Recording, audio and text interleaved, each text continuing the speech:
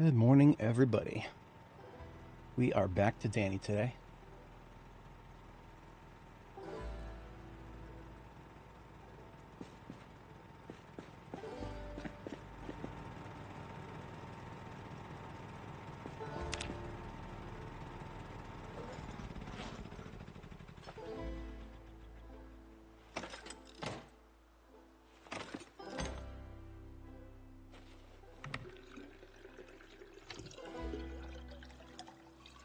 A bit of a late start this morning because I had some silly things come up at work, but we're here. I'm not going to let being late stop me today. Sometimes that lets me. Sometimes if I'm late, I'm just like, maybe I won't stream today after all. Nah, that's weak. Can't think that all the time. Just because YouTube might not recommend me as much if I'm late, I'm not going to let that stop me. We were reading the Reloading book, Volume 5. So that's what we'll be spending the morning doing on our character.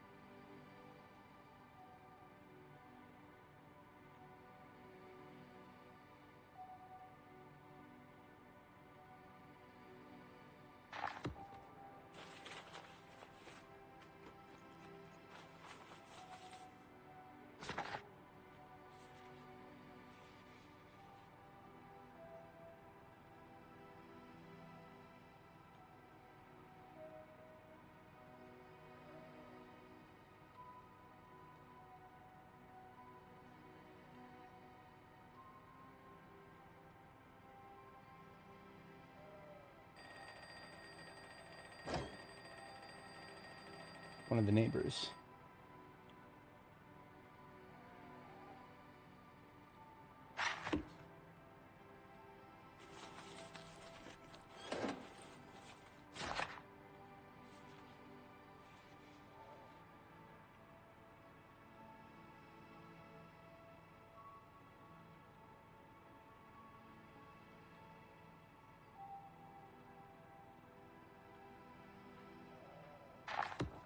And there's Reloading 5 has been read. I don't think I'm going to have to read any more books on this character for a very long time. It would have to be pottery or glassmaking that I'd have to go level one of those two skills before I actually would have something that relevant that I could read. Now, I'm curious exactly how much experience I get for reloading a single magazine of, what is it, 45 auto.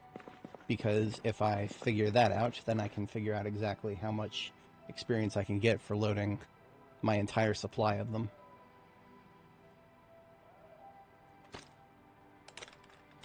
So currently our experience in reloading is 2.16.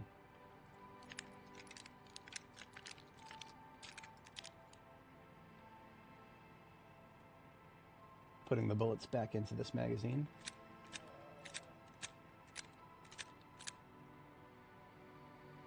We're at 7.36.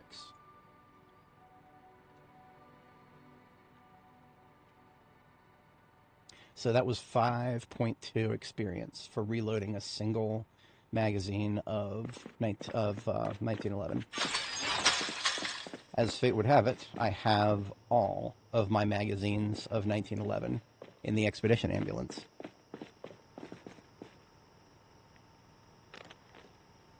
We have 45 plus 130 plus 14.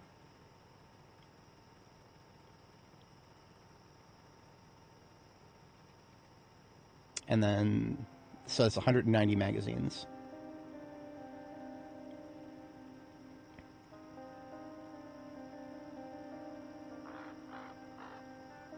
So we can get about 988 experience for reloading my entire supply of 1911 auto magazines. And we need 7,500. So just to give you guys a measure, of exactly how stupid reloading can get. 7,500 divided by 988. I would have to reload every single one of my 1911 auto magazines 7 and just more than a half. So basically 8 times. Let's just round it up. 8 times.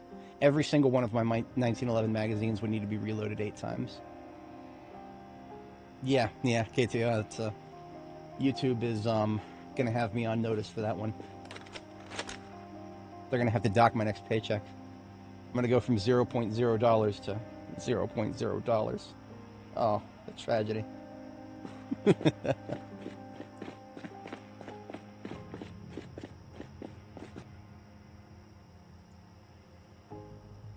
Okay, hang on a second. So that's 189 times 5.2 times hang on a second.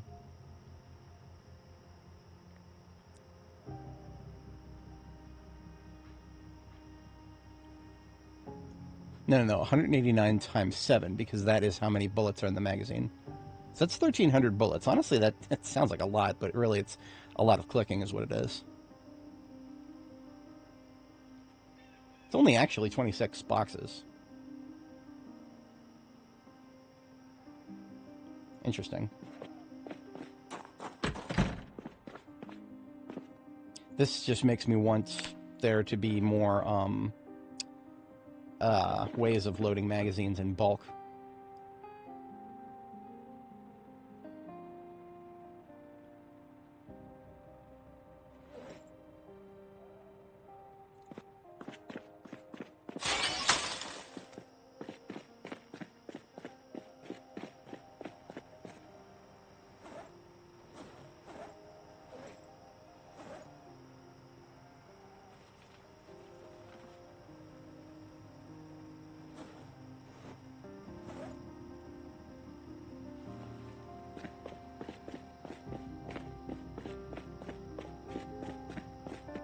Oh god, it is, isn't it?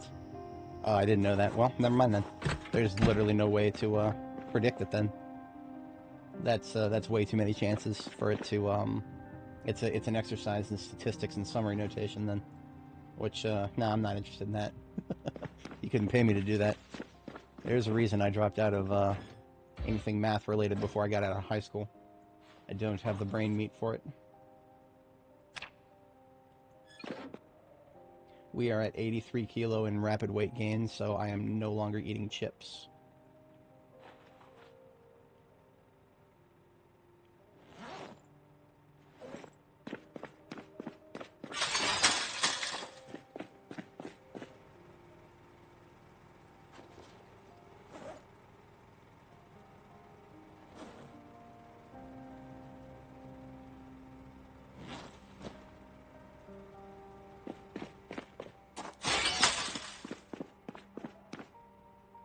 I would believe that, yeah. I definitely would believe that.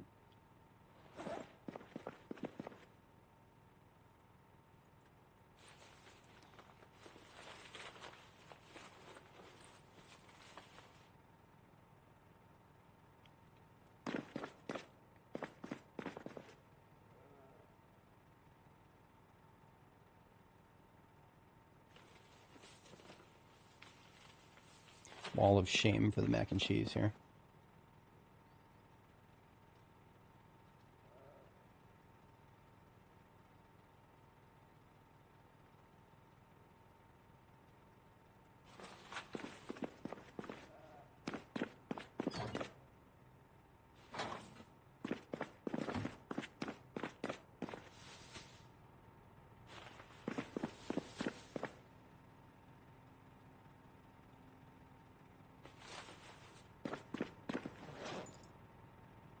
Alright, we did pick up a few weapons in the field, but I don't have room for them in any of my current vehicles, so I'll just put these weapons locally. Over here with the other loose weapons we found locally.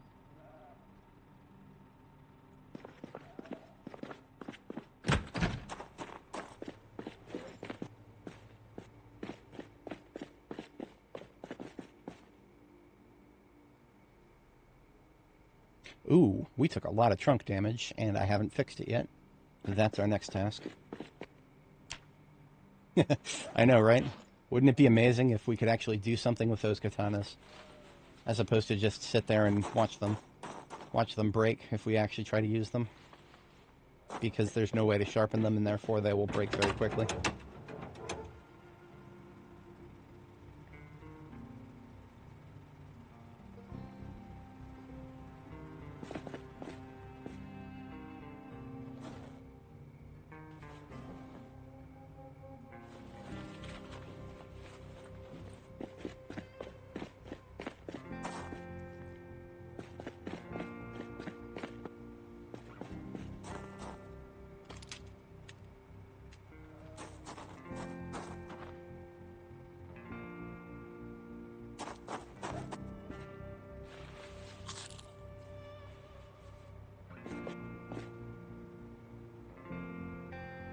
Sunflower seeds that I have in my backpack need to go back to Jericho. We are stockpiling those for a planting of sunflowers in April.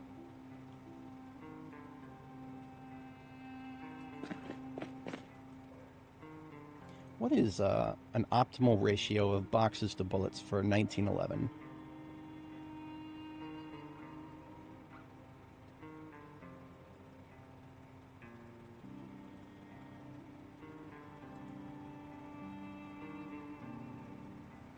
Of course, we could always just do 7 boxes.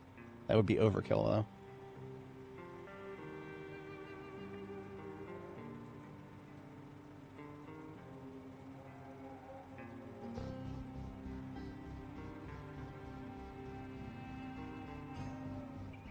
Yeah, I actually don't think, I mean, 7 being a prime number and all that, I don't see it happening. 7 boxes for, whatchamacallits, that would be 50 magazines.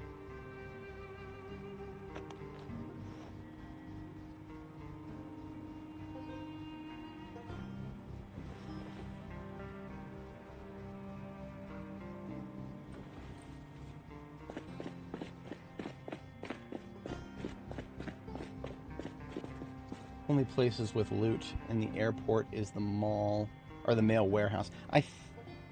I would say probably yes. I can't think of anything else off the top of my head that I recall. Well, not like looking at the map is going to help. I don't have it explored on this character, at least. Yeah, that does not. Nothing other than that rings a bell.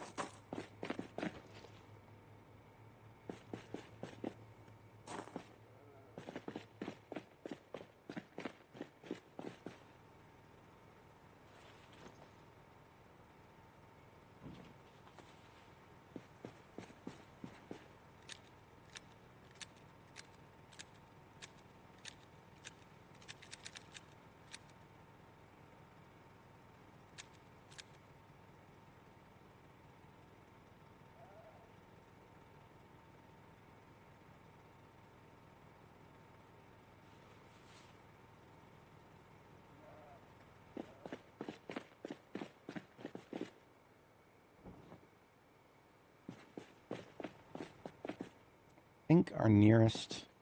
we don't have any loose 45 ACP boxes in the SWAT van, so do we have one on the floor? Doesn't look like it. Let's trade one of these 357s on the floor for a 45 auto from one of the vans.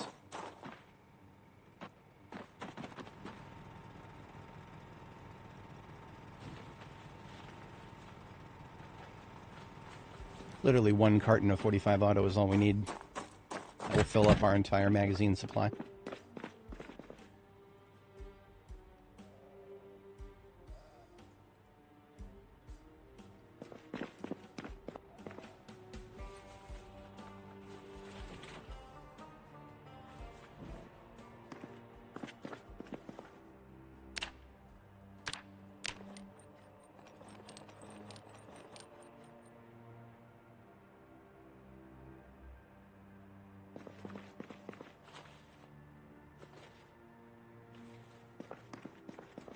I'll sleep before I get started with this, because this is going to be a lot of clickety-clack.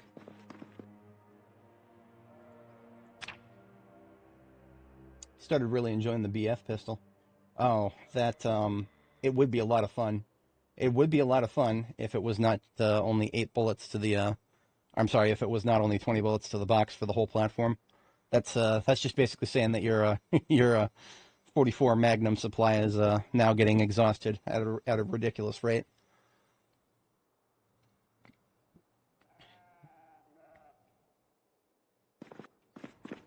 But it's not like you can take it with you when your save gets broken, so.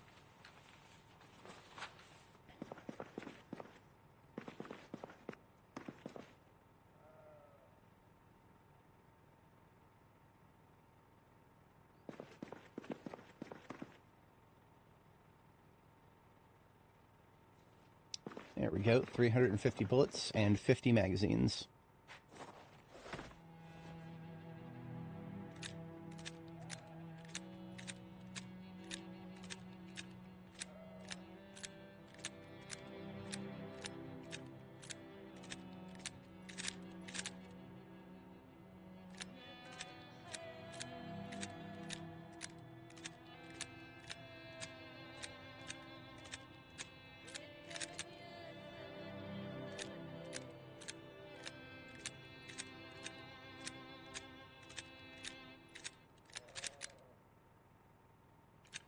Around, as in like outdoors.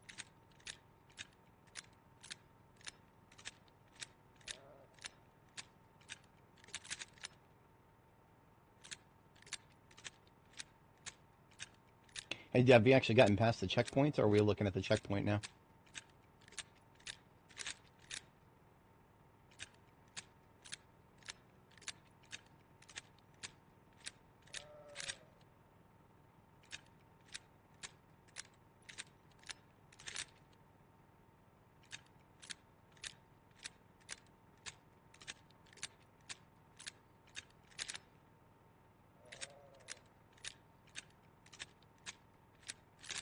Easy peasy.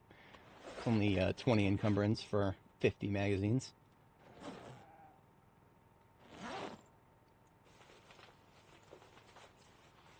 There needs to be a Cheapskate John magazine for making extended magazines. That definitely needs to be a thing.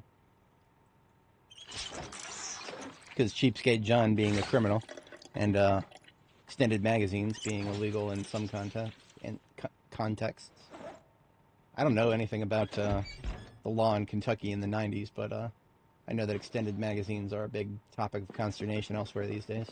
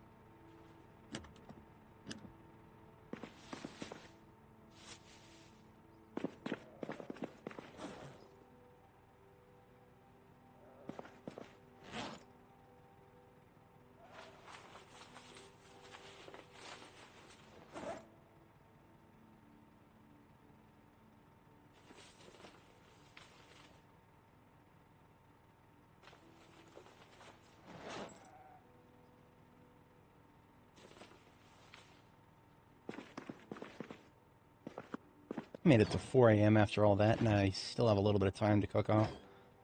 How's our food supplies looking? We could use some meal prep, so we'll spend the rest of the evening doing that.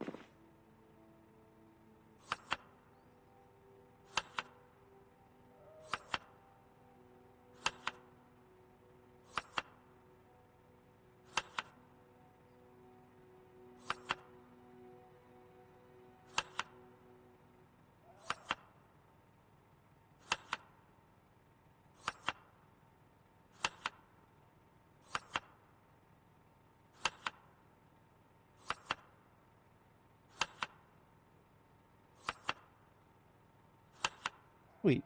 That actually used up all the rest of the evening.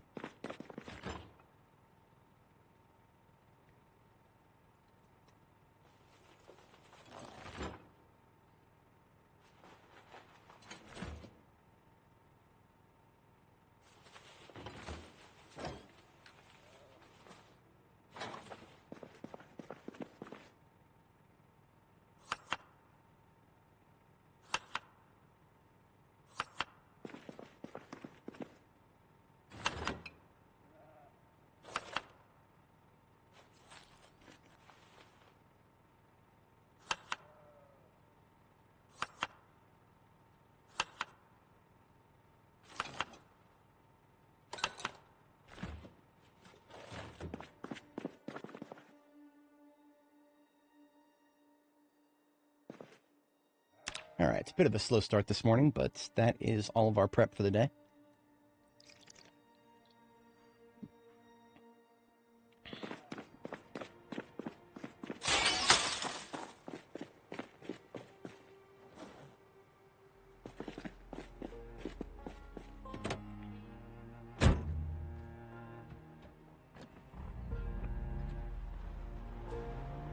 Take a look at my map here.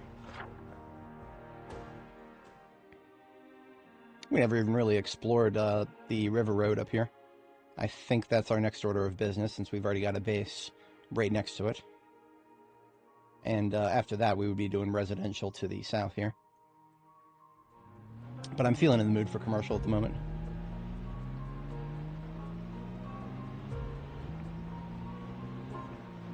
We'll also need to go steal some vehicle glasswork. Hey, look, there's some vehicle glasswork. Are we in or out of the range, hearing range of those sheep? They're down at IHOP there below the base. Yeah, I think we're out of range.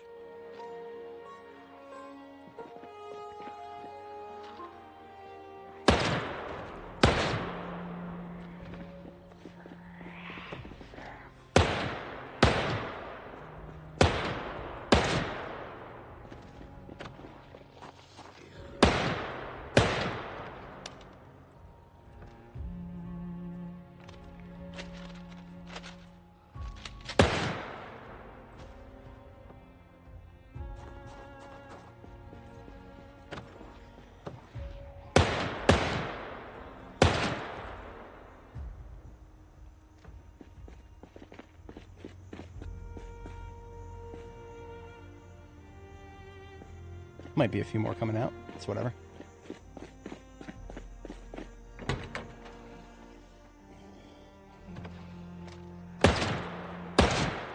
Might be more than a few more coming out.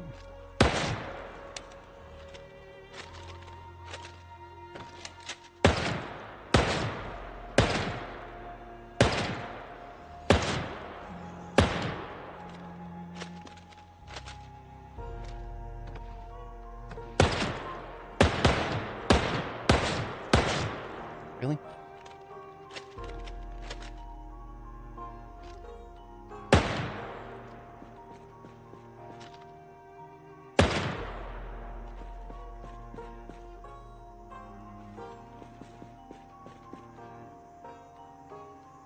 I might just steal the hood too.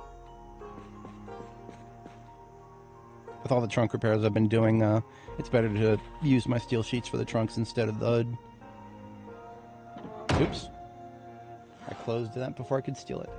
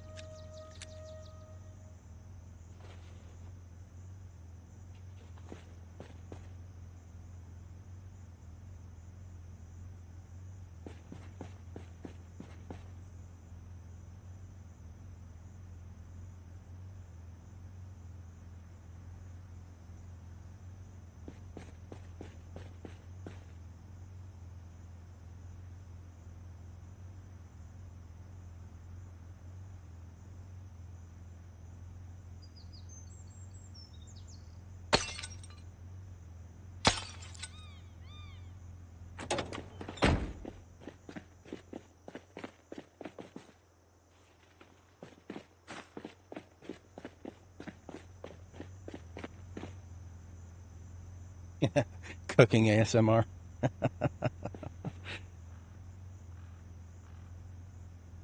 Every time I cook and I start talking to myself, I think about what if Bob Ross did a cooking channel? I think that would have been gangbusters if he did.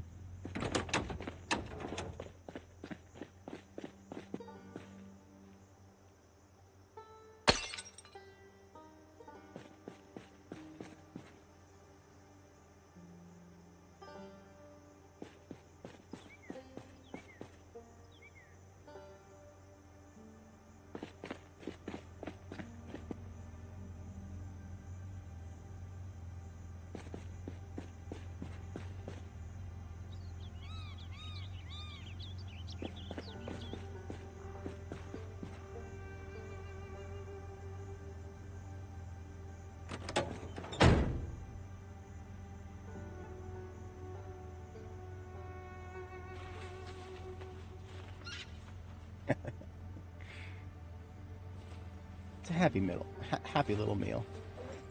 We'll give it a dash of mayonnaise. No more incoming for a while here after that discharge, so I want to say that at least Scenic Mile is clear to the other side. Then we'll go to the other side of Scenic Mile from here and see what it looks like.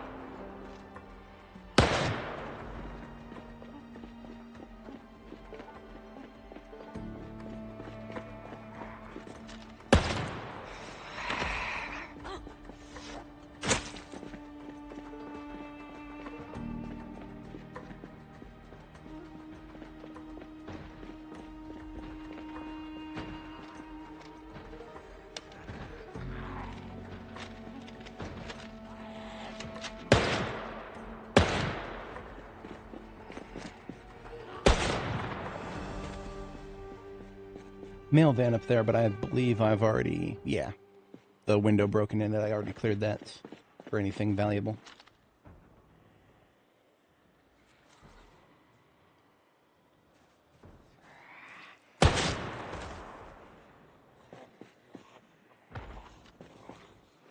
One in the road, bottom right.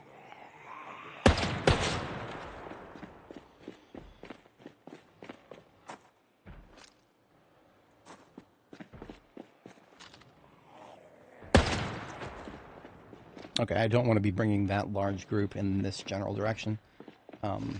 Things will just get a little confusing with the people to the right who haven't broken out of the buildings yet.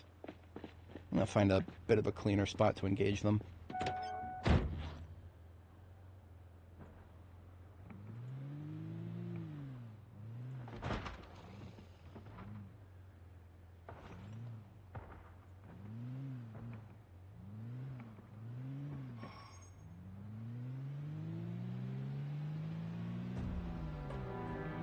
This is the Louisville Bruisers baseball bat factory. I believe we already checked the interior of it. Yeah, Louisville Bruiser.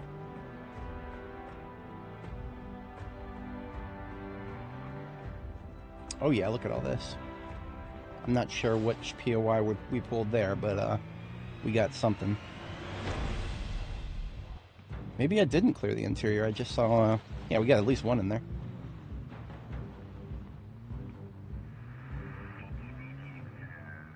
I have an idea.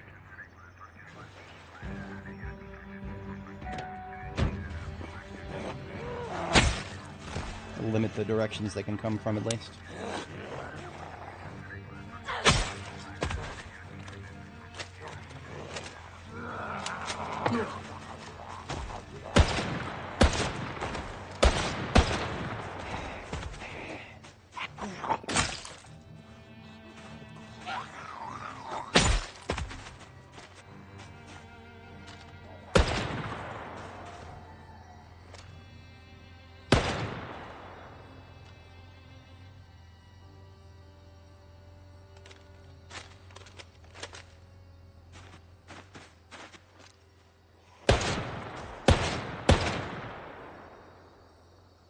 Feel like an ability to switch easily between reloading magazines and just reloading bullets would be the ideal way to handle the Trapper Carbine right now. Because I have lots of preloaded magazines, but sometimes it's far more convenient to just, you know, take one magazine and top it up.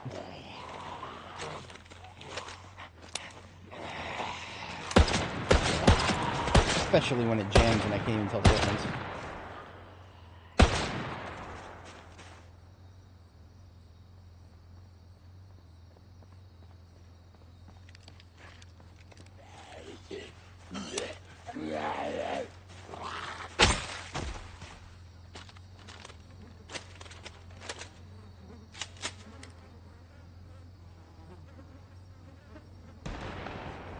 Meta event.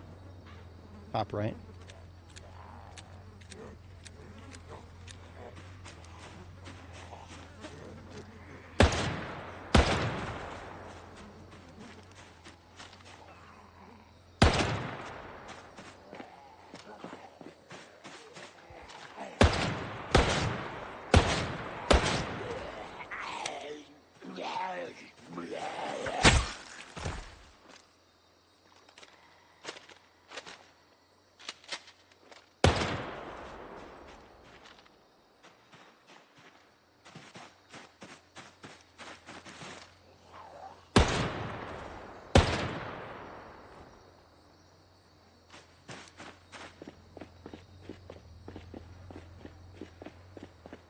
I did feel like we checked back here at one point. Definitely behind the building, if not inside of it. Yeah, we're looking good behind the building at least. We'll always keep our eyes peeled for one-offs, but I do not expect anything worse than a one-off right now.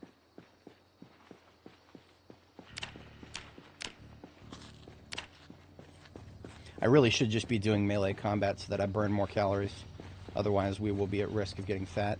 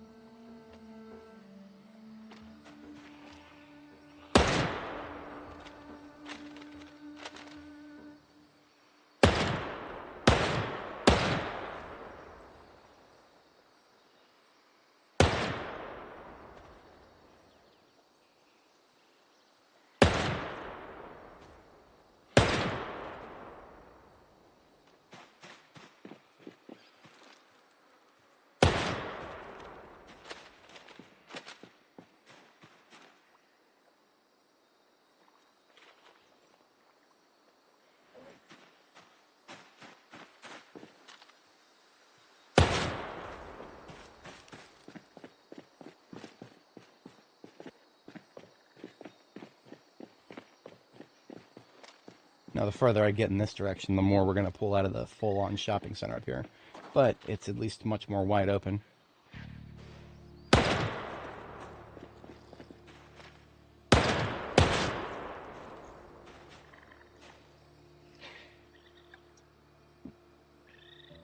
Sucks to be that raccoon up there. Gets to have loud gunshots in one direction and moaning zombies in the other.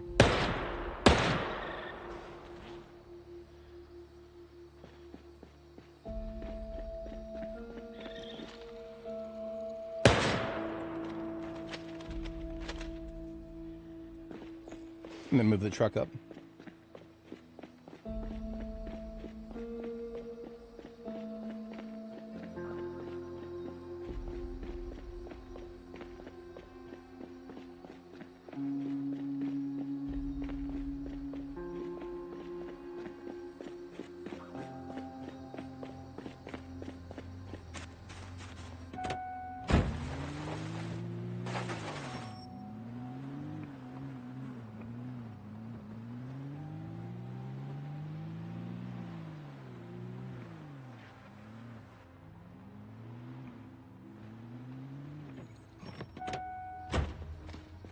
I'm not going to kill a raccoon if I can get it to leave the area.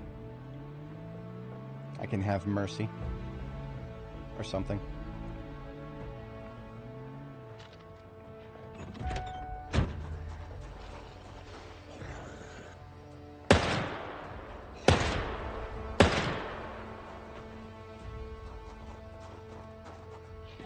Menacingly.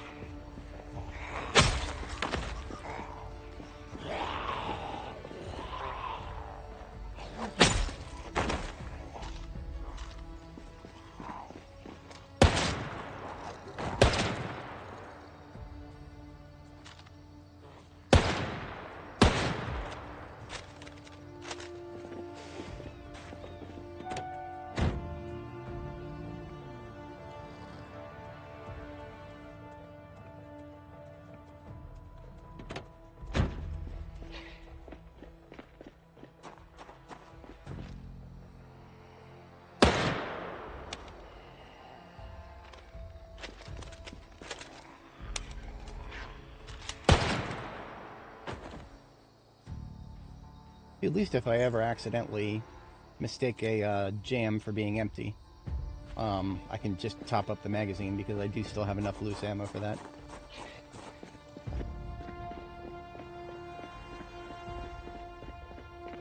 Ooh, that would be a multi-story apartment building. Bringing those guys out all at once would be more than I could ever handle with a one of these things. Is it? Or would that actually be something I can do? I don't know if I should test that. Or maybe if before I consider testing it, maybe we put a pipe bomb in the parking lot as a fallback strategy. Yes. Let's do that.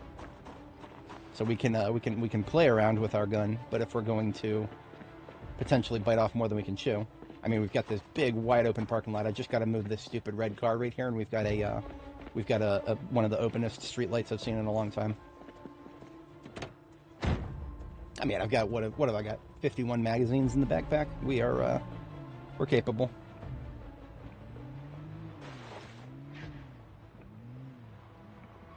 I mean, before we even get started on that, we got a shooting gallery down here, like a literal shooting gallery. They'll come on up and try to slap that fence, and then we'll shoot them.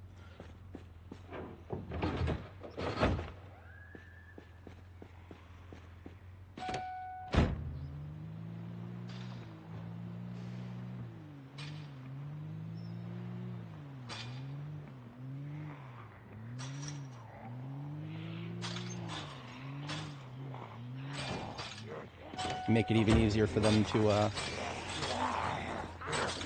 be seen as if they're coming around from the side there.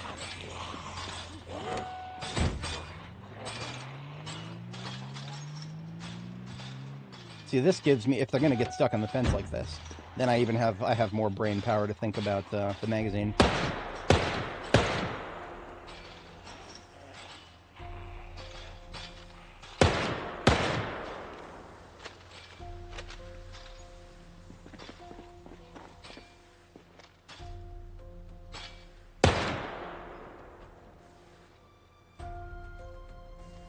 Not that it's a very big parking lot. Regrettable.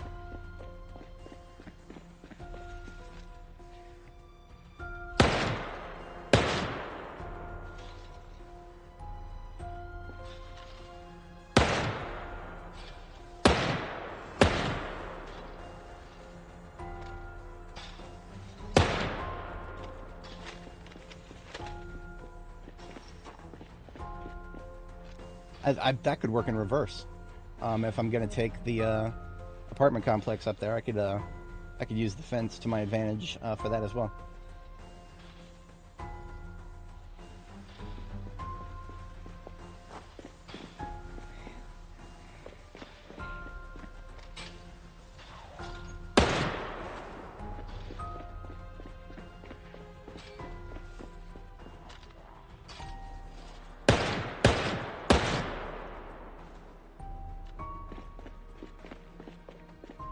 Down to 3.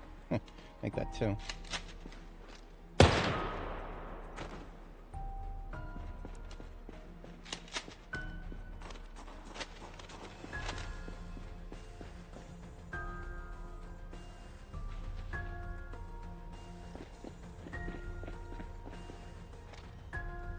Now, I have a recollection that I remember one time we tried to exploit both height to our advantage and fences. I remember I was in West Point, and I was at that storage facility. I built a staircase to the next level to try to get on top of the storage facility and then shoot down at zombies as they came towards me, and then walked up, started slapping the fence as a shooting gallery. And then I got stressed to 100% instantly when I got to the second floor, and I never figured out why that happened.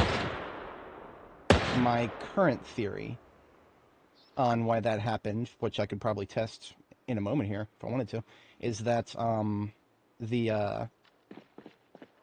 some reason fences produce increased stress when your character hears them on an from an upper floor.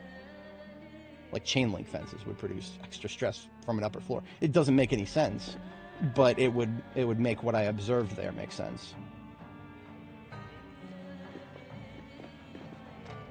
So all I would have to do really is build a staircase inside the parking lot, maybe a couple floors, so I have a little bit of maneuver room, and then spawn in that. I wouldn't even do the apartment complex, just the smaller joint next to it, the flats, the 2-story flats, and then because that way I won't get overwhelmed if this doesn't work. Needs to be a player-made second floor. Oh yeah, right. This joint right up here. I think I'm gonna try that. We've got plenty of trees right here that I can chop for logs.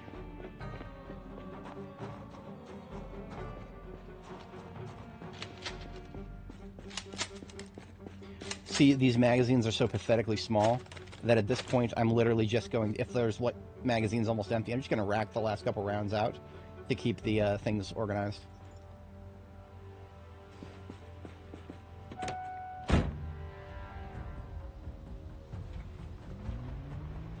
Alright, got my wood axe.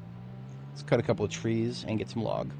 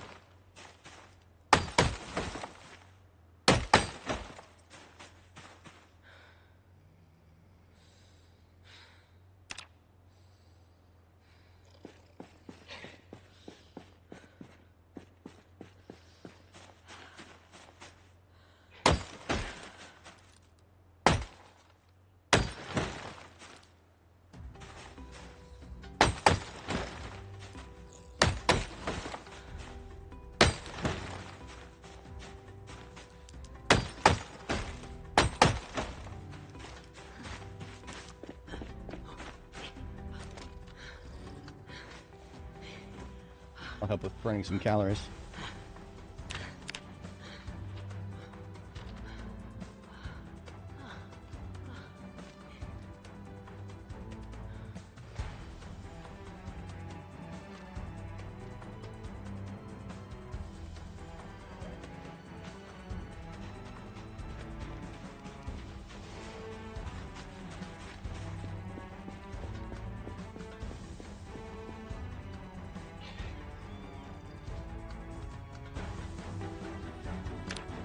12 rags.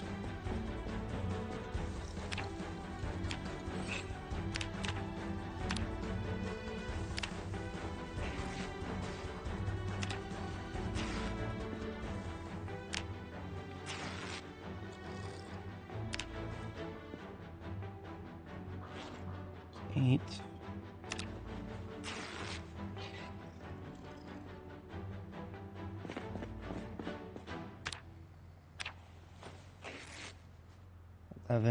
And 12. Now we just wash them up. I'm going for a log staircase this time.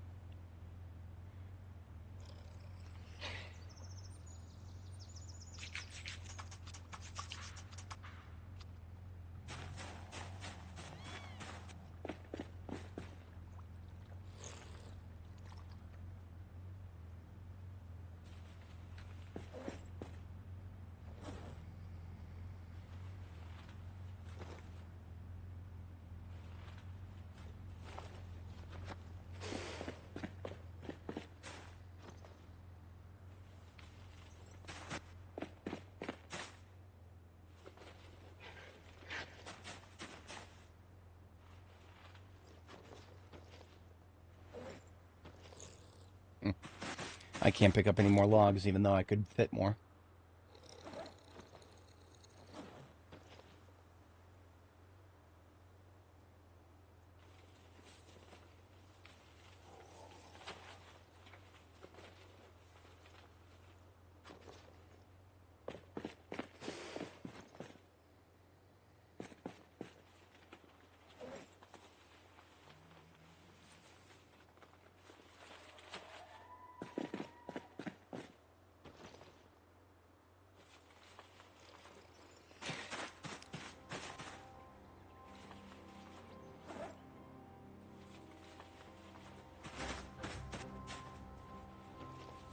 There we go. I can actually carry all the logs to make a, by the power of, whatchamacallits, by the power of frame packs, I am literally carrying enough logs on my person while I run to build a staircase. I never would have thought this was possible. But frame packs are a pathway to abilities some consider to be unnatural. Of course, I had to drop all of my magazines, so I wouldn't go as far as to call it extremely useful, but it did a thing. The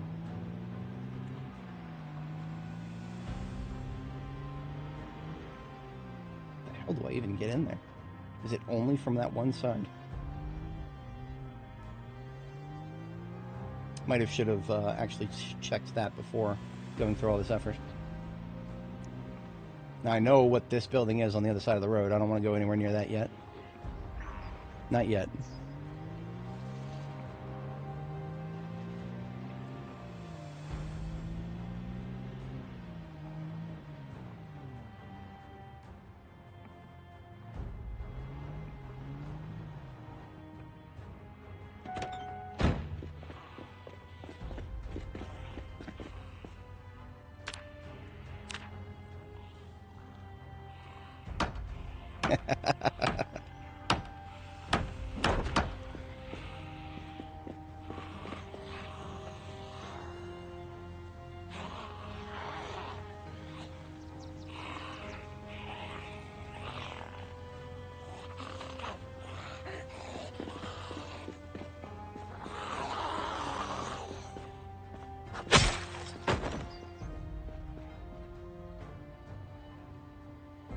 I wonder how difficult it would be to sneak into one of those rooms, steal a couple of sheets, and then come back outside so that I have a sheet rope escape so that I can exit on either side if I want to. Probably wouldn't be that useful because I know that zombies attack sheet ropes now.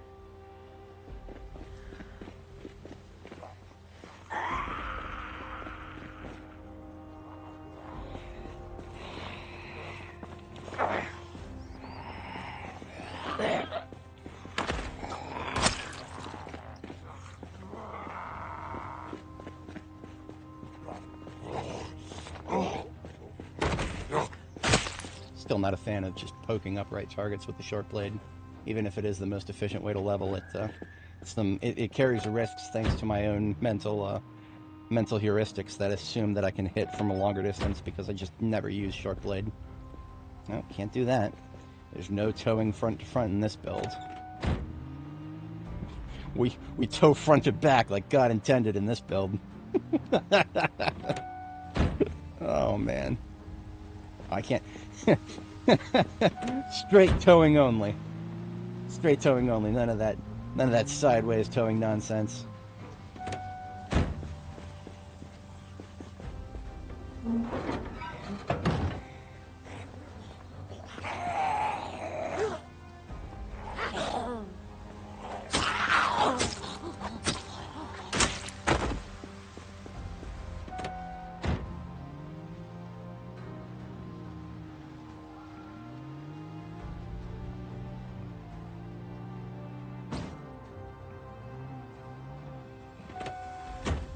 Oh yes, Kraken, we are back to regularly scheduled Dani adventures for now. Being as I have declared my previous character's journeys complete, as much as I would like to revisit them on occasion, it does feel appropriate for the long haul to be stuck with one particular character. And for now, that is Dani, because she is my latest and greatest.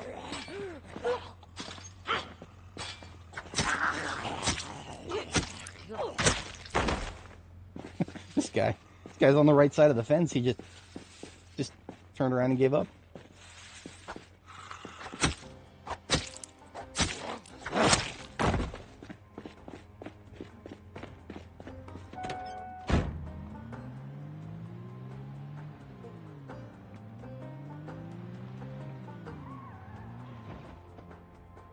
Now, I have only one pipe bomb on me at the moment, so I would have to make a judgment call as to whether to place it on the street light to the right or the left, and I'm thinking the right is the better prospect, because the left, this parking area with the big fence around it, there's only one way in or out of this fence. So trying to bring them into this fenced area, even though there's a big POI over there on the across from the opening, it feels like it would be a better idea to try to bring anybody who I would want to bomb to the right. So that's where we'll put it. I can always make another bomb later, but I'm just thinking about the immediate moment. He's using the infamous Zoomer word by a different spelling. That might be even more of a Gen Alpha thing than a Zoomer thing. Just like the infamous numbers.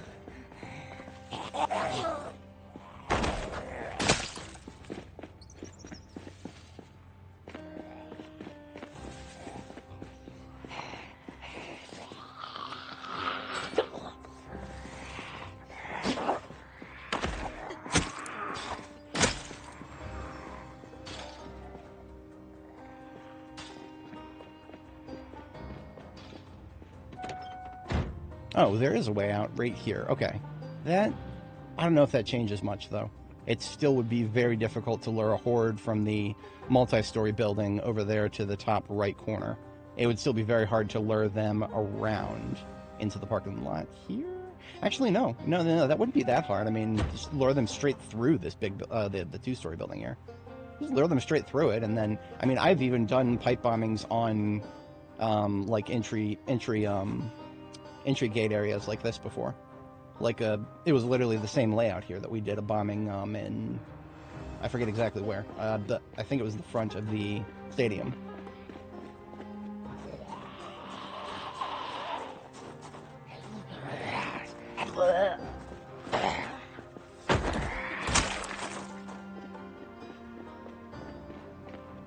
Okay, yeah, that means I am going to go ahead and my backup explosive weapon will be in the front yard here. So we are placing a pipe bomb underneath this. And just so that I don't forget about it, because let's just say that my other strategy works, and I don't need to use this, I will put a garbage bag right here. A very conspicuous item that if I drive past, I will wonder why I put it there and remember. Still not trying to spawn in this two-story building just yet if I can avoid it, so I'll stay on the other side of the road. That's why I didn't cut any of these trees right here. That would have been much faster if I could, but then I would have spawned in that building. And I don't know if this is a big spiller or not. I can't remember. Last time I was here on this side of town, my brain meat is... I think I actually spawned in most of those buildings all at once, and I would not be able to differentiate them at this point. Let me get a... Because, I mean, honestly, we have so many magazines of 1911 at this point that I am much better served by putting the empties back into the truck as often as possible. Because just 4.2 encumbrance in my satchel, it's actually a lot. It's actually a lot. The satchel's encumbrance reduction factor is absolute dog shit. It's only 65.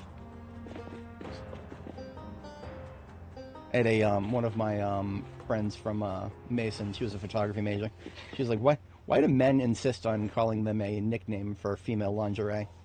And I didn't understand it at first. I was, oh, right. It's a pronunciation thing.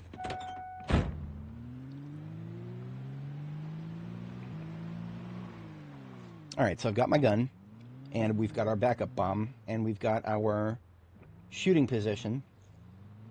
Let's put all that together and see what happens here.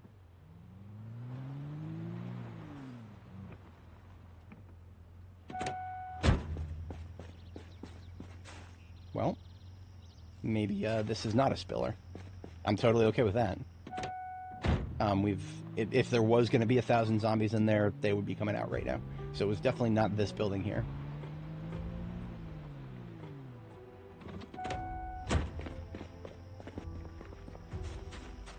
Yeah, okay. So, the same parameters. I never expected there to be too many, because, I mean, there's only so much real estate for this building. But the one behind it... Alright, that's our target then.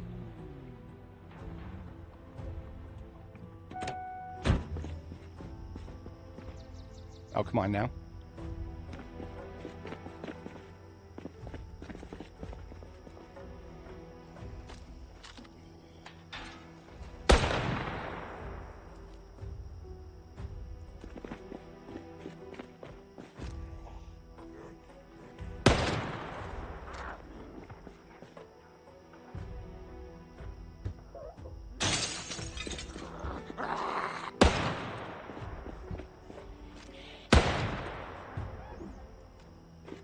Okay, well, I overestimated this building. I guess just because it's big doesn't mean that it has to spawn in lots and lots and lots of zombies. That is, I mean, it's Louisville, and it's a building of this size. Honestly, you could forgive me for assuming that I was going to look in that window and see 20 of them to a room. That is par for the course here. But who knows? Population counts are very unpredictable at the moment.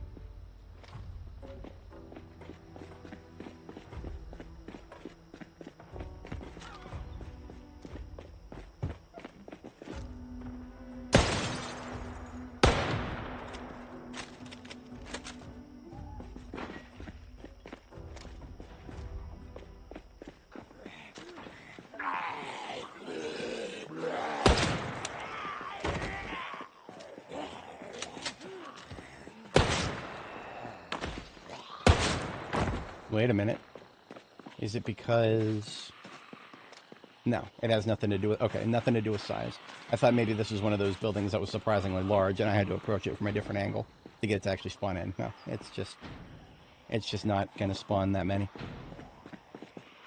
least it doesn't seem like it will.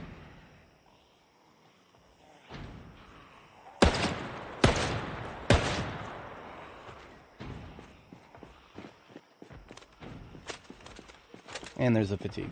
So, regrettable. I'm massively over-prepared for something that didn't deliver. But that there are some POIs very, very close to here that will deliver. That is not a question. There is the Expo Center to screen left right now. That will be... There will be plenty of zombies in there to do something with. Buildings with open windows or doors. Interesting. I don't usually think about them in those contexts.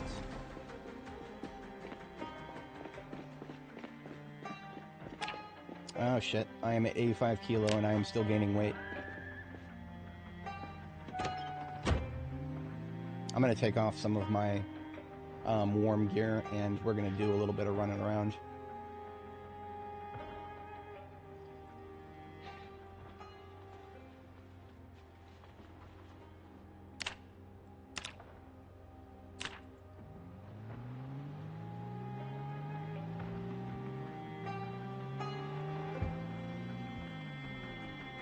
I will probably... I'm gonna keep this pipe bomb, but I'm gonna move it. Because, now that I don't have to consider that it's, the horde that I might face is gonna come from the right. At least not in substantive numbers. It'll come from the left instead, as you can see. Louisville Expo Center.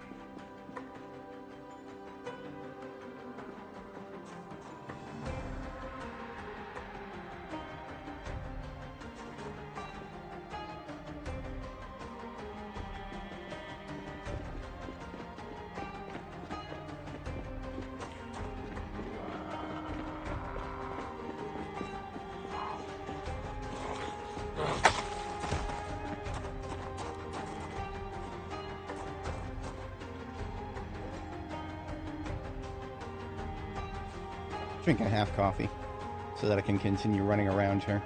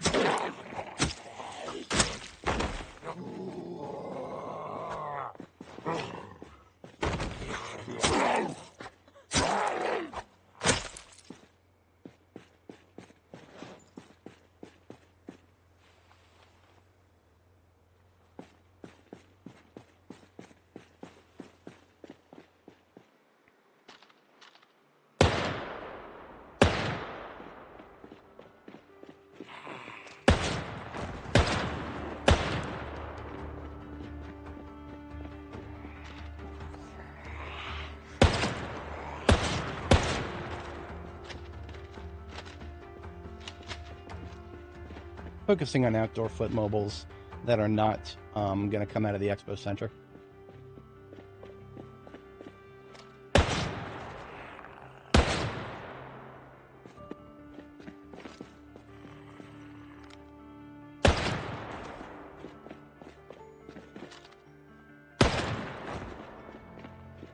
See, this would be a great situation to put on a red dot site.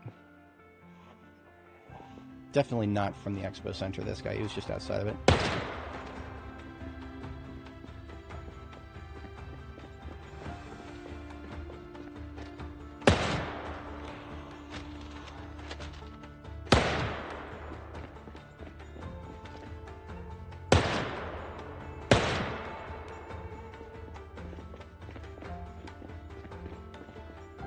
What building is this? I don't even remember, but I'm going to risk spawning it in.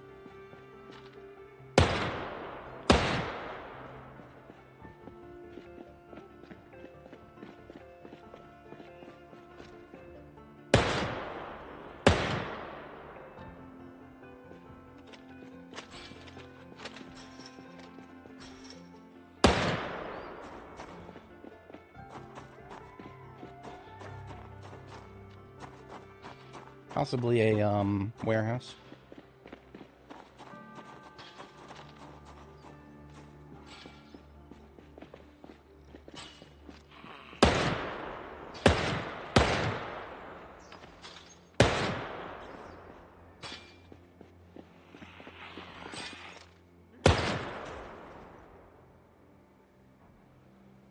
Ah, that's where the propane store up here is. It's a barbecue store. I remember there was one in Louisville, but I had completely forgotten where it was, and I almost gave up on looking for it. But it is here. It is near the Louisville Expo Center. Just one shot.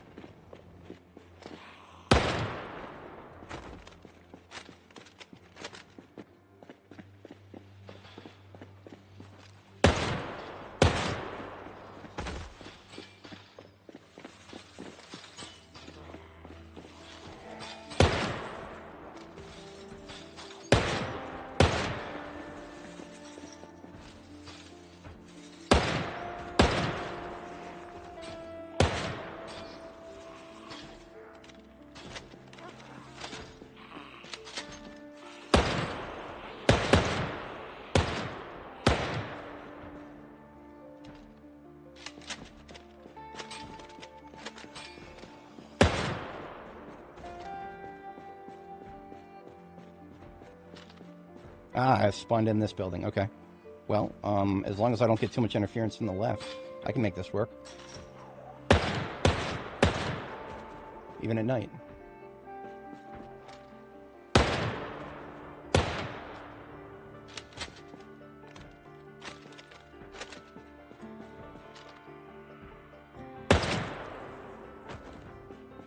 Admittedly, it kind of feels like a flex, making the Trapper Carbine work. I once wrote this off as one of the worst guns in the game, but now it does actually have a very unique niche. If anybody wasn't here when I described it before, it's basically, it is the farthest distance you can throw any bullet that comes 50 to the box. So all of the other long distance bullets that you can use right now that can, have a scope on the weapon that throws the bullet at a decent distance. They're all either rifle calibers, the 5.56 or the 7.62, or the 44 Magnum, which you can put a 2-time scope and get some medium distance shots. But those are all 20 bullets to the box. The 45 ACP is 50 to a box. And with this, you can put a 4-time scope on it. I can get a perfect crosshair even beyond the viewfinder that's my my flashlight right now. But it's just the stupid magazines. That's the only problem. The stupid magazines are what's kneecapping it right now.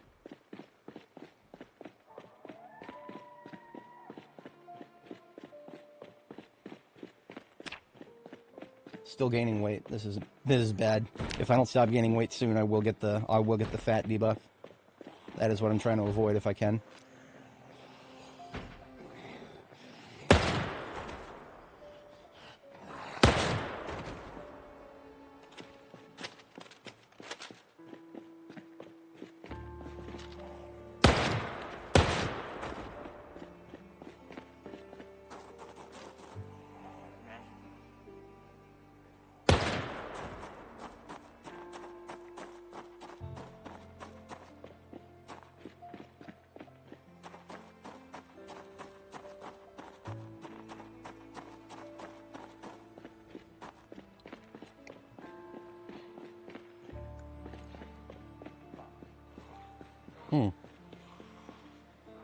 Good morning, Kitten. How's it going?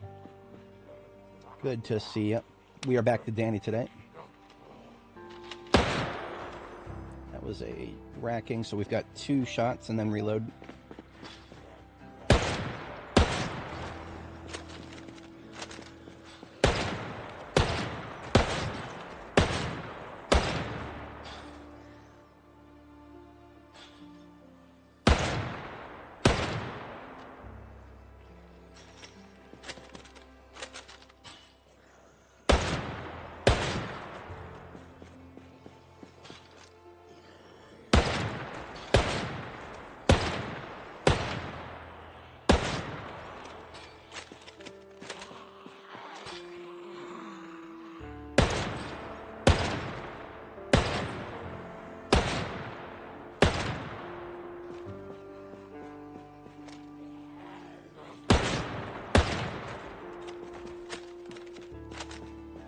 Doing pretty well today. I would say probably an 8 out of 10. The lot of weird things at work, so I was late starting the stream, but otherwise pretty good. Command, how's it going? We are back to Dani, and I'm happy for it. Currently messing around a little bit with the 1911 auto. We loaded like 60 or so magazines earlier, and now we're in the process of discharging some of them.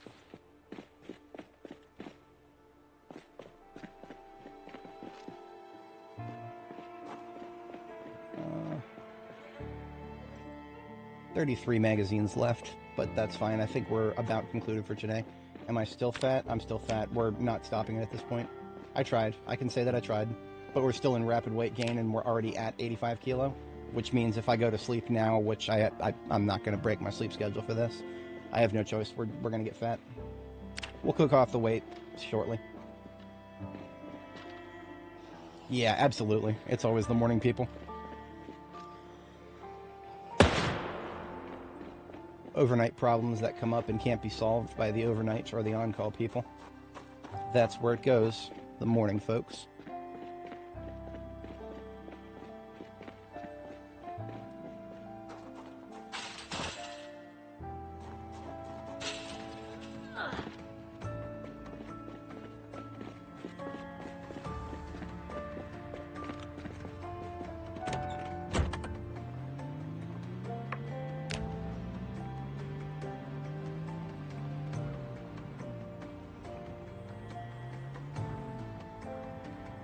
I mean, honestly, if this building is going to be, like, basically empty, I could just sleep in here. It's fine. There's nothing stopping me. Nothing telling me that I need to be back to base tonight. I wouldn't want to sleep on a first floor if the windows are unbarricaded, but this entire building's got lots of second floor. Let's just sweep and clear the first floor real quick.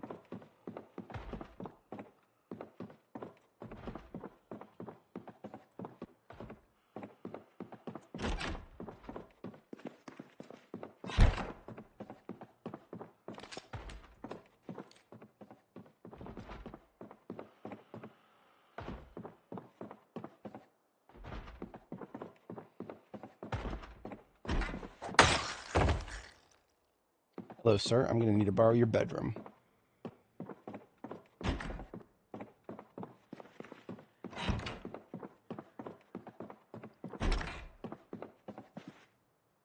Perhaps this one, because it doesn't have a corpse in it. I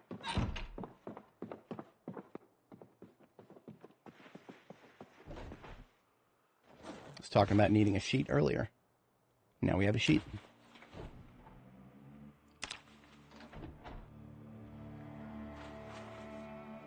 I do hear a zombie mouth noising at me, but it doesn't know I'm here. If I keep it that way, I can sleep in peace.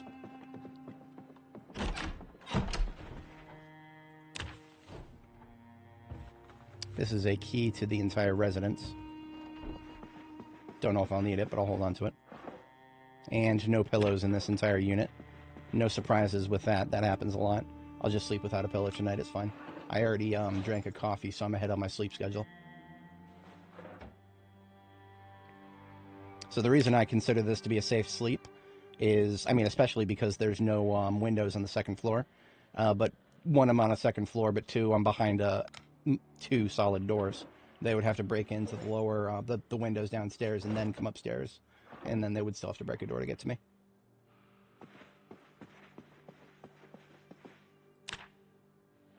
Didn't actually make it to 85.5 kilos, so I can still run around now. Let's see what happens. That does the caveat, of course, I gotta treat the lower floor as if it is hostile territory every time.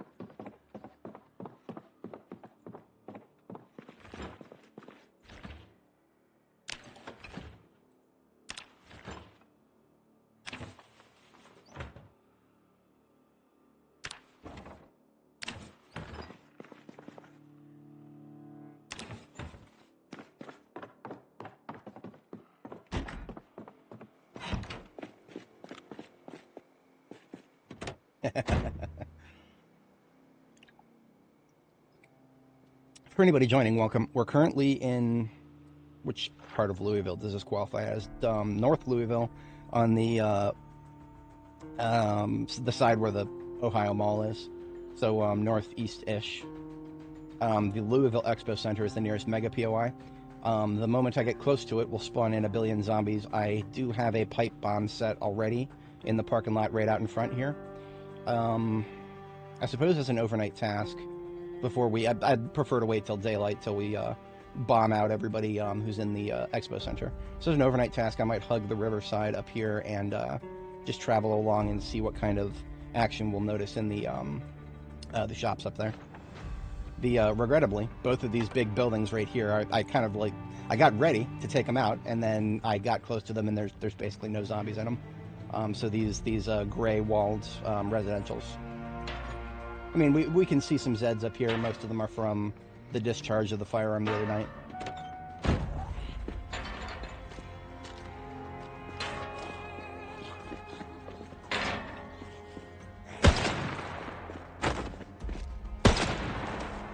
We're currently rocking the Trapper Carbine, which is it's definitely an acquired taste. I was explaining the benefits of it. It's a rare niche scenario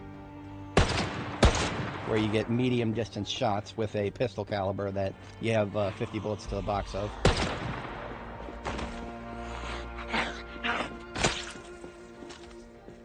It's just these tiny magazines, only 7 bullets each. That is an absolute drain on my mental tracking capabilities. If I use the headlights of the truck, I can get longer distance shots than I would be able to with my flashlight alone. Literally me, how's it going? In 2050, Zomboid will be a only build 44 on 2050, huh? You're more cynical than I am. I made a meme that's 2048 for build 48.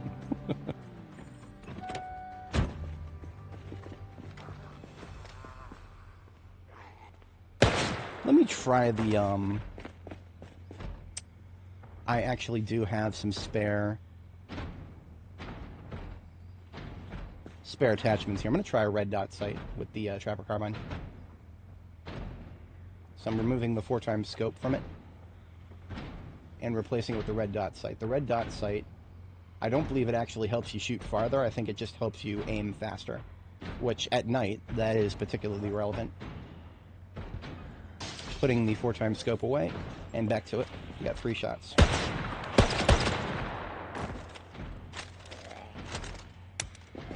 And we jammed. 6 shots then. 3 left.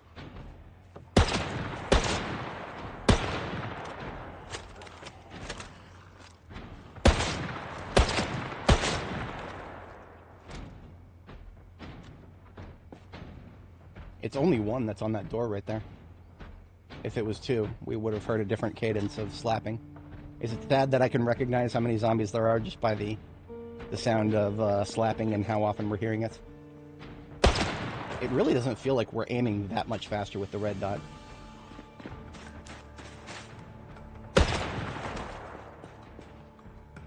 Maybe a little faster, but I mean, 2 shots.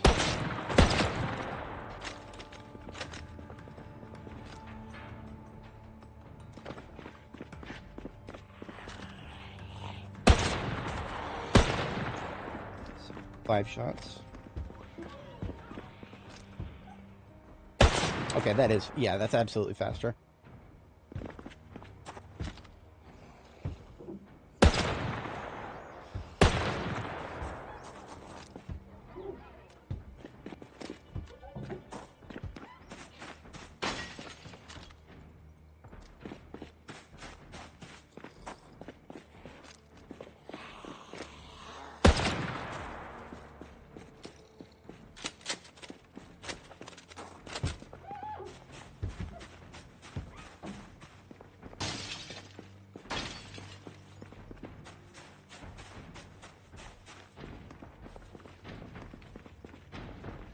I wonder if any of these Zeds have the key to the multi-story building here. Because if they do, then I can just pop that garage door and waste the guy who's stuck.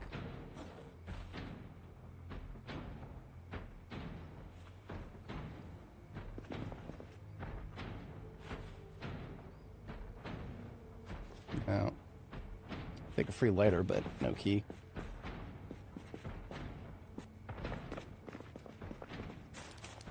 Key to a residence and a scrap metal sword. Let's see if this is the one. If it is, it should even do the garage. The keys generally comprise the entire building. Nope. What about the door? Nope. Okay, not the right one. Maybe this one. Not even that one. I have no idea what key I got. I'm almost 99.9% certain that these keys do not itemize to the individual rooms like one would logically assume they do. At least they don't for a lot of other apartment buildings I've visited.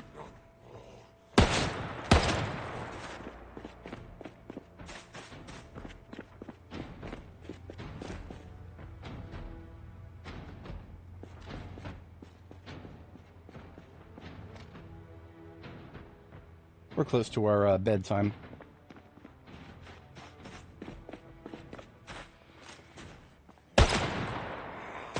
Second bedtime, rather.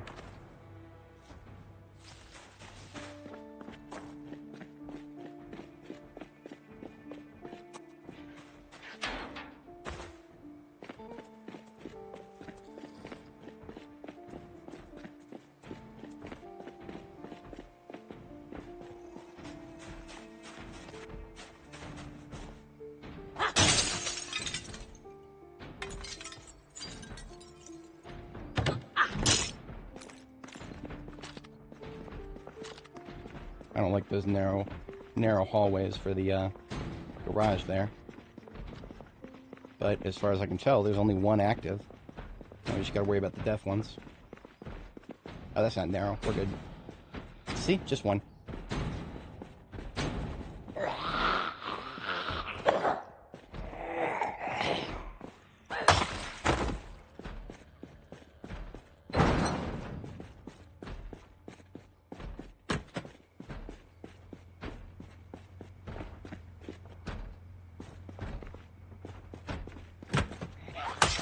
Why was I able to get into that door but not the others? That's odd. In any case, we managed to kill the door thumpers in that spot, so I'm good with that. I might not be able to peacefully sleep here, even though I will be able to get... They would never find me if I go back in this direction, but the fact that some of them are still slapping doors in the general vicinity, that might be enough to prevent me from sleeping.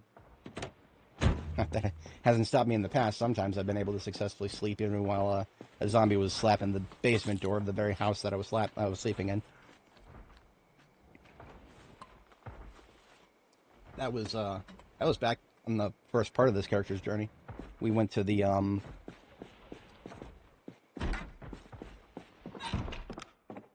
whatchamacallit. It was a place in Riverside.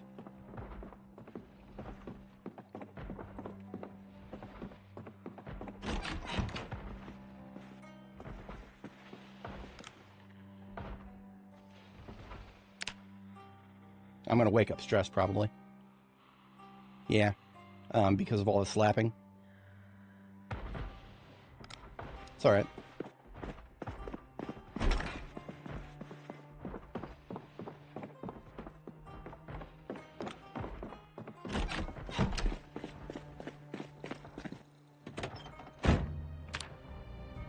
And there it is. We are now officially fat. Whatever. Like I said, I tried to stop it, but there's only, it's not very compelling content to just run around in circles all night. That's what probably what I would have had to do. Alright, so now that we are awake, and we've got plenty of daylight, no weather problems, we are going to go ahead and get my wood axe out of my backpack. We're going to go ahead and spawn in the Expo Center right here. The Expo Center is probably a couple thousand zombies across the entire unit. I don't think I've ever come across it being, like, you know, suspiciously empty, but I can't remember now. I have some canned tomato here if I need to eat, because I've run out of perishable food.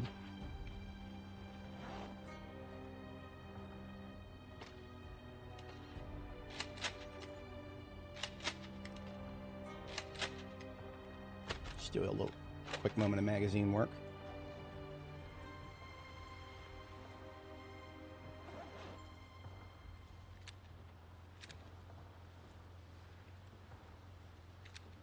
I have had to rack the gun so many times that I am able to fill 2 magazines. Now we'll just dump the empty magazines into the trunks bag here. If anybody was not here earlier, we placed a pipe bomb on this street light right here that I've highlighted green, slightly right of top center there. And it's next to that garbage bag.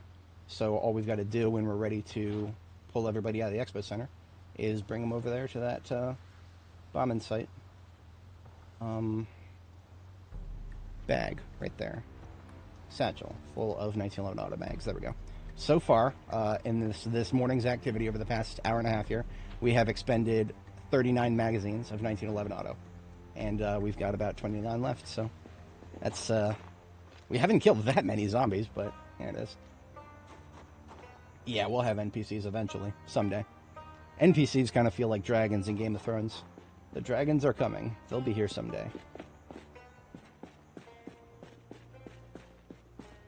Oh, don't do this to me.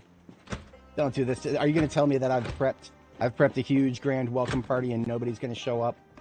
Really? Maybe they're just hiding in one of the back rooms. Let's just drive straight in there and find out, shall we? That is always an option if we got double doors. Poland mentioned?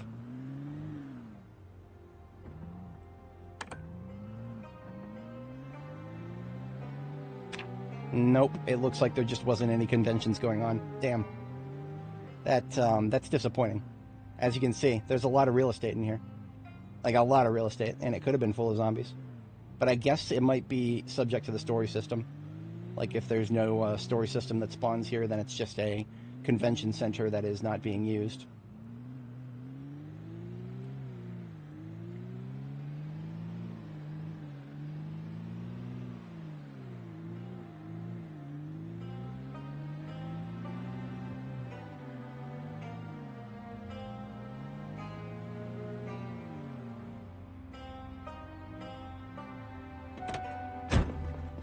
I have not cleared the area out here, so I need to be...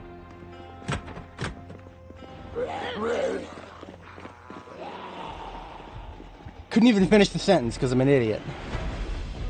I opened both doors and I'm like, all right, bet, we're out of here. And then... Yeah, okay.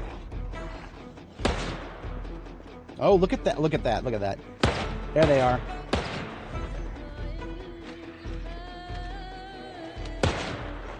Okay. Let's, get out of there before that becomes a bigger problem.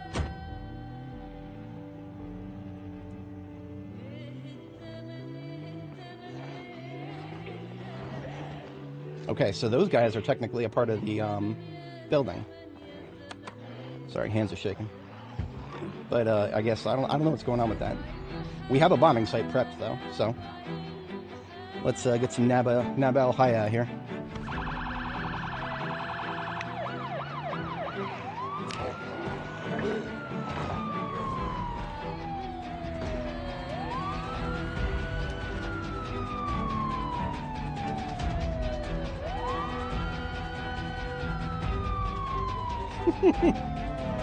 Oh man, if we could have a an event where the there was a furry-con at the expo center. Oh boy, oh boy, this game might attract a different audience if that happened.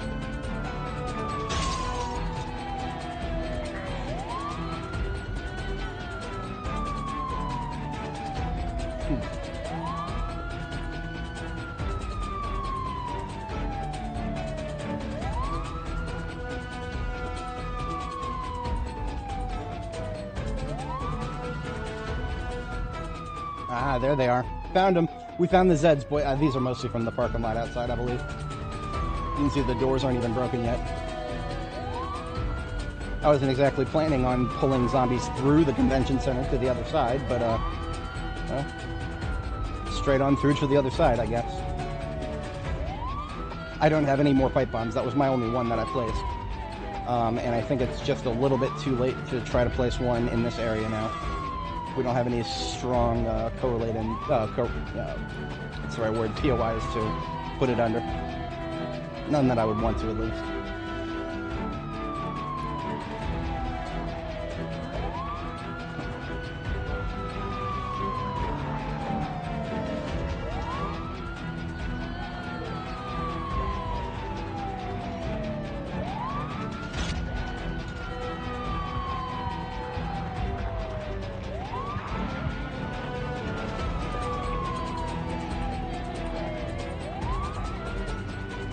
Could take a bite out of that one.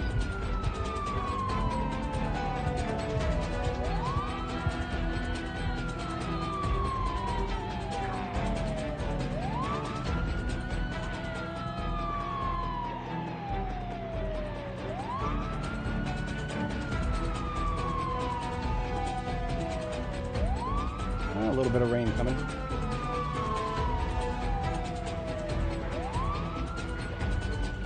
It looks like the biggest source of zombies in the area is actually just going to be this, the gray stone apartment building here. Warm gray stone. What is that, flagstone? It's a little too cut nicely.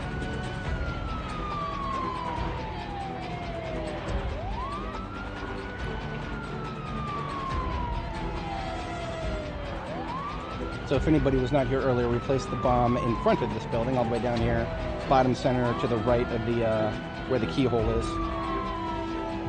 So we do have to lead these guys around the building. Shouldn't be too awful hard, but it's this road is not the widest.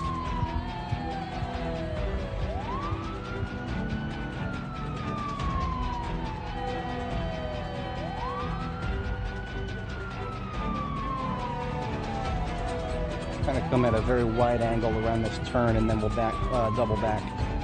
Keep the attention of the slow ones.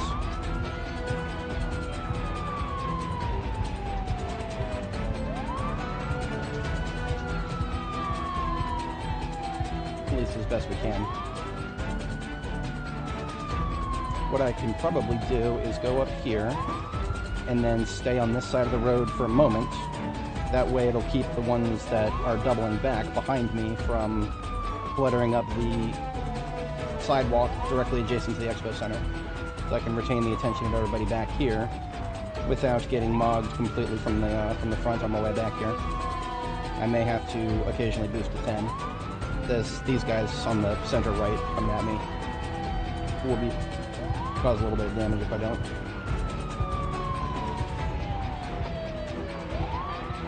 Oops. There we go. There we go. We got our group. This is a small group. This is such a small group, I'm tempted to just shotgun these guys.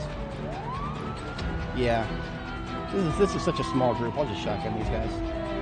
I know, looking at this screen full of zombies and calling it a small group, that's probably a little rich, but I mean, we've got this corner right here.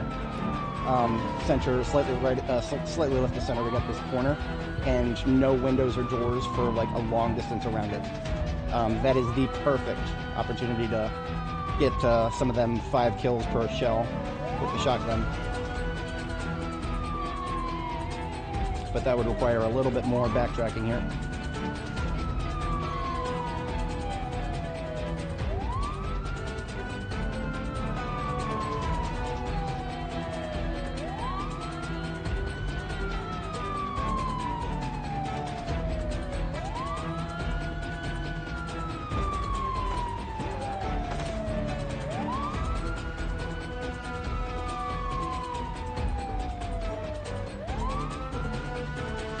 I'm going to kill 2 birds with 1 stone here. I'm going to backtrack the fast ones a bit here, and I'm going to go get out the shotgun, put it in my hands, shells into the backpack.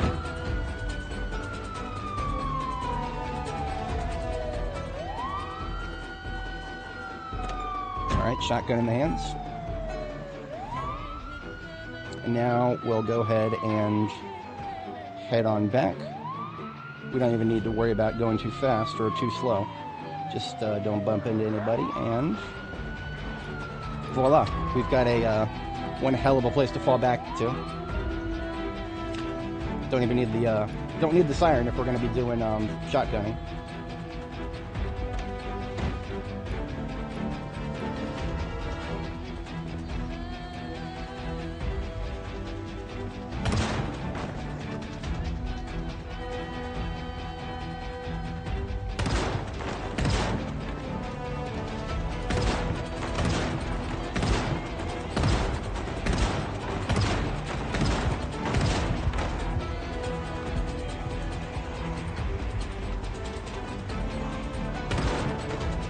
That's not good. People coming from behind right now. They shouldn't be. But there's one after this.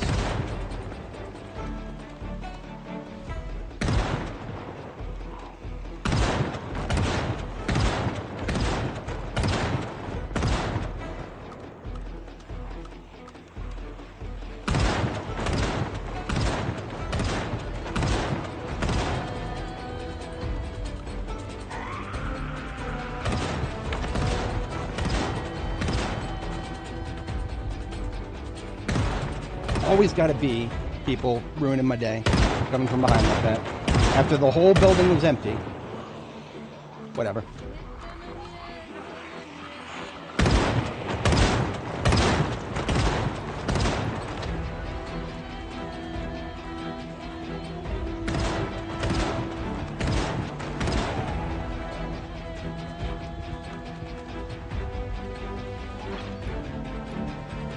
Yeah, now the whole group is actually coming through. So I'm gonna put the shotgun into my backpack. Or no, actually, we'll just back swap. We'll back swap between the shotgun and the chopper carbine.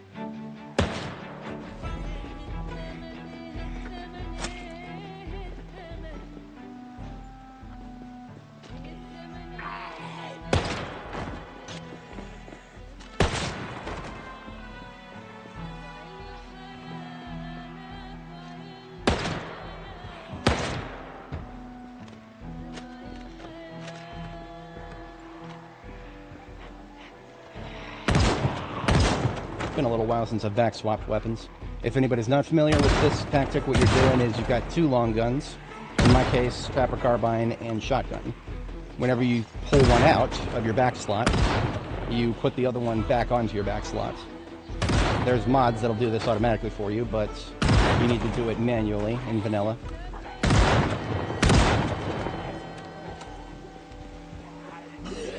See, it's when there's these solo targets I'd much prefer to use a not shotgun, because there's no one-shotting multiple.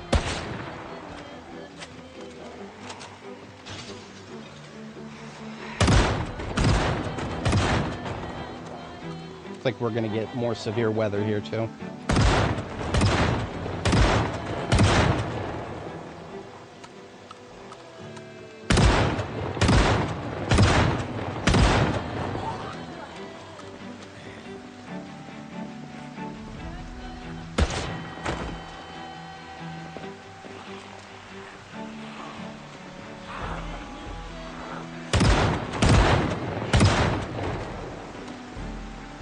And that's it, we're out of shotgun. Oops.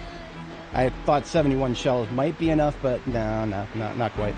I mean, look at all this slow shambling here. This is a lot of slow shambling.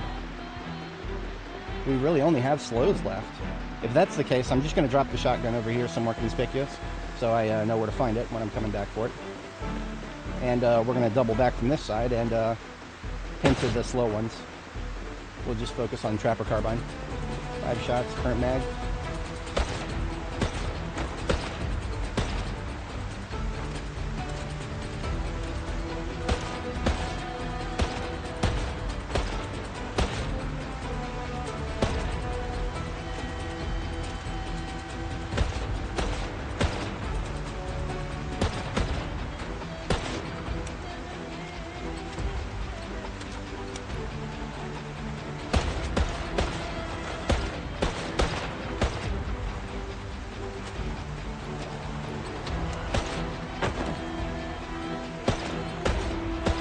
On back.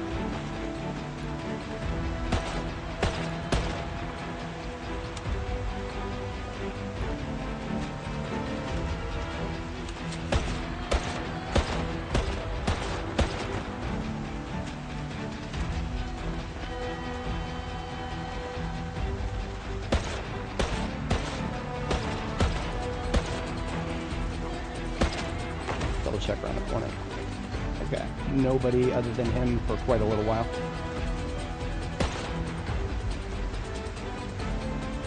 Shots after this one.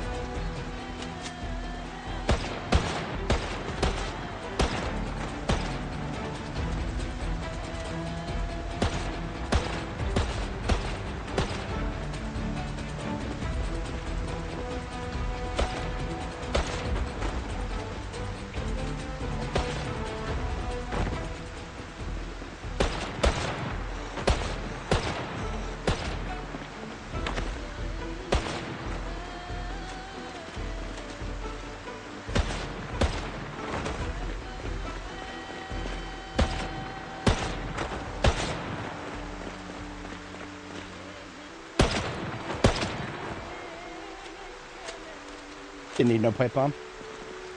It was fun, but this actually gets me recorded for the kills, and most importantly, it gets me more of that reloading experience. I'm always reticent to use a pipe bomb if there's a weapon that I could use to get some experience. And in this case, because I have to reload so often with the 1911, I'm getting some decent return. When we started today's stream, we were only at 2 experience points into reloading, so we'll be able to, after we've discharged all these magazines, we'll be able to kind of measure how much experience we got both from loading the magazines and discharging them, and loading them in and out of the weapon itself, right? Because with these tiny magazines, what you're also doing is every time you take it out of the weapon and put it back in, that's also getting, I believe that's also getting experience. Don't quote me on that part, because I've never measured it. It's not usually something that I would consider significant enough to be worth measuring, but in this case, with these tiny-ass magazines,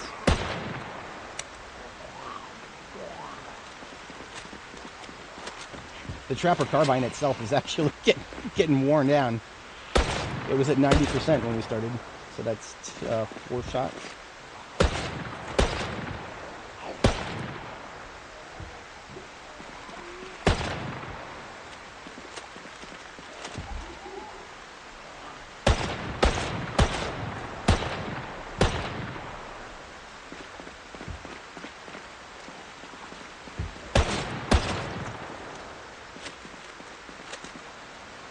So for the cleanup there, we blew 18 magazines, and it looks like I only failed to reload properly a couple times.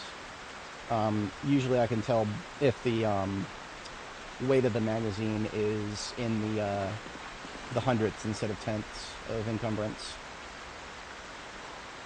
Not a guaranteed thing. In fact, I think I did actually see.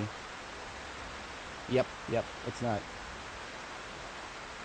I hate it when this happens.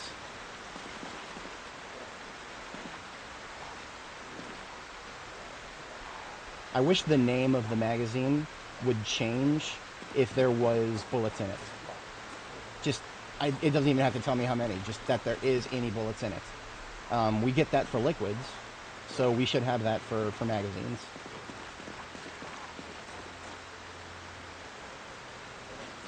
But I digest. We did some alright things.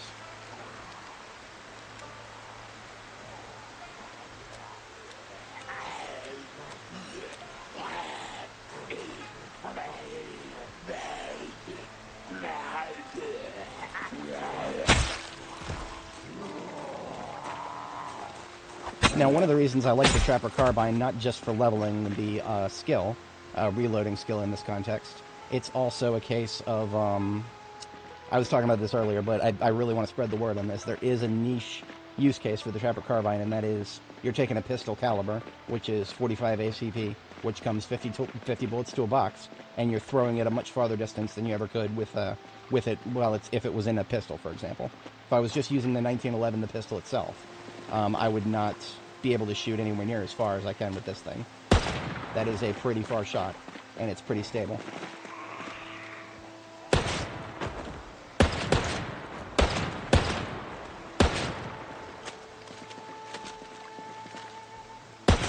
Same thing with reloading mags, percent chance of experience check. Yep, that the percent chance thing is probably the most insulting part of it. And we just got sick from corpse sickness, but we're only stage 1, so that just means we're gonna go take a break.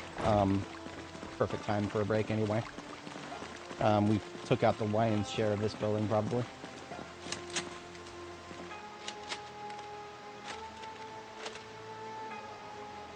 I'm just gonna put the Trapper Carbine away.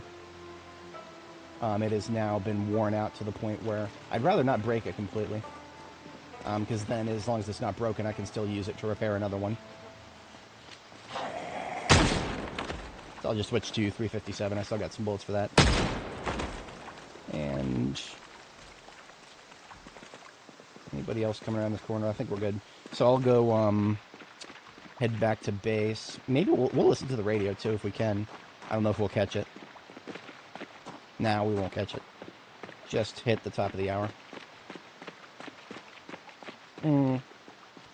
Any major parts of the map I haven't cleared yet. Louisville Airport is pretty major. So this is the pipe bomb we said. I'm going to disarm it and return it so that I can use it later for something else. I'm going to unlink it. Because I do not like having my bombs linked until I'm ready to blow them, so that's just a safety thing. I don't even think there's a risk of it blowing up in your bag, but if there isn't today, maybe there will be someday. So remember, the devs of this game want to kill you, so if there's something that could kill you, but maybe doesn't kill you currently, always consider it a threat for the future.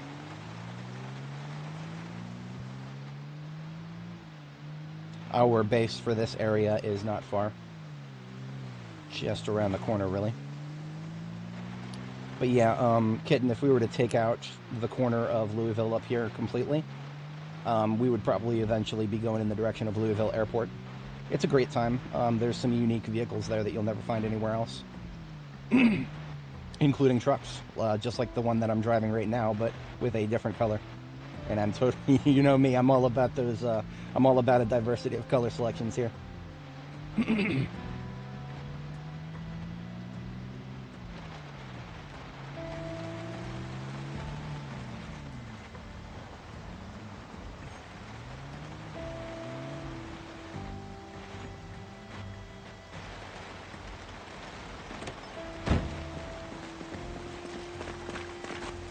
That was a pretty messy fight, so we'll go ahead and do a load of laundry.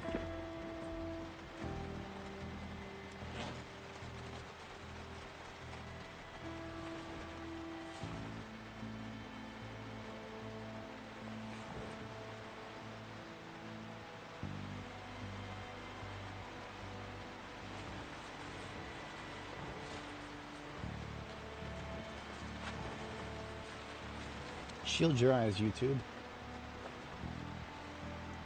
Those pixels might hurt your soul. Oop, that's dryer mode. Let's set it to washer. There we go.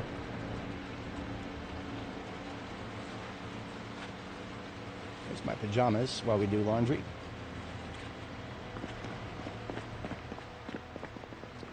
And how's my water supply? We're doing fine on water. I probably, you know, just to... 122 liters is probably more than enough for drinking water, but I have alternative barrels up here. I'm going to use the alternative barrels to wash my stuff. Since we're getting lots of rain, I'll also dump the bottles, or the buckets.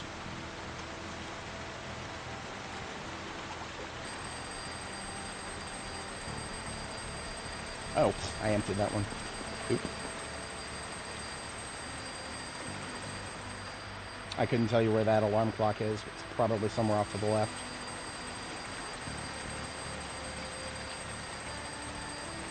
Decide if you want zombie to respawn when you start the game. Yeah, yeah, no. Okay, so remember that, I don't know if you heard it. This is a public service announcement if anybody didn't catch the news. 42 stable is coming. And it's going to be the next patch. The next patch is coming within a couple weeks. So I definitely will not be able to take this character and just wipe out the entire map. There just isn't enough hours in the day for the next 2 weeks to do that. I wouldn't want to try. That would be a lot of work. I would much prefer to do something kind of like that if I was going to do a stable character. Or a, you know, just after 42.20 drops. If it looks interesting to me, if it looks like there's a lot of really good, cool changes, I'll definitely start a new character, and I'm going to make that the character.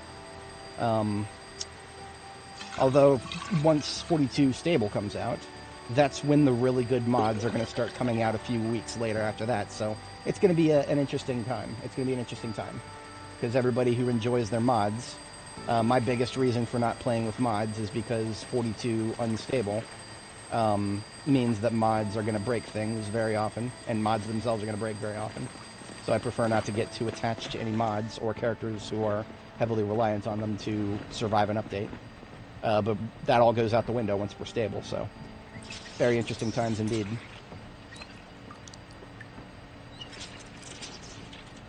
In fact, while we're waiting for the laundry to finish over here, I'll have a bite to eat, but then I'm going to... There's a specific mod that I want to look at on the workshop, and I don't suspect that we'll see any progress on it, but if we don't, I'm going to leave a comment on it and just ask the mod maker if he's going to consider picking it up again now that things are stable, or coming to stable. So we'll have our girl have a seat there while the laundry's going, and go to my... If I go to the workshop page, I only have a couple of things that I've actually favorited, and that will be one of them. Okay, so yeah, as you can see, it says discontinued. Nox event expanded NPC mod. This is the only NPC mod that I've ever seen on the workshop that I would actually consider adding. I consider all the other ones to be memes. Not that there's anything wrong with memes. I'm always down for some memes, but if I'm playing this game, I want to take it seriously. I find fun in Zomboid by taking it seriously. So this is one of the only mods that when I read into it, what the mod designer's trying to do, it looked to me like it was a very serious effort to put NPCs in the game in a way that is not just taking literally 10-year-old code from the devs and trying to monkey wrench it back into the later versions of the game. This is trying to do novel Java libraries and shove them into the newest versions. Java libraries that the guy who's writing the mod himself actually did. So, but as you can see, it still says discontinued, no updates. I'm just going to post a little thing and just ask him if he's going to reconsider coming back for stable.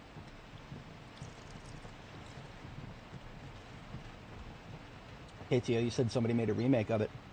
Oh well, I would post a.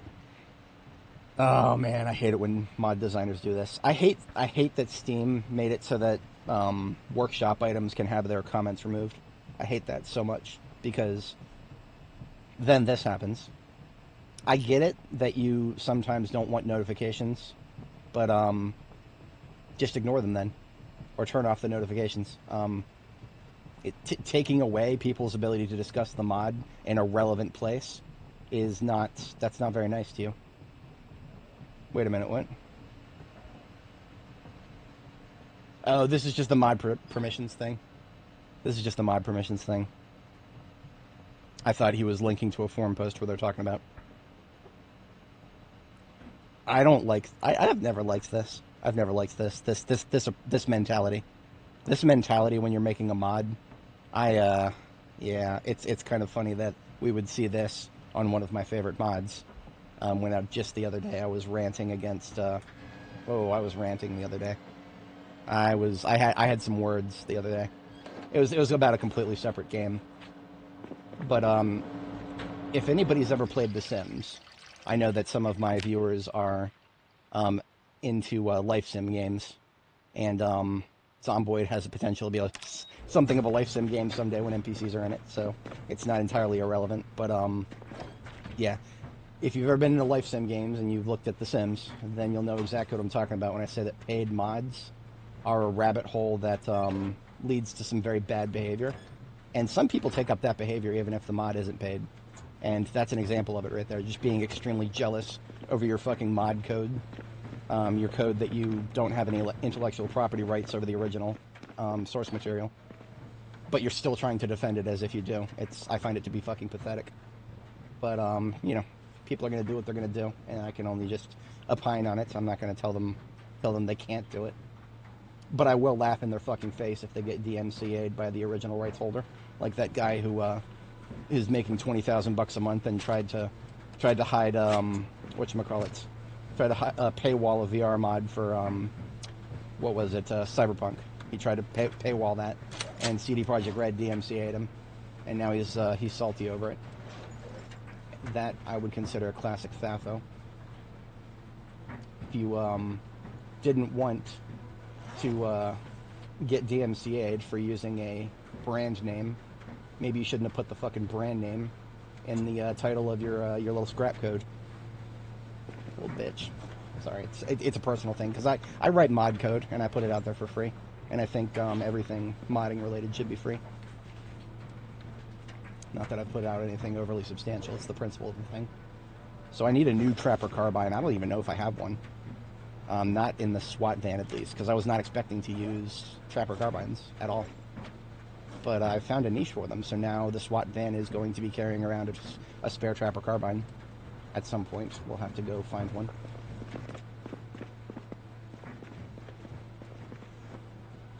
Let's put away our loot.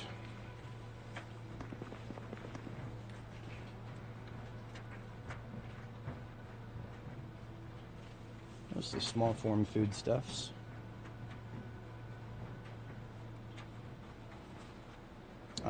The pipe bomb belongs in the trunk of the fire truck.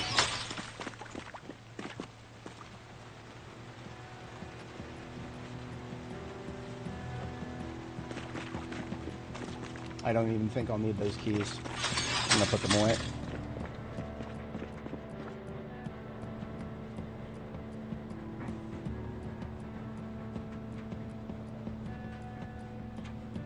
We found a wizard hat recently.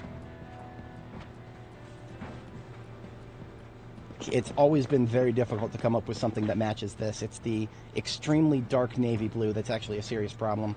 I have tried many things that are reliably found, like law enforcement blue, like the police blue in this game. It's too light for this, and it's too desaturated.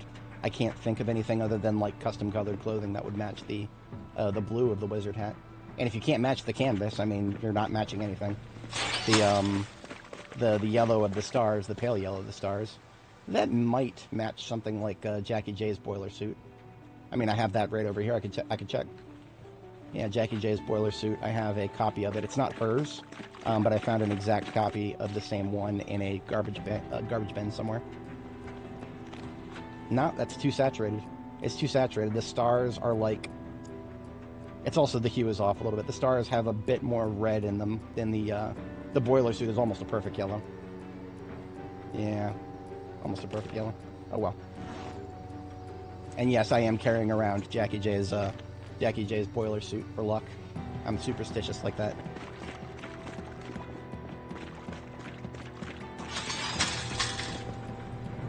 And it looks like the dryer's not done running, but everything is more or less done being wet.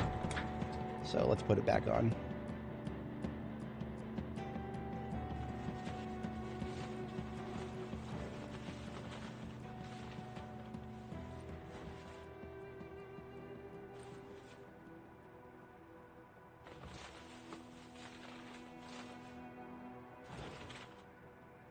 You know, what if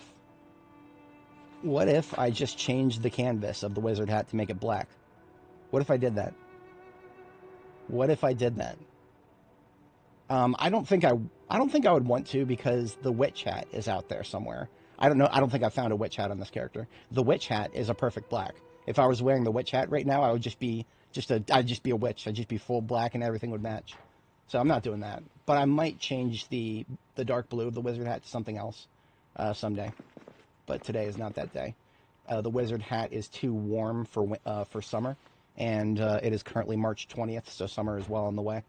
We don't want to be wearing a hat that provides any sort of insulation in the summer months. That is the quickest way of overheating. And remember, if you overheat, your character is getting tired faster.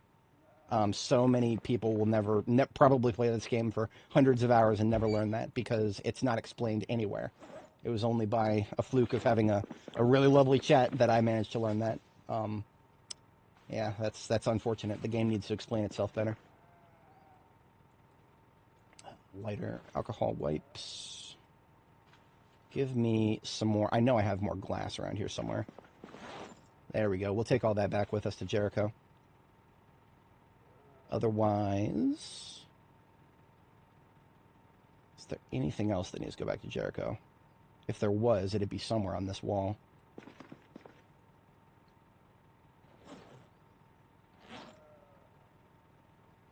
I suppose these damaged weapons that I need to repair before can be used, they can come back with me too.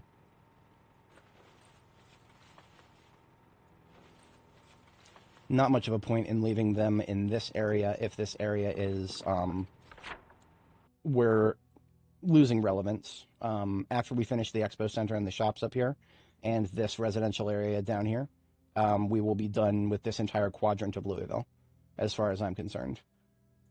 So yeah, this is leaving potentially long-term useful stuff up here is not necessary for too much longer.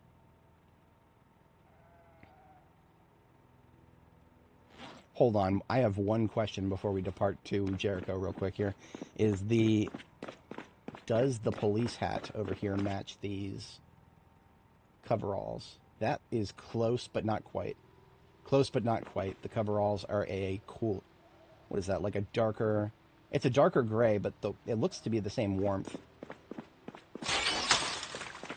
That would require some finagling to make it match.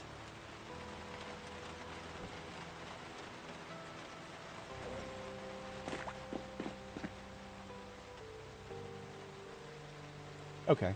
Yeah, we're ready to go back.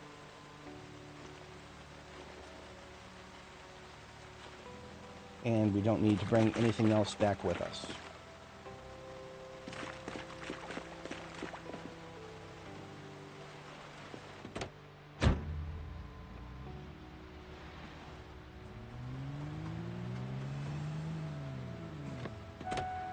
Oh, other than maybe I should have some food with me. I'll go ahead and grab that.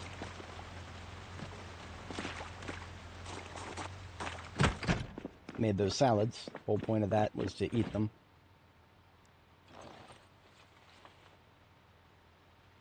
The rabbit meat that's left is going stale, so I should use that too.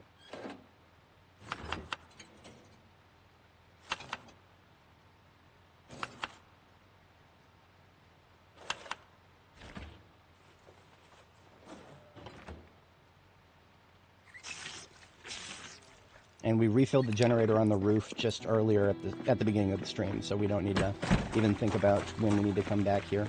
There's no chance we'll be back at Jericho for that long. And I believe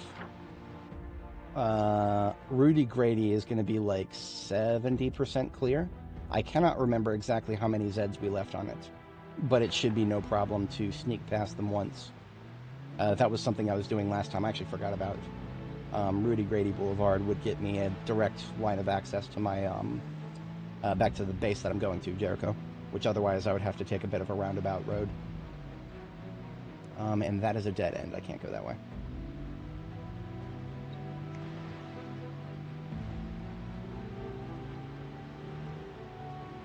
I'm gonna catch the weather, see if this, make sure this is not like a storm that's coming. Top of the hour's on the way.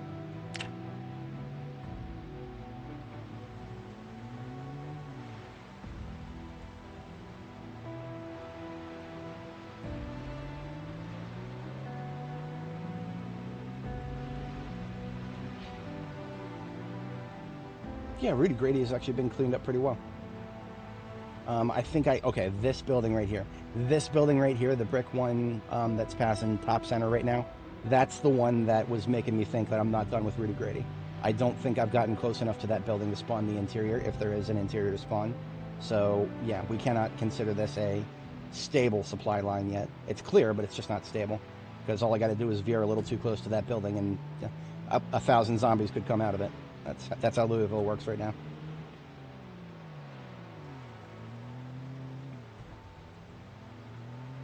Yeah, okay. There's that pipe bombing right there from the previous part. At least I think it was the previous part. Incoming on the transmission. Knox power grid blackout. Today temperature 41, maximum 48, 15 humid, some clouds, weather period, showers, heavy rain. So this could just be today. Tomorrow, blah, blah, blah. Mild wind, some cloud. Weather period predicted to end in the afternoon. Expecting showers and rain with a chance of snowfall. Well, that's actually... That just means that we ain't planting nothing anytime soon. It may be March, and I may be very interested in some, what's it called, sunflowers. But we're not planting them yet.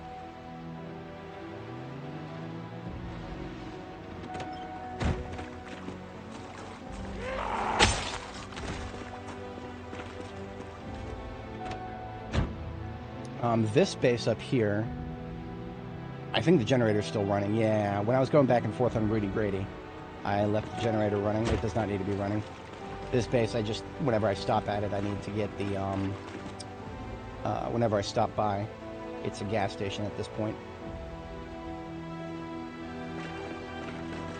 Hell, I even left the battery charger in here.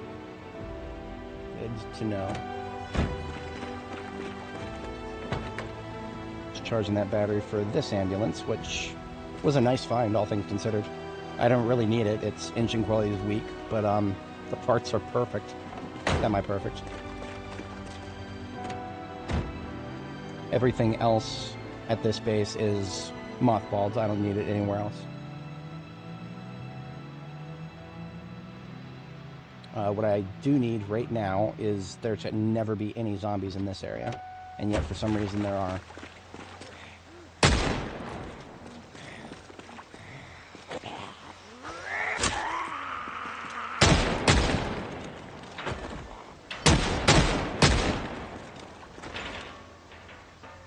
Lots on the other side of that fence. Again, there shouldn't be. I cleared out that entire joint a long time ago, and yet, no, these are not respawns. These have got to be migrations from the Central Park area. It actually kind of makes it makes perfect sense that they would get stuck in this area, because the fence would be preventing their movement. Well then. I'm glad I picked up my pipe bomb, because I might have a use for it here.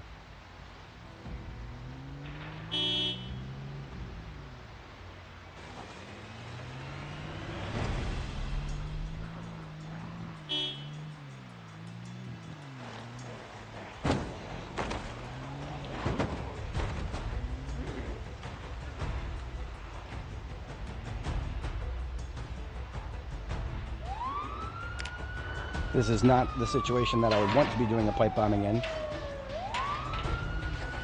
But it looks like migrations may have forced my hand. Let me move down this way and take a look at my options. This parking lot does not seem like a good place to do it. So I'm going to use this parking lot to get them out of the other one. And then I'm going to use that street light that is top right corner there. Yeah, I just got to get everybody away from it real quick.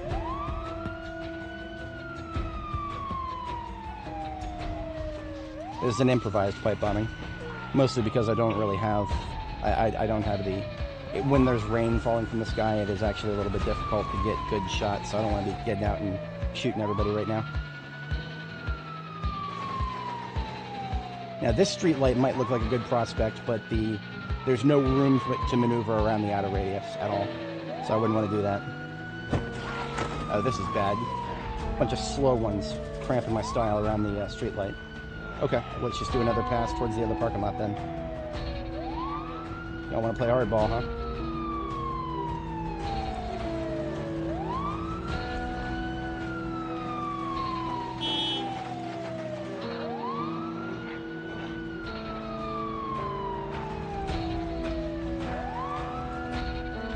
Where'd they all go?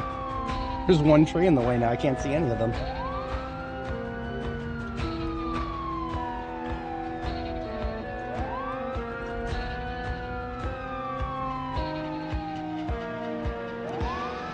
Now, it's not like I can't. If I go up there again, and once again there's a bunch of zombies blocking that street light, I'm just going to shoot them. Because then most of them will be slow. Oh, shit. Another case of a small tree hiding behind a big one. Gotta love it.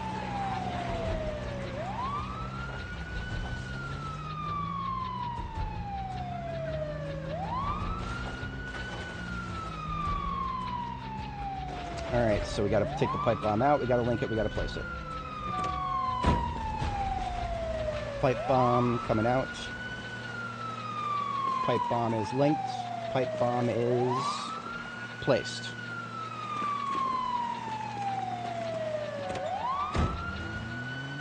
Clean up my bag a little bit here.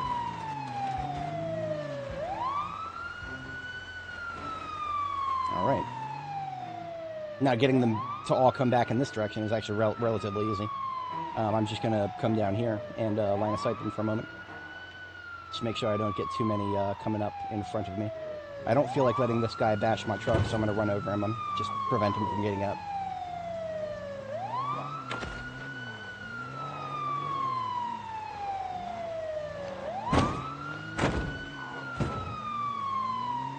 Remember, if I kill him with my truck, that means my truck is taking damage too. You don't get to damage zombies without taking damage. And I don't like taking damage if I can avoid it, so I do. Where are these guys going? Don't turn around. This way.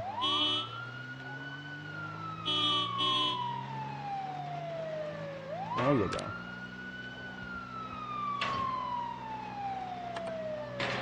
Definitely going to be a little bit of a messy pipe bombing. The trees to the bottom of the POI, the light post there where we placed it, the trees to the bottom are going to make this a little annoying.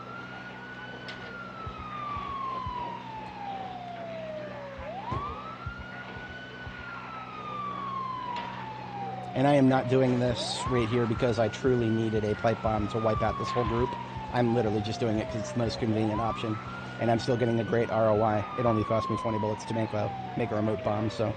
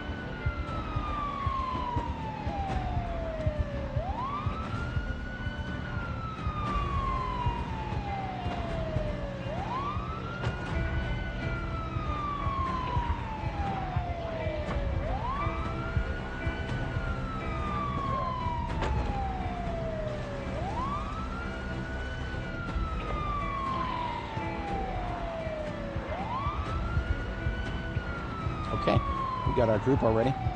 Not the biggest group. In fact, it's probably one of the smallest I've ever done in recent memory. But it's all right, as long as it's way over 20. The bullets we spent were well spent.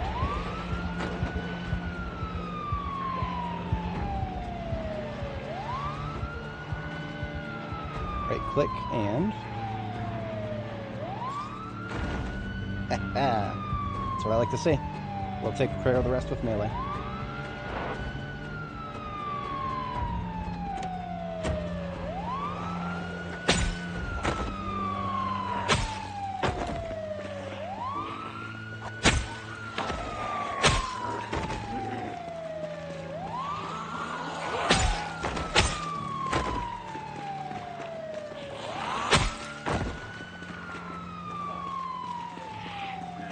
Remember, anybody in here with the vibration system could very easily bring outside.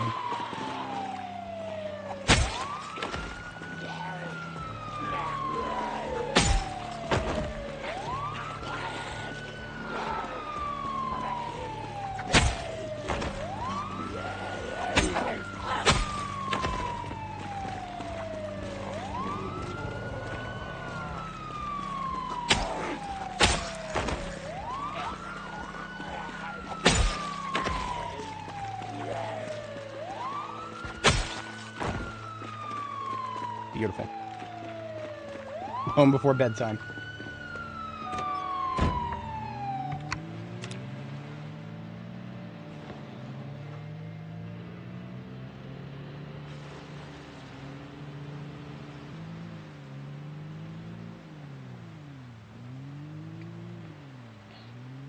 As for the best way to get home, I made this hole in the corner of the train yard fence, specifically so I can just go right across the train yard.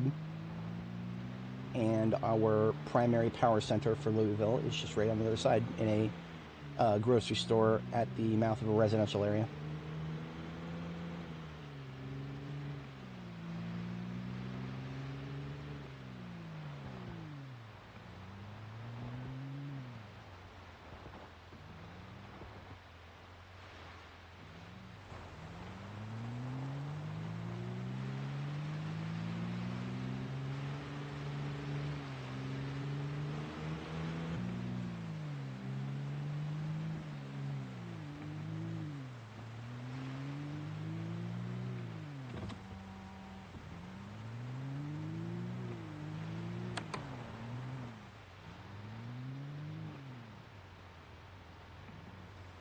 Don't have any buckets for a car wash. Well, what's going on here with this? Did I forget to refill this generator? This generator's down. That shouldn't have happened.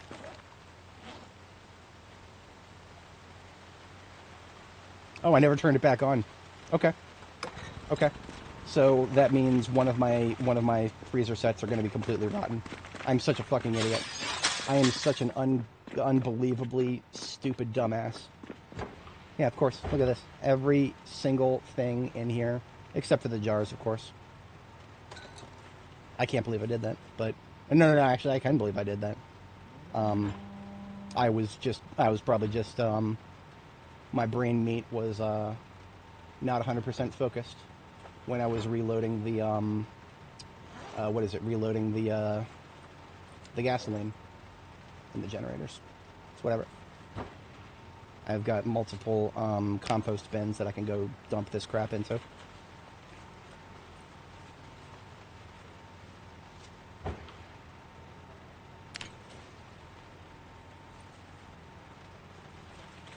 Yep, definitely sad.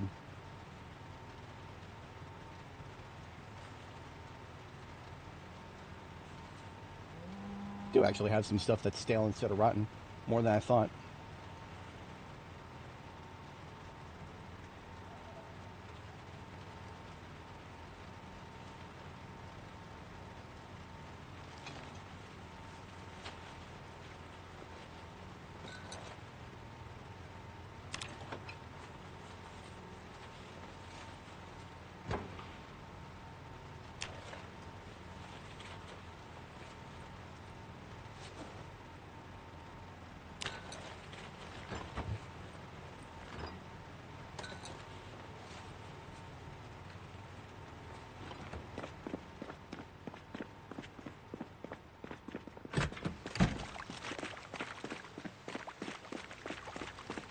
I've always had way more food in the freezers than I ever needed for myself personally.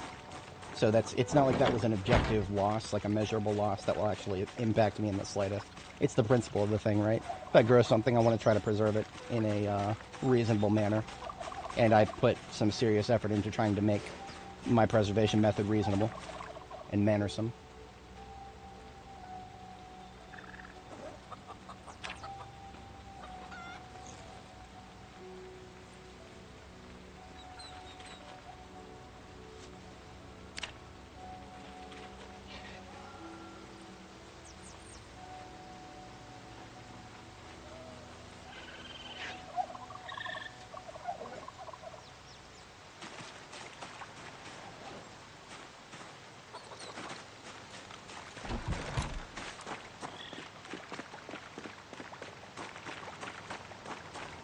I'm gonna sleep, and then I will deal with the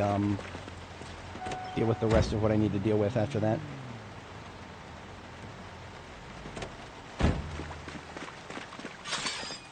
The last generator still needs to be redone.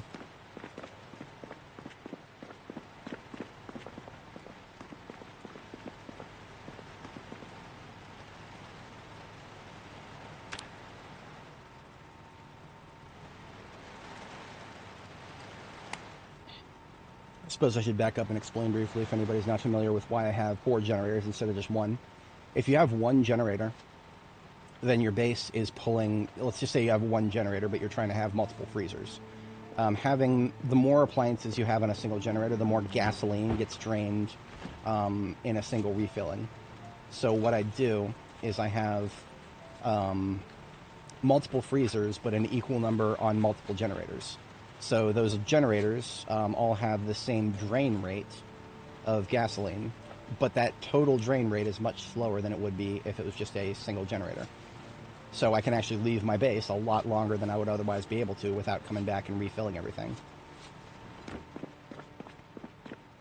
So the last freezer had like 16 encumbrance of kale in each. And I have 2 more compost bins out here with nothing in them.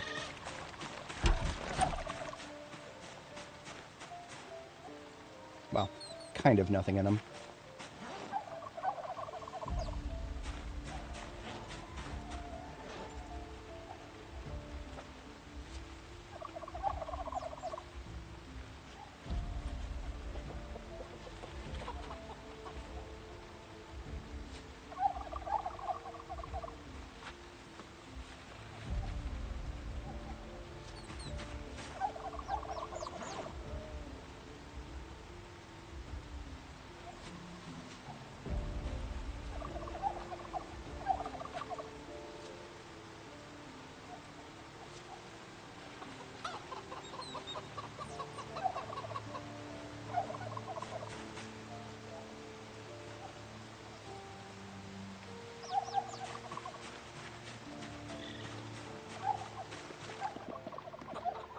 And yes, I do actually have a barn light here. Not that I really need it. Our menagerie consists of chickens and turkeys and a fawn. Flora and fauna, if you will. Sorry, that was terrible.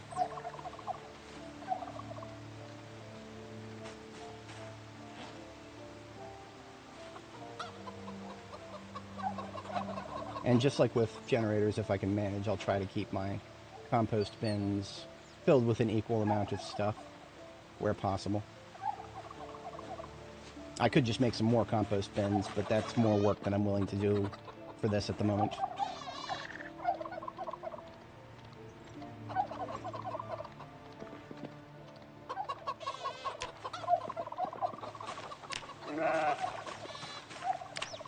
Now, don't be fooled by the presence of the baby chickens here.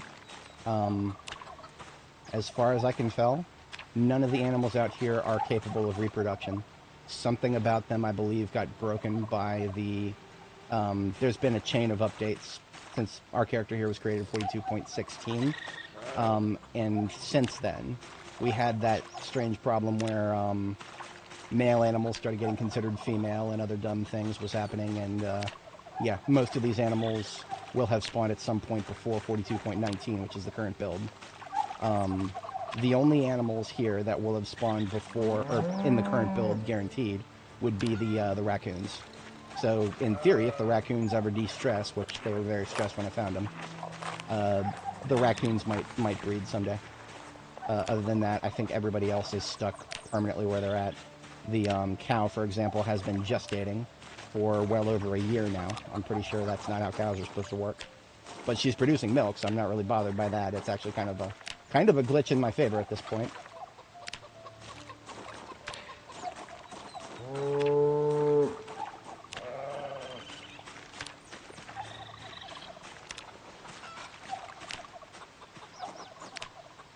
These animals have more food than they will need for a very long time, and the water trough back there is self-refilling from the rainwater. You could say that they're set for life.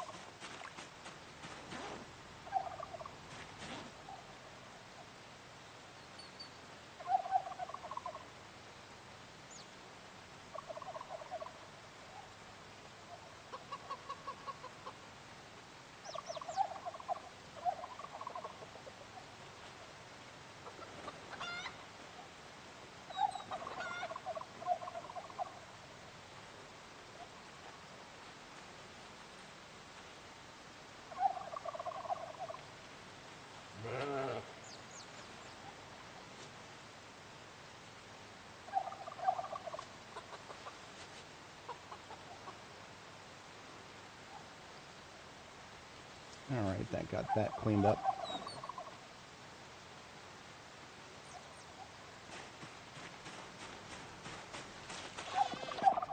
And yes, I do have a fawn as well, but unfortunately the fawn is not, even if the game was not having all of my animals broken, I would not be able to do anything with the fawn because they do not breed in captivity. I managed to catch it just because it isn't able to run away very easily, so I was able to trick it into a corner and steal it. Free venison when I get hungry. We're right around bedtime soon here, and I should have another salad. I have multiple salads.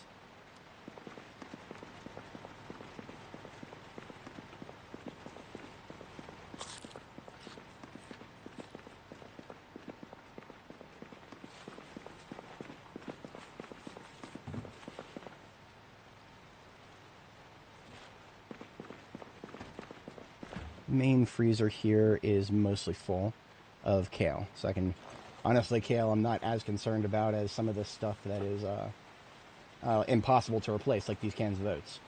These cans of oats that are in my backpack right now, I will never ever find those ever again because they have all gone rotten out there in the world. So these cans of oats, pretty much everything else that was in that freezer I can regrow later. And then these jars barely count because they'll already last for a very long time, even if they went bad.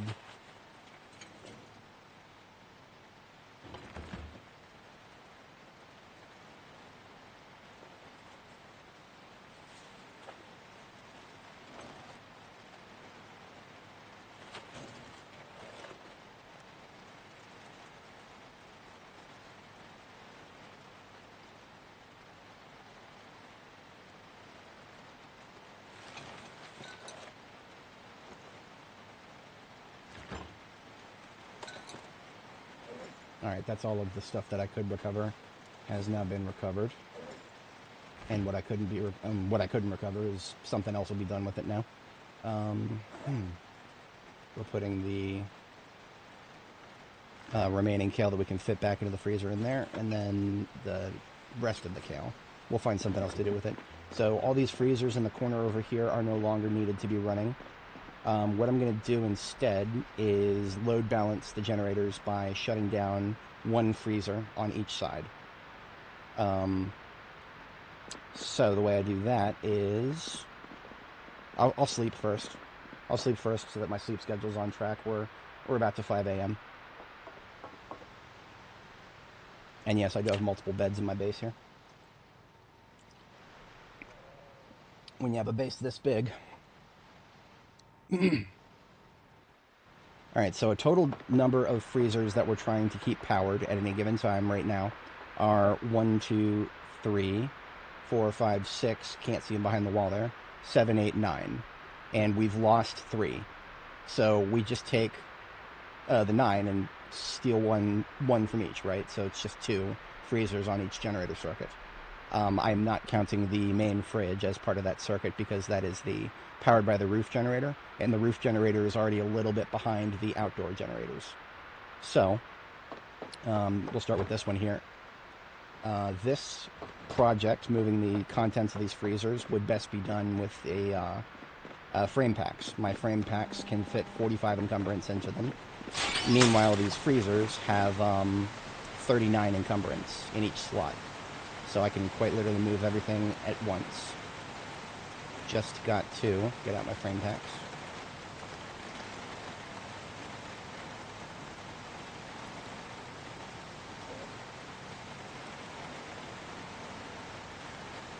Put away my 1911 automags for now.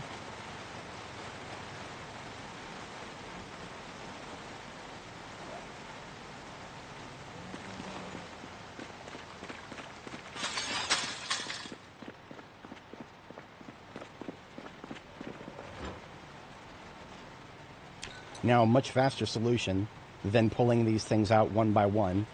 What I used to do was put them in garbage bags first. Then we had something weird happen in the garbage bags. Everything in the garbage bags went rotten, as if there was something wrong with the fact that the garbage bags were in between them and the freezer. And that only happened to stuff that was in garbage bags. So while putting stuff in the garbage bags and then putting it in the freezer would be just the optimal solution, that has not failed me except for save updates. I'm avoiding it for now. It doesn't seem to work all the time for some reason. In the past, it's worked all the time, so it should hopefully work like that again in the future.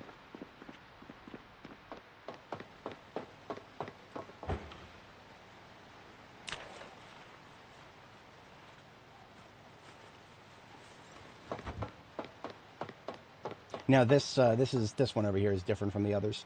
This one is a double freezer that I'm only powering one side of, and it's actually visually it looks like to be the wrong side, but that's whatever. Not a big deal. We're getting everything powered, and that's the most important thing. Generators power everything within a very specifically defined radius, and everything outside that radius does not get powered. So you can use that with these double-tiled objects. And now I pick up the chest freezer, and what I'm going to do is I'm going to pick it up, and then I'm just going to leave it on the floor. So visually, it'll still be there, but mechanically, it's not powered. Actually, I'm going to put it in I got spare duffels. I can put them in duffels. Put them in a duffel bag, and then put the duffel bag on the freezer. So when I have more harvests later, and I need a lot more storage space in my freezers, that's where I can get more storage space. Just redeploy those freezers that I'm lifting up.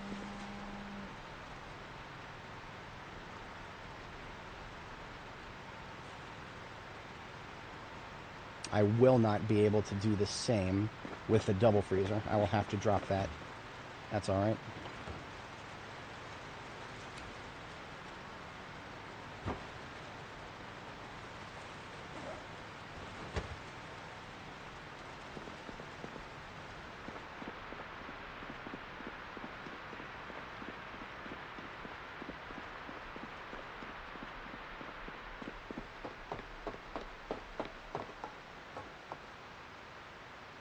These freezers weigh 40 encumbrance, so I must drop some stuff in order to pick them up. In fact, I need to drop quite a bit of stuff.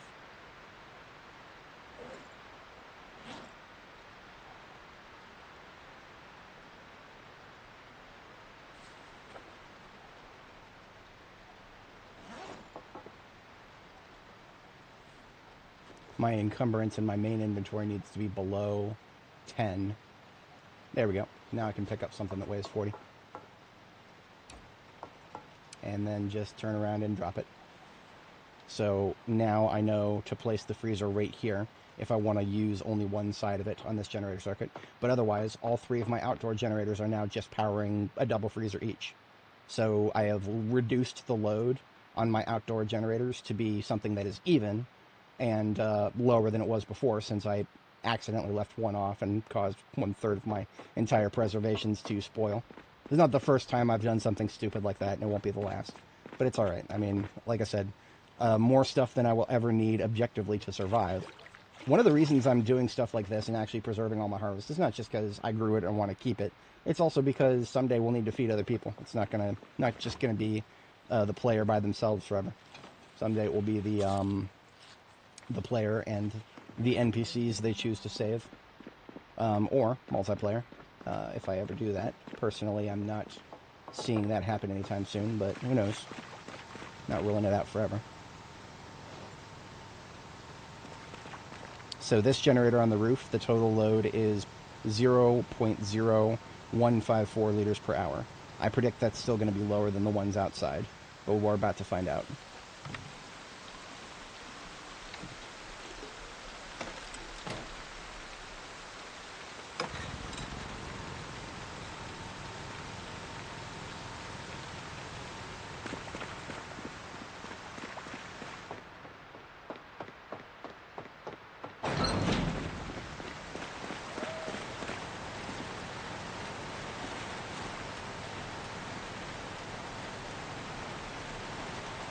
Just slightly lower. It was 0.017 something, I believe, and this one outside is 0.018. So they're very close to being even. The roof one that powers the base itself, and the outdoor ones that just power the freezers. And that is what I prefer. I prefer them to be as even as possible. Do I have gas in this? Yes, I do. So I'll top up the gasoline in the outdoor containers by siphoning out of this vehicle.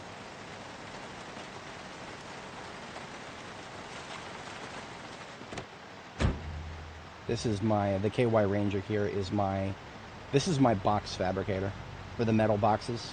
In the trunk of this Ranger truck, I have all the materials to build a massive number of the metal crates. So dub rods, steel sheets, small and large, scrap metal, and dub torches, propane torches rather. I hope we get electrical torches someday. That'd be amazing.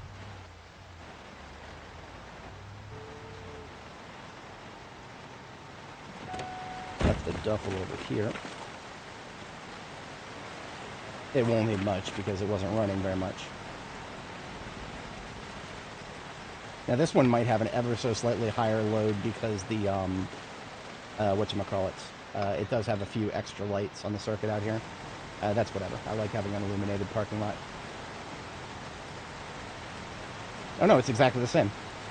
I'm getting these lights for free. I don't know what's going on there. I've seen this happen before where lights just don't... Maybe all the lights got grabbed by another... That doesn't make sense. These ones out here in the far lot, nothing else can reach those. So I don't know. I have no idea. I just know that if the lights were getting powered, it would not be that much.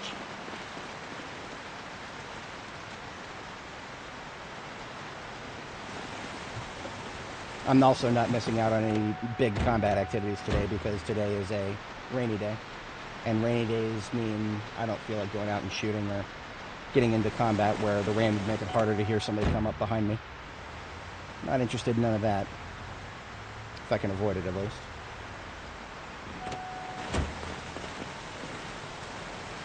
Do not be fooled by the array of generators here. It's just the one in the corner.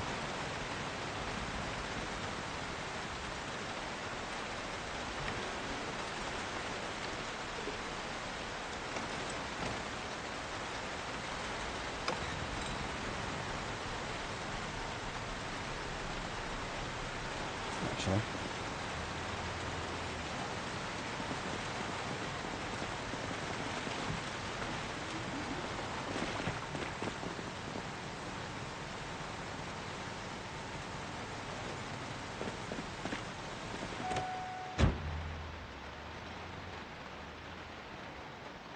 Put the fabricator next to Citrus Wave.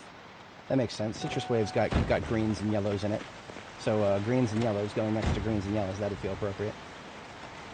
I moved all of my fire trucks off the lot, so I don't actually have any other than the bull driver and my main B6, which isn't staying here.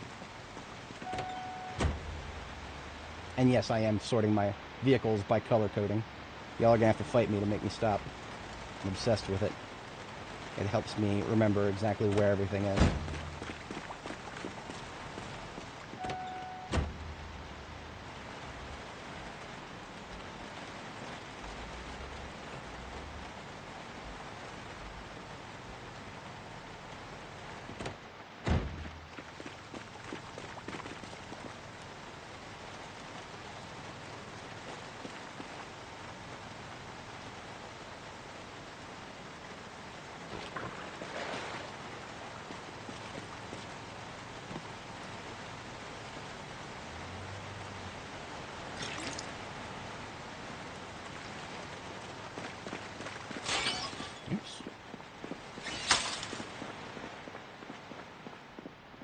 Left all my gear down here because of course I did.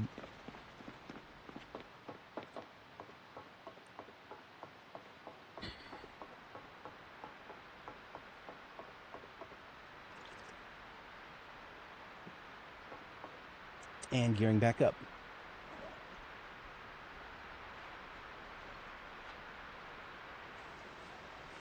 I have a fun thing to red pill everybody about. If you've ever felt like moving a light switch in this game, and you may have noticed that B42 has made it impossible, you literally can't pick them up anymore. You actually can move light switches. They come in a very strange form. This is a Pizza World menu. It's also a light switch. Why? Welcome to Project Zomboid B42, guys. You can move light switches, pick them up, put them down wherever you want. They just got to be Pizza World signs. I have a few theories on why this could be happening, why Pizza World signs currently, as of 42.19, are actually light switches. I don't know. This is not a bug I would ever report, because this is actually objectively useful.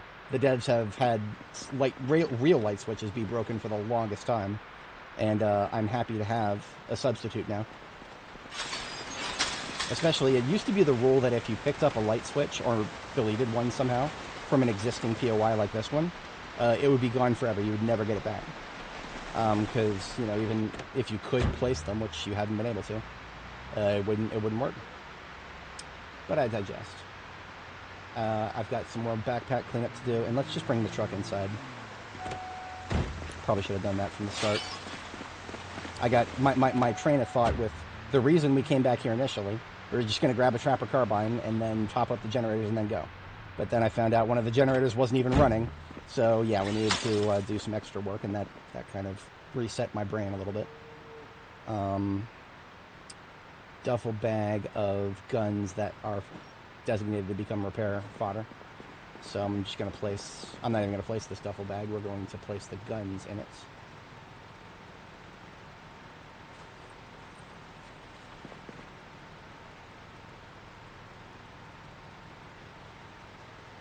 In fact, I'm going to go ahead and replace my 9mm already. No, I don't need to. My 9mm is perfect. That's funny. I actually thought that the guns in this bag were damaged, but one of them is not. We put perfect guns and damaged guns separate from each other. And sometimes if they're very damaged, I just put them on the surface to use as a decoration or a label to understand which guns go where. We're putting rifles in the middle here. So this this trapper carbine that we've used up and is about to break, we put it on top of the rifle and or carbine box. Meanwhile, these JS 3Ts that have been repaired have a home in here. And these M9s that are semi-perfect can go pretty much anywhere, it doesn't really matter. But there's not much room left in that far left one, so we'll put it over here.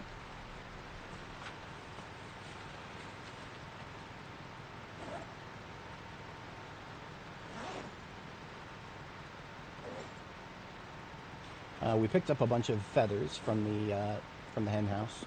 Those feathers belong to tailoring. Tailoring is over here.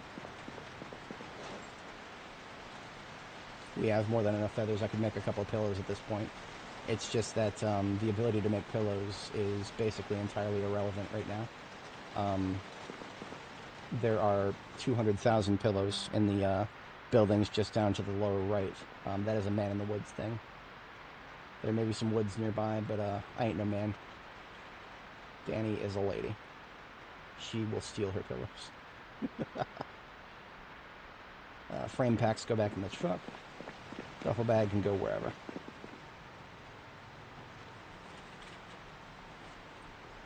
I know the music has died.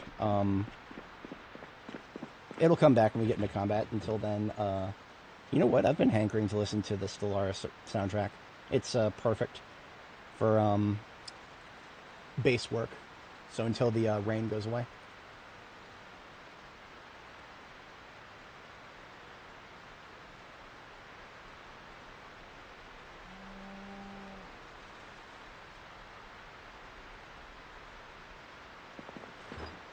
I'll link it in chat if anybody is not familiar. Stellaris is a great game. I would never play it on stream because I hate Paradox. The developers, or the publishing studio is full of horrific suits. And they don't deserve even the 10 or so people that would ever look at it if I played it. But, you know, I'm just vindictive like that. People who farm DLC that nobody likes and yet still gets charged money for. Not a big fan. Not a big fan.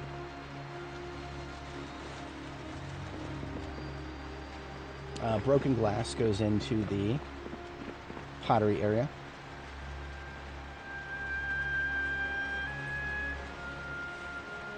And we also have some, a new tool. I might as well use it. I've been holding on to this for a while. We've got sheep shears, electrical. We're truly living in the future now. We can shear our sheep.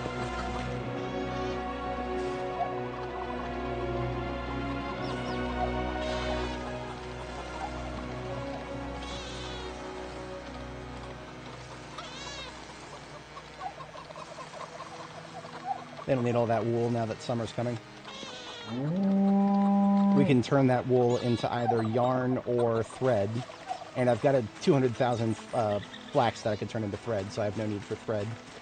I'm going to put the shears into... this duffel's fine.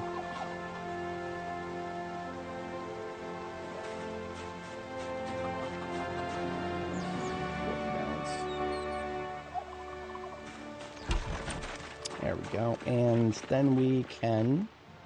I'll check the crops. I don't think any of them are ready. Yeah, the garlic, both forms of it, is still weeks away.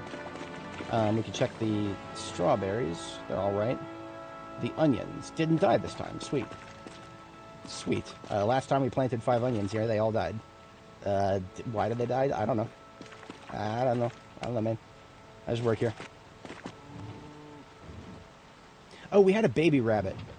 We had a baby rabbit, and I had to feed it manually with this feeding bottle. I don't remember if it survived long enough to become a juvenile yet.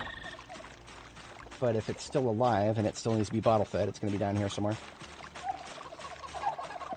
Yeah, here it is. It is still a baby. And it is... It says it's still well fed. I'll feed it anyway.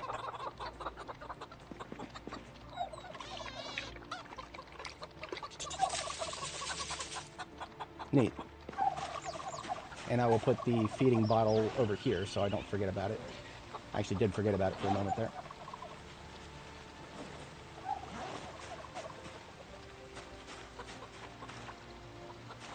Yeah, somebody in chat petitioned that I don't kill them this time when those 3 rabbits were in the area, so I went ahead and saved them.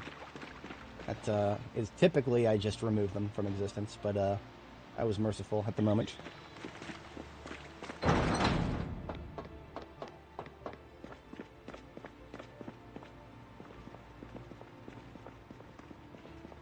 Alright, now what we need, since we've gotten all of our stuff unloaded...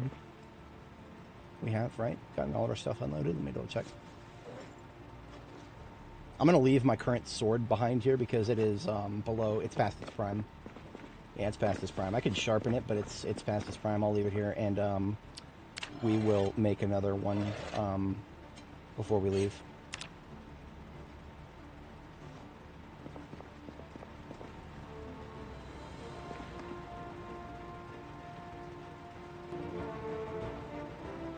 It's really hard to balance that soundtrack. The lows feel so low that you can't even hear it, but then the highs get so loud. It's poorly normalized. I'm going to put the 4x scope back on the Trapper Carbine. I prefer to keep that on it by default, and then just switch to the red dot for overnight, for nighttime shooting. It used to be that I couldn't choose, but now I can.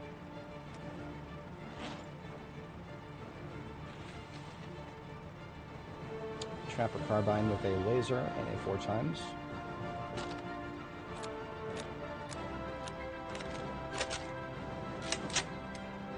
That's no help. I couldn't.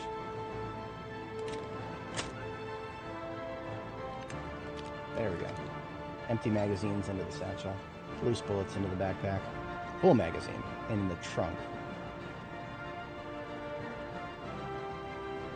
All 10 of them that are left.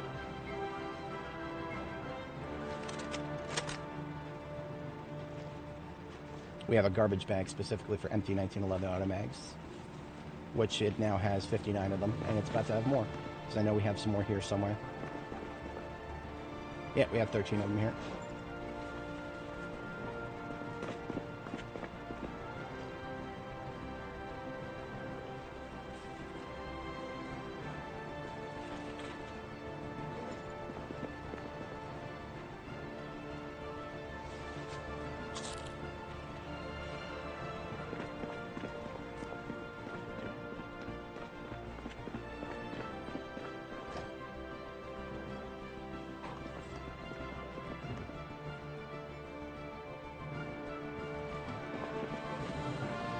Okay, so all these eggs and kale that's in the main fridge, there's nothing I can do to preserve them here with the generators now.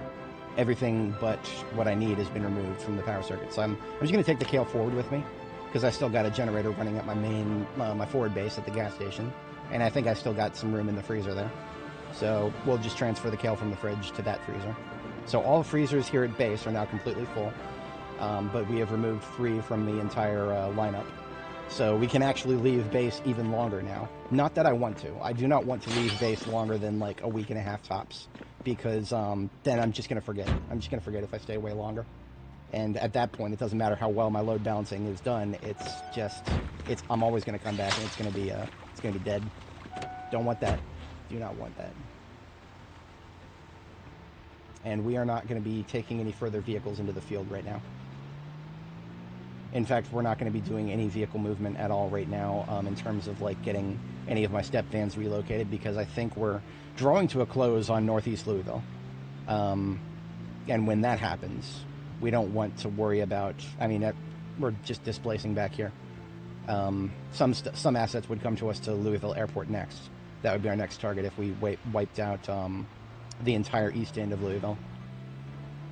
But that's a little ways into the future. We would never get anywhere near that for the confines of this stream. Maybe this coming weekend. For anybody joining, if you're new, like and subscribe, usual stuff. But also, I generally stream on Friday, Saturday, Sunday, Monday. So if we were not going to finish Louisville East today, it would probably be sometime this coming weekend.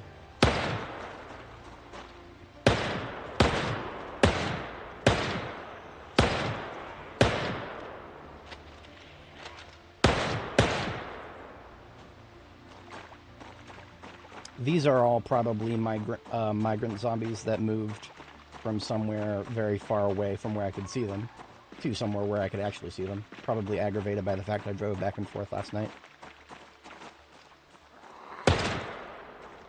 The rain is not particularly helping with my targeting, but otherwise, this is a pretty good platform. I've mentioned it a few times today so far, but it is worth repeating that the Trapper Carbine, the gun I'm using right now, does have a very, very useful niche scenario, and it's just the long-distance cleanup, because it can shoot a lot farther than the other gun that can shoot this type of ammo, 45 ACP, and 45 ACP is 50 bullets to the box, so if I'm going to clean up stragglers from a distance, Trapper Carbine's a great option. Anything else that can throw bullets farther than the Trapper Carbine, that's when you're getting into rifle territory, your 5.56, your 7.62, or your hand cannon territory like 44 Magnum. Yeah, all of those are 20 bullets to the box only. So every box of those platforms you have doesn't last anywhere nearly as long as a box of this stuff. So I sorely underestimated the niche use case of the Trapper Carbine. I just never expected that it would be such a decent medium-range shot. If I had known that, I probably would have used it before I even started this character. And also my aversion to the 1911 magazines. 7 bullets to the magazine, that is absolutely a detriment. If it was not for the fact that I'm trying to level reloading right now, I would have not loaded a billion of these, and I would just be doing bullet by bullet.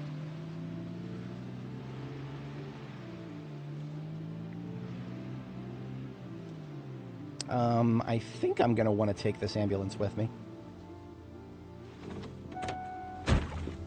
But did I put anything in it that I need right now? Not really. I will take this bag of loot that I put in the trunk.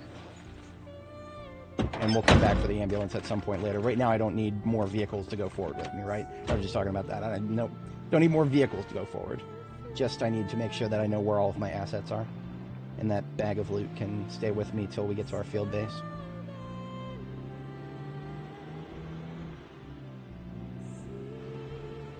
This is the vocal version of Faster Than Light. You don't usually hear it in the game.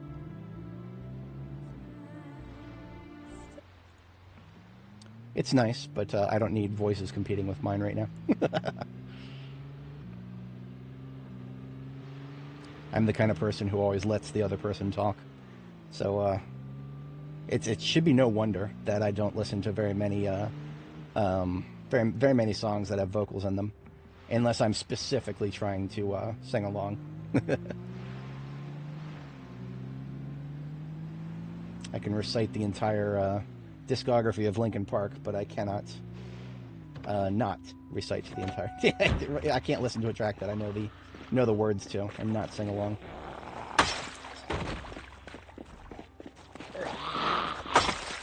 Y'all should have seen me when I was getting my my badge redone earlier this year. When I was getting my badge redone before I started going back to work on site occasionally. The person who was helping me get my badge put together was a individual who seemed to enjoy 90s hip hop, and man, I don't know if you noticed, but my I couldn't stop my mouth from moving every time I heard some old Dre or Eminem come on. That was some good shit.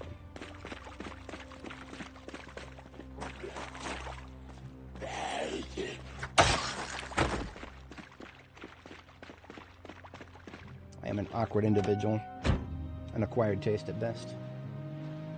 Coming up here on the right. Yes.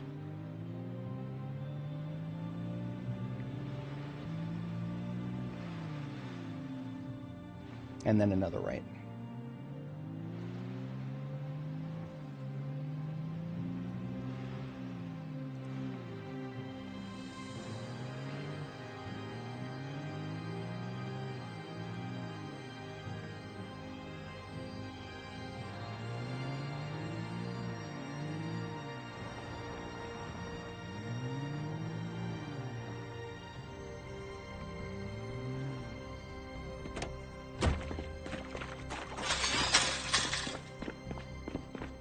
Most of this is medical and electrical, so it literally just goes straight in here. The only exceptions would be gas can, oxygen tank, stuff we found in the ambulance when we relocated it. No use for oxygen tank that's going to be relevant to my characters. I always take the trait, what's it called? I always take short-sighted, and because of that I have to wear glasses to be effective at what I'll be trying to do, and the oxygen tank has to go into an SCBA. In this universe, apparently nobody in the military who has to wear a gas mask is allowed to also wear glasses, because in this universe, if you try to put on a gas mask, no glasses for you.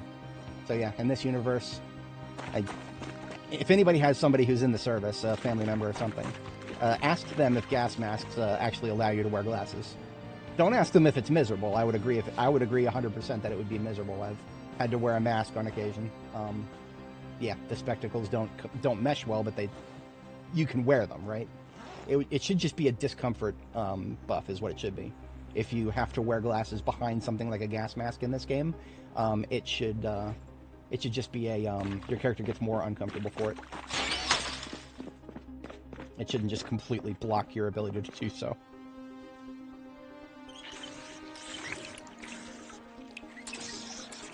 Alright, so the freezer here does not have enough room for all the kale. So we'll put as much as we can, and then the rest in the fridge, we'll use it up first. That's how we preserve what we can, and whatever we can't, it's whatever.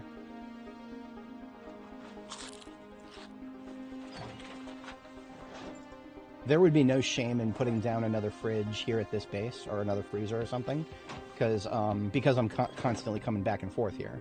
I can monitor the generator's consumption rates much more closely. But I still don't really want to do that. That's a lot of work. I'd prefer to just make it so that, you know, I check them once a week, and that's good. We're good to go from there. We don't have a lot of daylight left to work today, but we can get a few things done. I was going to bring more than one trapper carbine, because now that I've found a niche use case for it, I can... Went through the first one pretty quickly, all things considered. Ooh, I know something we need to do. That might even get us another trapper carbine. We looted a few pawn shops in northwest Louisville, on the other side of the north here. We never picked up the loot that we left outside for one of them. Just one of them. We got everything else. But I remember vividly now that a couple of times I drove past it and I was like, yeah, I need to remember to go back for that. So that's actually what we're going to do this evening. I'm just going to take one of my empty step vans down there, and we are going to pick up the loot. I believe this one's got base building materials in it. This one has been partially disassembled, but nothing important in the trunk. I can dump the trunk. And, well, maybe I'll sort through some of that later. We got a free bucket. And some coveralls. Coveralls are great pajamas.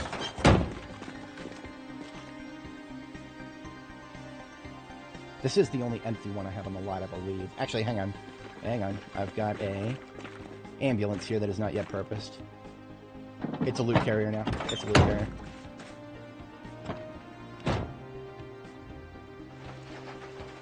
Because this one's in better shape. The other one, the step van I was just looking at, I would have had to do some fix-up. I'm going to take my frame packs from the combat truck, because I might need them. So the combat truck gets a remote controller, and I get a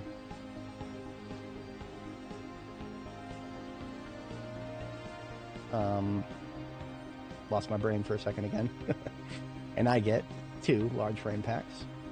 With 2 large frame packs, one in each hand, I carry more than an entire trailer. So, do I really need a trailer towed with me? No. It's a nice touch, but I don't need it. Also, just some eggs I forgot about. That wool was supposed to go back to the tailoring depot back at base, but I forgot about it, so I'll just dump it in me. Now that we've got a loot carrier. Alright, so our destination is more or less just a straight shot across North Louisville.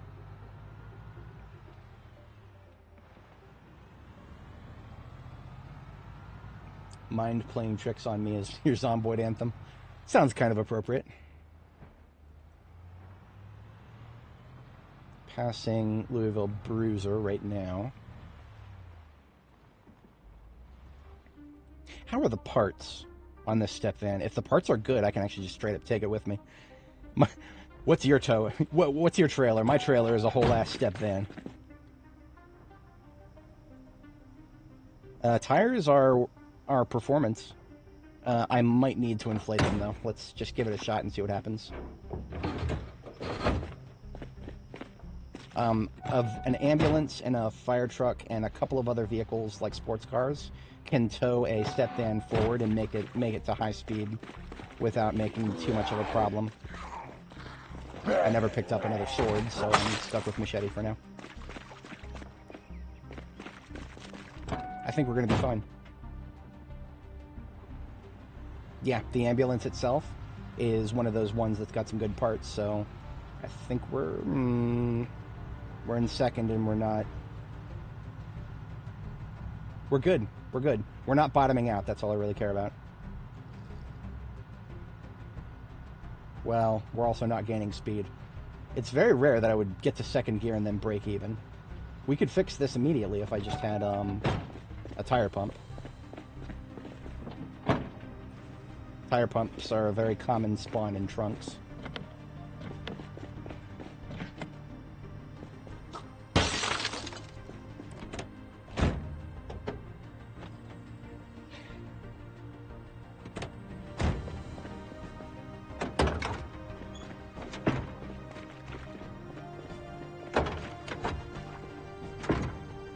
It's a whole ass pair of pants in their trunk.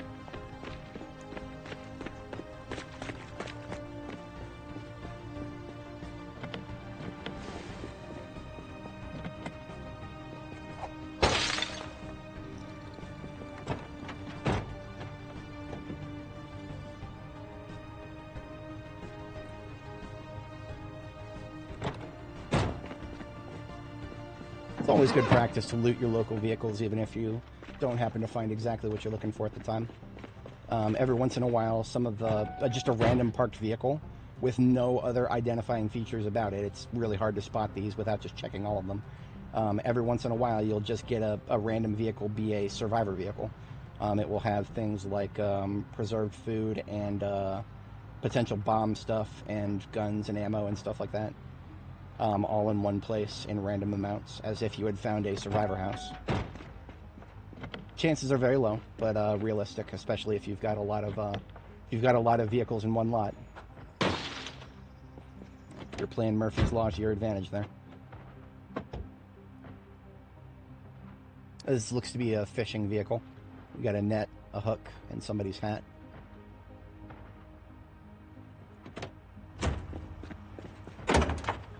Jigglers are rare, so is premium fishing lines, so that's actually a useful find right there, if I ever feel like fishing.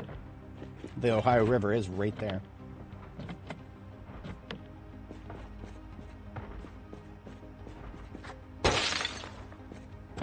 I know there's keys on the ground over there.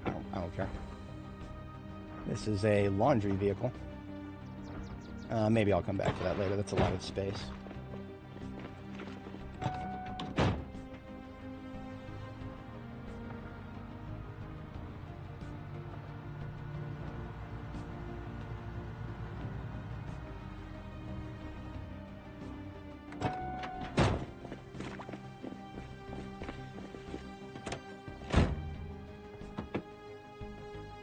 Adhesive tape, useful for recharging filters. Ah. Really? I can't get to the trunk. They parked too close to the fence. Wait a minute, what?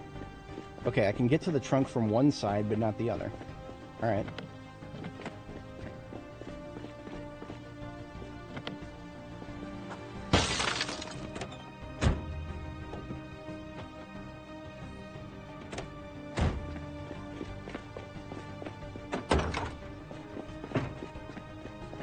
Same over here. Yep. I don't know why, but if they parked that close to the fence, I can reach it from that side, but... Oh, okay. I don't know what's going on there. Just gotta go in from the right angle, I guess. You know what I mean, fellas?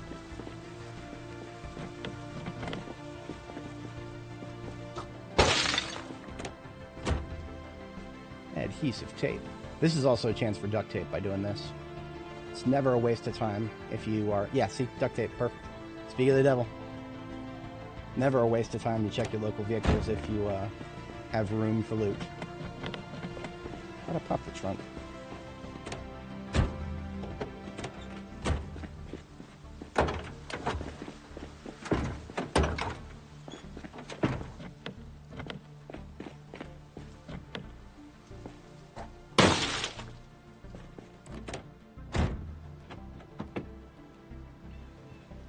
CD players for electrical parts, adhesive tape.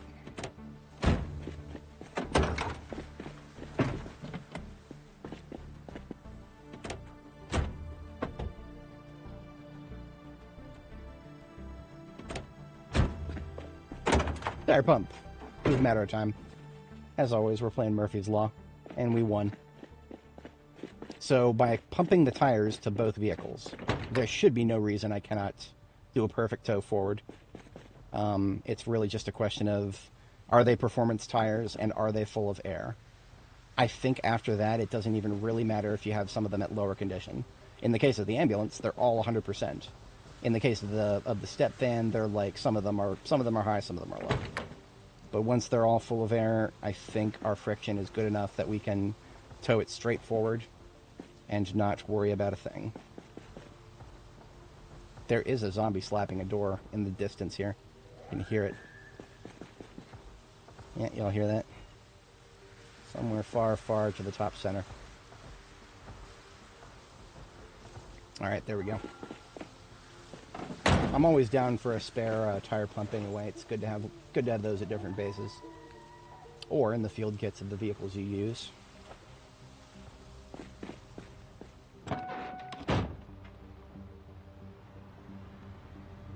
Look at that. Moseying on straight on up to third gear. That means we ain't got a thing to worry about. We can go as fast as we want. As fast as we can safely go, I should say. There will be a point where we don't want to go any faster. Oh, look at that. We kicked the music back into shape.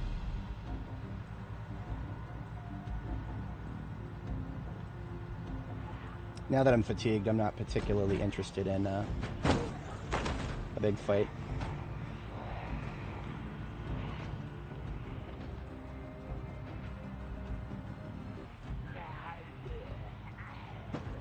That was probably a side hit. That was probably damage. I don't like that. That's sad.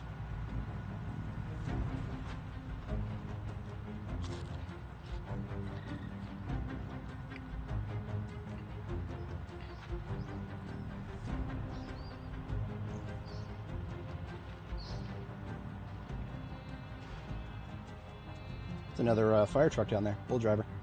Probably has some axes in the back. But if I stop to pick up everything neat that I see, then we will not have enough time to pick up what I actually set out to pick up, which should just be right up ahead and to the right. We should be entering territory that is like 90% clear now.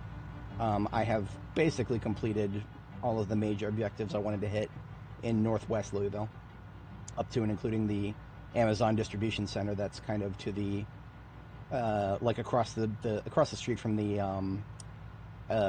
oil refinery park. So up here is there's some apartments, and I think before we get to them, we go this way, and then further, don't want to bump that street light. Further down this road, we get the strip club right there, pawn shop, right around here somewhere-ish. There's multiple. And it should be very conspicuous as to which one, because I left the loot on the ground outside, out in front of it. Yeah, see, I marked this one off because I completed it, but I did not mark anything up here off. And I think that's probably because there's still some loot sitting there. Y'all may notice a bit of a frame rate drop here. That is normal if you travel from one side of Louisville to the other and then back again, and then yeah, it happens. Louisville has a way of eating your frame rate, regardless of how good your hardware is. It is a software bottleneck. The Army surplus right here I have cleaned out completely. That was not our target. Lovely place, but don't need it. Not anymore.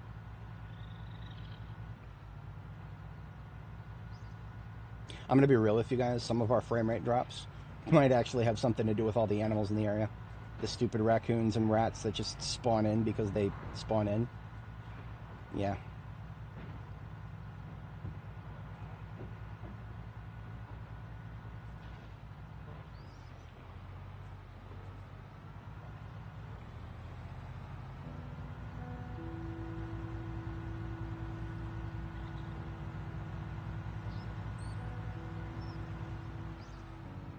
There it is. That's the loot.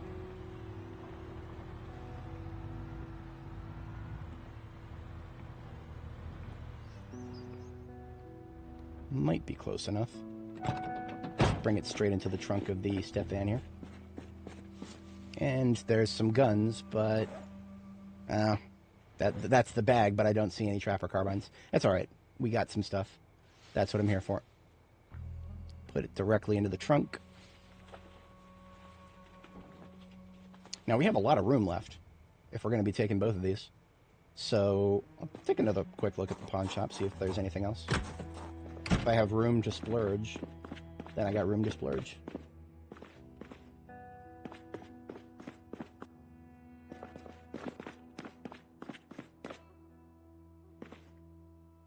I'm always a fan of orange. I don't know if you guys noticed. It's kind of rare that I actually have room for orange stuff. But now is one of those times.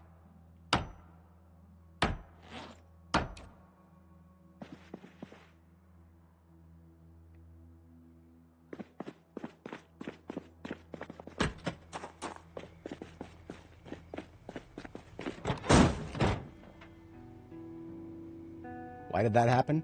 I thought towing problems were fixed, Indy Stone. I guess they weren't. What a shock. What a shocking surprise. I'm not that mad about it. I'm just... Damn it. That probably damaged the trunk of the ambulance a little bit. It was already imperfect, but it's the principle of the thing. I guess don't get into the driver's seat of a vehicle that you just hooked up and haven't gotten into yet. Because then that could happen. Whatever the hell that was.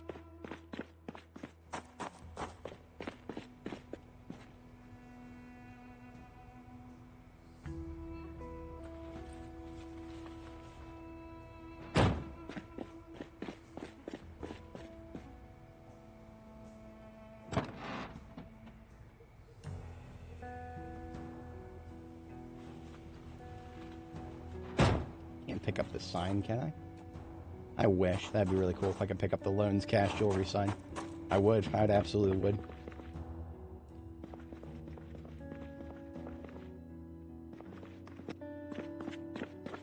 If I was going to do red-themed furniture somewhere, the red kitchen chairs and the red comfy chairs.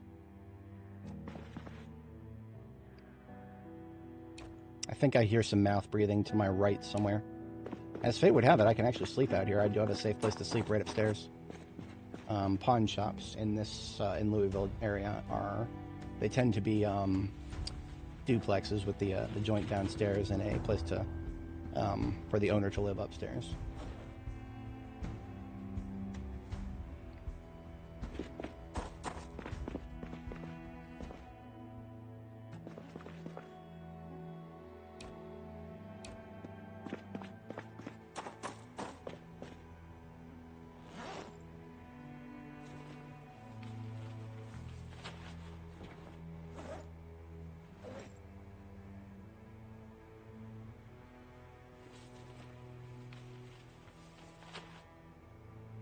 I'll put my fishing stuff in here for now.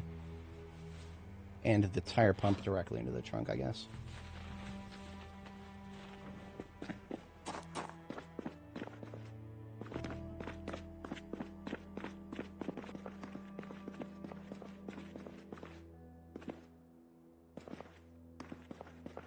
Nothing really jumps out at me as to the stuff on floor here. Pool cue, maybe? Is that a pool cue? Nah, it's not a pool. Pool cues are actually surprisingly rare. You would think you could find them in bars, but it's not very common. Not as common as they probably should be. Sports equipment is probably going to be important for NPC allies someday. Don't know if that's always going to be the case, but when NPCs get added to the game, they'll probably have needs that are different from ours. They might need to be entertained by things. Like, we don't have a recreation stat on our characters here, but NPCs might have recreation stat, like RimWorld NPCs do. I could see that being a thing.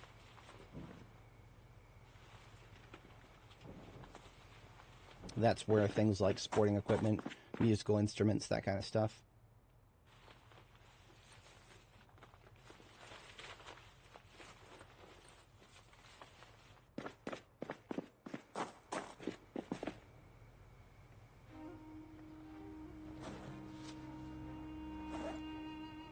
another jerry can.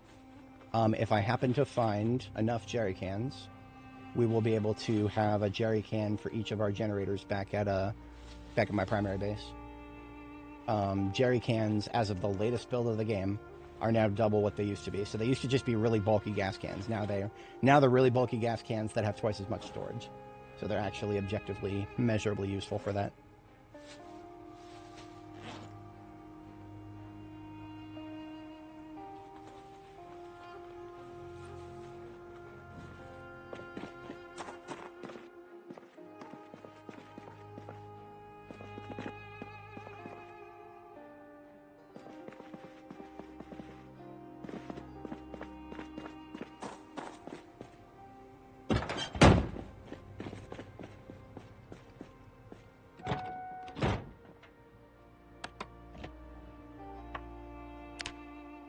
I will go ahead and sleep here just for the sake of keeping my sleep schedule on track. I'm stage 1 fatigue, but I can wipe out 2 zombies that would otherwise give me trouble. It's easy. Maybe stage 1 fatigue, but I'm level 10 strength, level 10 long blade.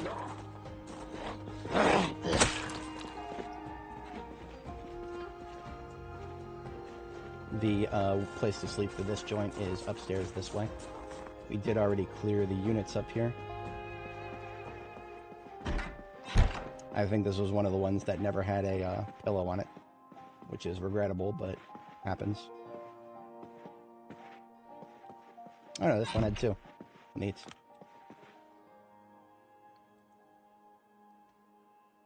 Before I sleep, we have foodstuffs.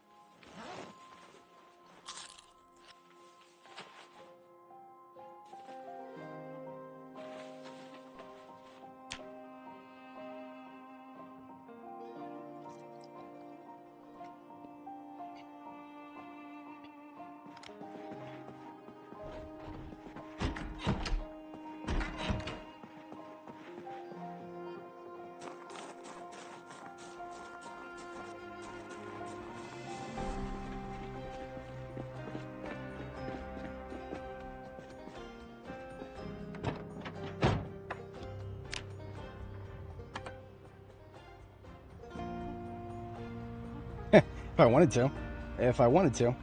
I don't know if I do, but we can steal these statues. I would need a shovel.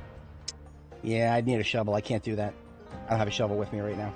But yeah, these statues in the graveyard, the big statues, they weigh as much as a fridge, but if you clear enough room in your inventory and you have a shovel, you can actually pick them up. Regrettably, I do not have a shovel in any of my vehicles right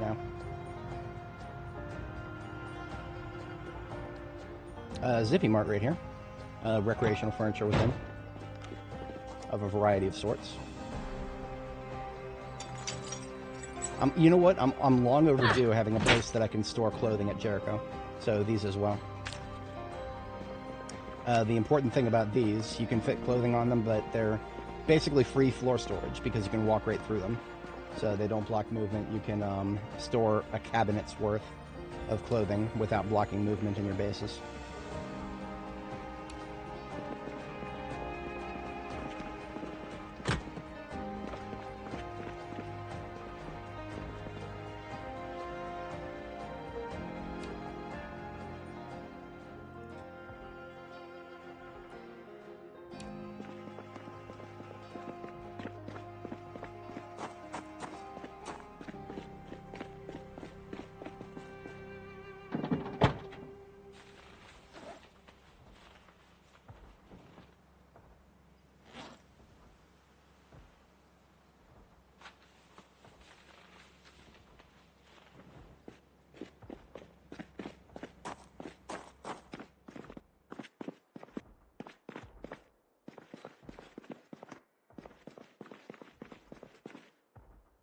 Now these shelves don't actually show you when there's stuff on them, so always check them as if they had stuff on them if you haven't yet.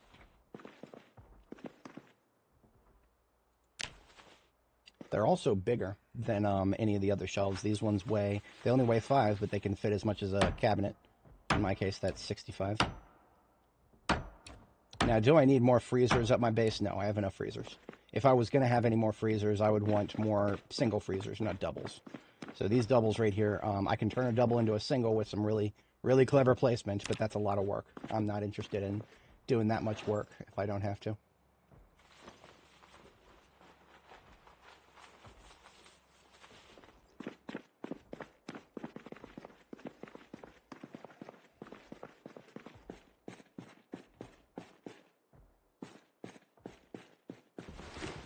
I'm not interested in looting the whole place, just the furniture.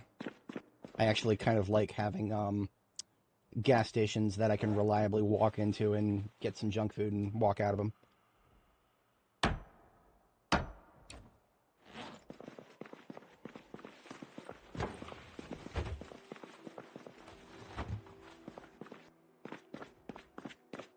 The pinball machines, you can still steal them. They weigh a lot more now, though. They used to be only 20. Now I believe they're 40. Yep. So I got to be prepared to move a fridge if I want to be able to move those. It's doable, and I will be doing it. Backpack into the...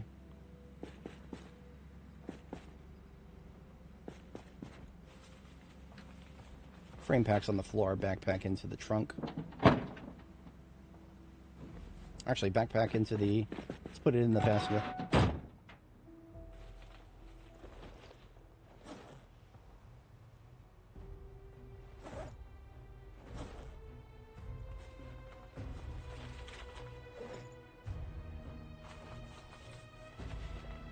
Trunk can fit 135, so that's going to be 40 times 2. That's it.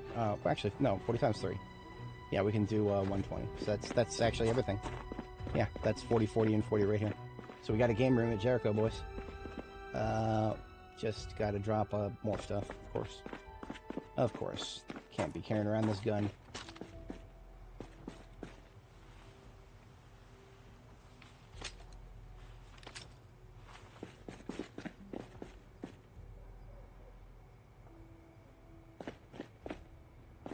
Now I can pick up something that weighs 40. Will the next run be a vanilla apocalypse? I'm interested in mods, of course, after stable and after, obviously, they've been updated for stable, right? So when stable comes out, when it first comes out, obviously none of the best mods are going to immediately be ready. So I don't know. I think I mentioned this before, but when stable drops, I'm going to take a good hard look at the patch notes, and I'm going to let that decide what we do next. If there's enough interesting stuff being added to vanilla with the drop, then I'll start a new character right there and then. If not, I might put Zomboid on the shelf and wait for some of the mod makers to get everything up to date and in line with stable, because at that point then I can much more reliably start a new save on now the settings. I will always do Apocalypse. It would only be a very special event if I was ever doing anything other than Apocalypse. I would be doing something slightly different if I ever did something like Extinction Mode. If I feel like doing anything else with furniture of the sort we could find here, I can come back for it. I don't need to go nuts right now.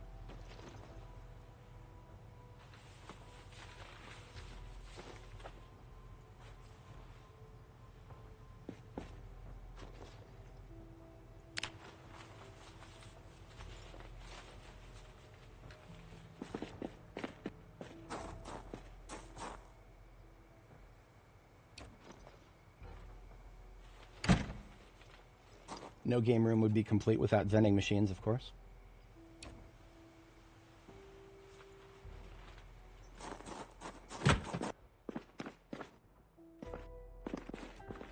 Now, the hot dog machine is one aspect, but there's popcorn machines we could steal elsewhere to complete the set, but we'll do that later. For now, we've got a great haul, and we're going back to Jericho at some point. For now, the closer place to go would be where we came from at our field base. These vehicles are just going to be migrated to Jericho when we get the opportunity to do so. What is my optimal route? We're going right past the Cozy Box. Literally, we're going right past. I didn't realize we were that close. Cool.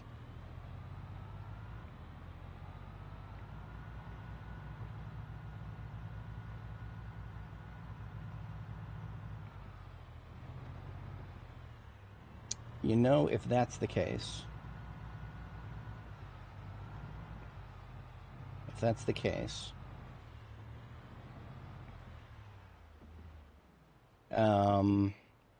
there's other stuff here at Cozy Box that needs to get migrated. So I'm actually going to leave both of these vehicles here. I'm going to leave both these vehicles here. We'll unload the loot later. And I'll sleep here tonight to get my sleep schedule on track and keep it on track. The loot I picked up and put directly into my backpacks can go into this RTB1 here. Which is now actually a perfect fit. I did not plan that, but I'm 100% okay with it.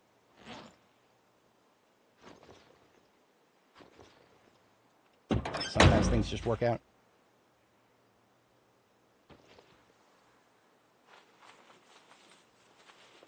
Weapons on the belt, where they belong.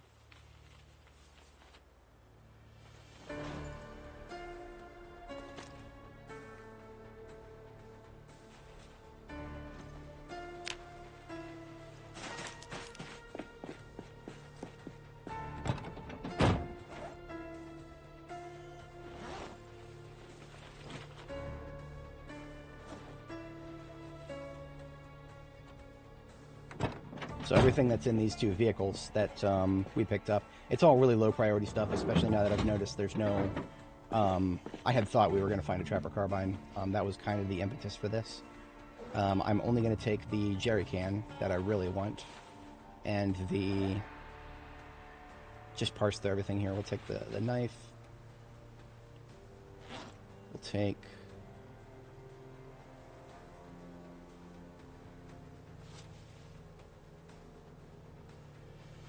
just the ammo and magazines from here. The guns themselves are much lower priority. And that's it. Everything else is fun stuff for later. And I'll sleep here tonight. Counting my emergency vehicles, these three to the center right can be used to tow a step van each. So we still have more step vans than emergency vehicles here. The KY Ranger does not count. The KY Ranger does not have the extra horsepower that a typical emergency vehicle would. Emergency vehicles of this caliber would have 480, like my favorite fire trucks would. This one only has 400. It's basically just a regular D6 that happens to have a light bar, so it's not as good. It cannot tow forward a step van as far as I can recall. So the KY Ranger there is going to tow one of these trailers instead. So that means but I do still have a surplus step van here that needs to not be here. We'll be taking a Kentucky Herald tomorrow. If anybody is not familiar with Cozy Box, it's a cozy place. I like it. It lives up to its name. It is literally just a little box. I built it myself here in the corporate park at Louisville. Among what we left here, there's a variety of stuff. Some of which is lower importance, some of it's higher. Start with water containers, so leave that here. I'm not gonna try parsing through everything here to see what needs to go and what needs to stay. That's a lot of work. I'm not interested in doing that right now. I would like to get back to doing some other stuff. But I may have left a trapper carbine here. That's a JS-14. About in here now. Any of these bags? This garbage bag is full of some really random stuff. Some of it should probably not be here. A couple of guns, none of them a trapper carbine. I know where I could go find 1 billion trapper carbines. I would have to go all the way back to Fallis Lake, though. Fallis Lake is that's my main base for everything outside of Louisville, if anybody's not familiar with my character's history. We spawned in Riverside, but we went all across the map, extracted what we wanted out of it, and brought it to the centralized location of Fallis Lake. In the middle, basically the literal middle of the map. And all these rifles on the floor here are 1 shotgun and 3 rifles. So, as always, I don't usually pick up I don't usually pick up trapper carbines. So, that's fine. There's another gun store here in Louisville. Hey, Gloria, how's it going? Good to see you. I have to step away briefly, IRL. before we proceed to get back to our field base. When I do, we'll probably do something indoors somewhere. Maybe we could always take another pass at the mall, among other things. I'll think about that, actually. While I have to step away here, I'll think about that. And when I get back, we'll commute and continue. I'll be right back, folks. Just a moment.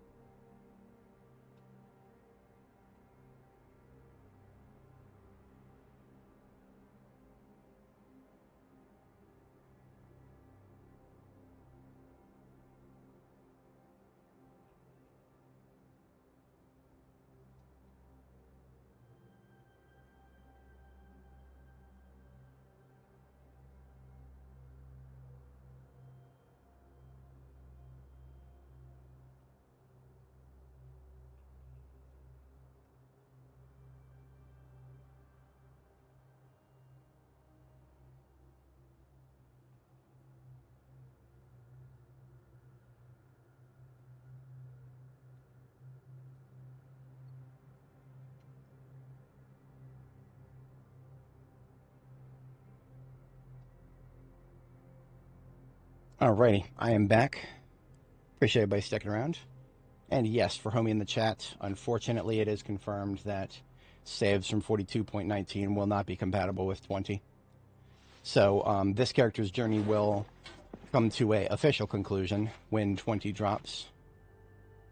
Doesn't have to be a permanent forever conclusion because of course I now have a time machine. I can go back and visit my prior characters whenever I want to.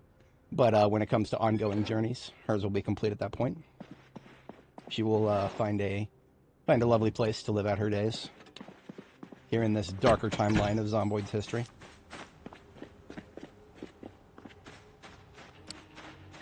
One, two, three on that side. 1, 2 on that side. If I was gonna take anything with me, I'm gonna take the animal trailer because we actually do have a couple of sheep. We do have a couple of sheep at at our field base.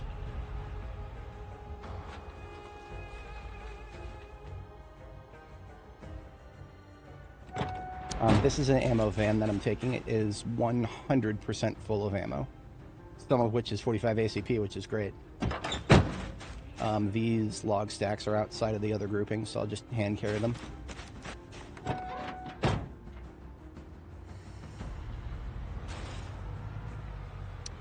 Nothing I need from the... This is an entire wall of crates that contain anything you could ever find by disassembling a car with metal. But I don't need any of that right now. And here is the animal trailer. We'll hook that up and back to our field base. Did I get too close to that? Yep.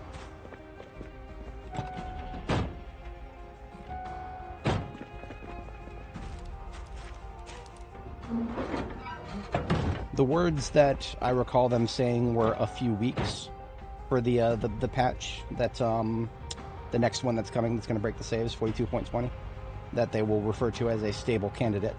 That doesn't mean that it will be entirely stable, but it does mean that probably what that means, stable candidate, is that it's going to be they're going to try. They're probably going to do a better job at not breaking saves started from that version onward.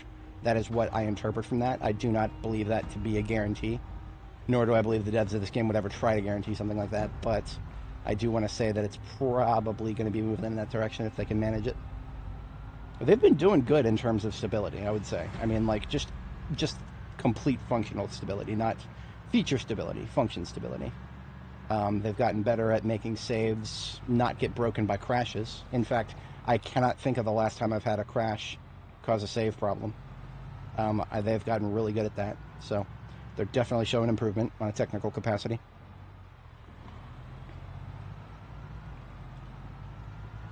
I'm here for it.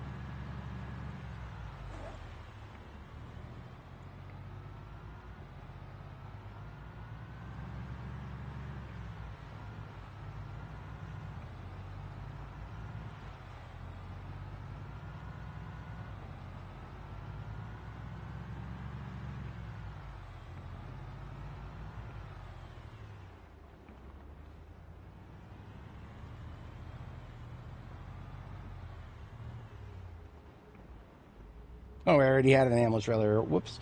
I guess I got two now. Sweet.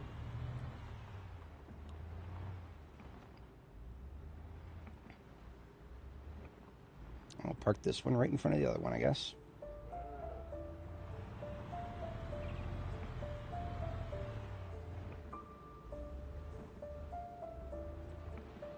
Maximize my ability to drive through here, so... Yeah, that's fine.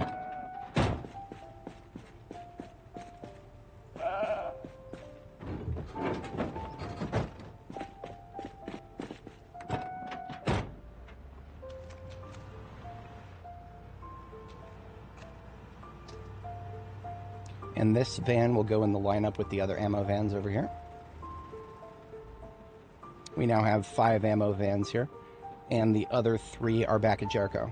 So all of our ammo vans are centralized in 2 places instead of 3. All the remaining assets that are at the Cozy Box are either towing related or they are unpurposed.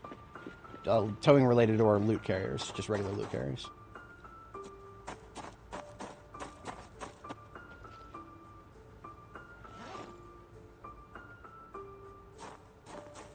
I do not know if I will need logs here in the meantime, anytime soon, but I will leave them there so that I know they're here. And I did forget that some loot went in here. This stuff is going to go back to Jericho.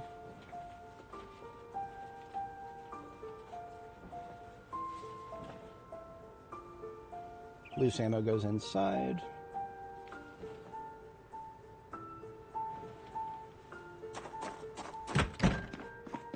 SWAT van carries the loose ammo.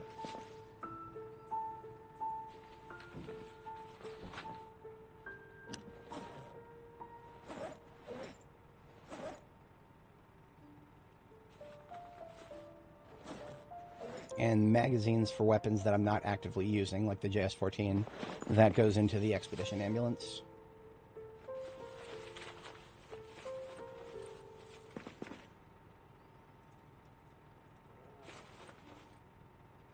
Duct tape.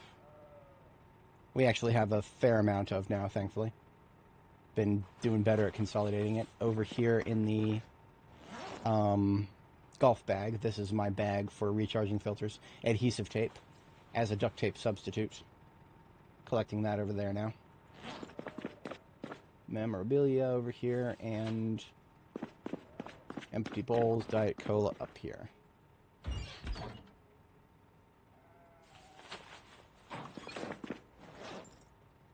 The seeds and the shelving, and that toaster really, can all go back to Jericho.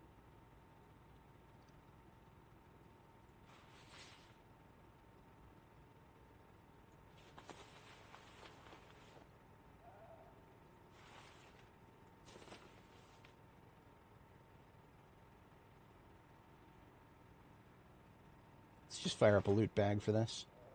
We've got some clothing I picked up from the... I think this is left over from the military surplus, and only some of it really needs to be here, like 1 or 2 things tops. Warm stuff, almost definitely not. Maybe just the wool hat. Pretty much everything else, except that military t-shirt, can go.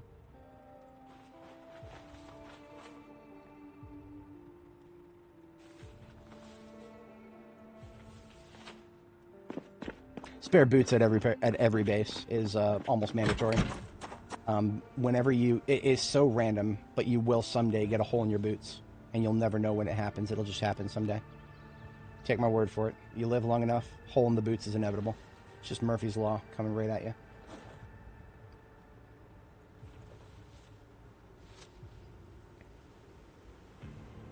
Just loose stuff can go in here, it's fine.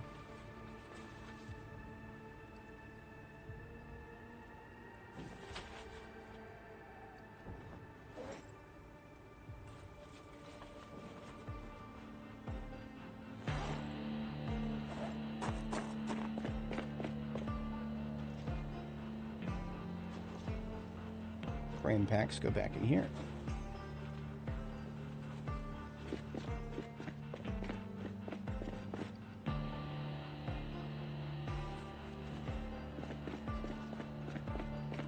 Alright, it is 12:30 and the fog is still here and it's not showing any sign of letting up. That tells me we are most likely in for all-day fog.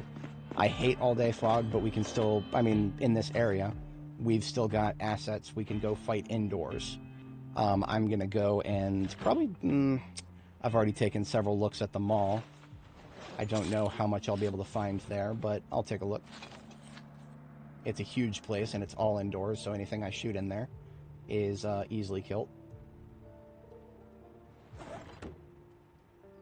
Yeah, no, I did the exact same thing myself, IRL. I bought some, they were non-slip boots for back when I worked at the grocery store. And they were just such good boots, I just kept wearing them. I used them as hiking boots. I used them for outdoorsy stuff. I kept using them until the sole just started coming, clapping off. And now I've got a pair of soleless boots that someday, if I ever get really bored, maybe when I'm older, retired or something, I don't know, I might try to learn how to fix them properly. I tried like some super glue for a little while to see if I could make it work, but I got tired of that pretty quick. I'm gonna wait till I have time to think about it, and then someday I'll look into doing it proper.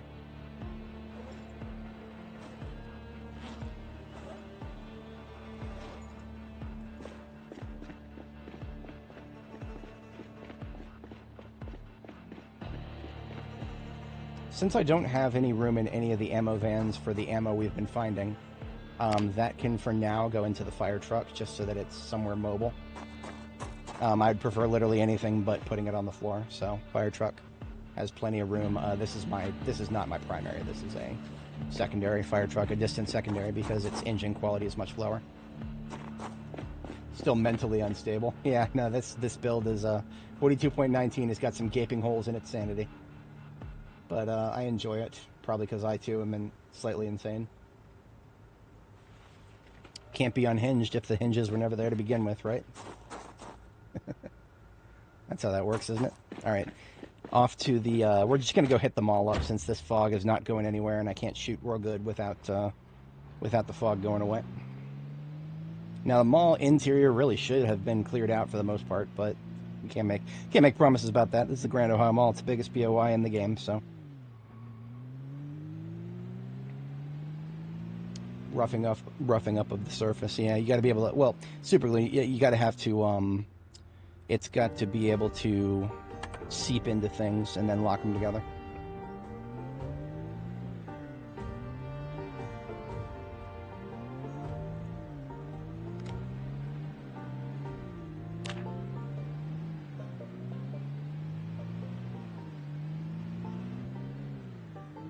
Now, the one biggest loot point in this building that I really wanted to loot was the gun store, which we've pretty much completely cleaned out.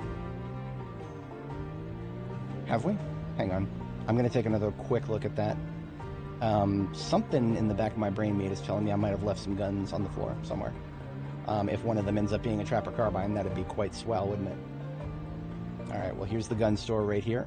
As you can see, crates and stuff on the floor. Some Zeds to wipe out, but overall.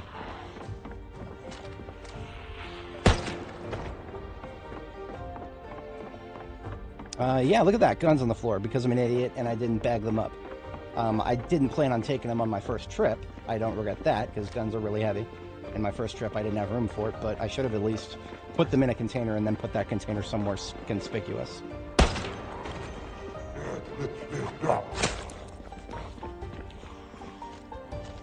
Look through that. Give me a nice shot. Come on. There you are.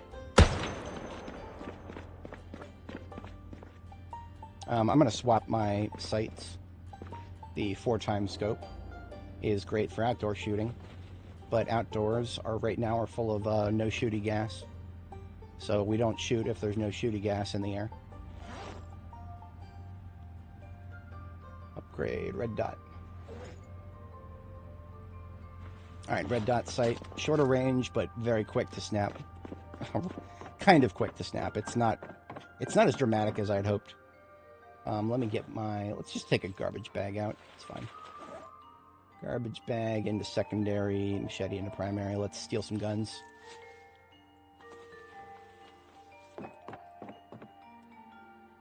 See, whenever I hit a gun store, I always prioritize the ammo over the guns at this point because maintenance has been maxed for a very long time, so I don't have anywhere near as many problems securing weapons as I do ammo. Except for the weapons that I've been sleeping on, such as the trapper carbine. And of course, there's not a single one on the floor here. Why would there be? Now that I've found a gun that has a surprisingly useful niche, of course none of the local gun stores have backup copies of it. I don't know what I was expecting. That's just my luck right there, is all that is. I'll take the platforms I know for sure that I like. I suppose an L94 wouldn't hurt just to have one. Everything else is a nah, we've got plenty of.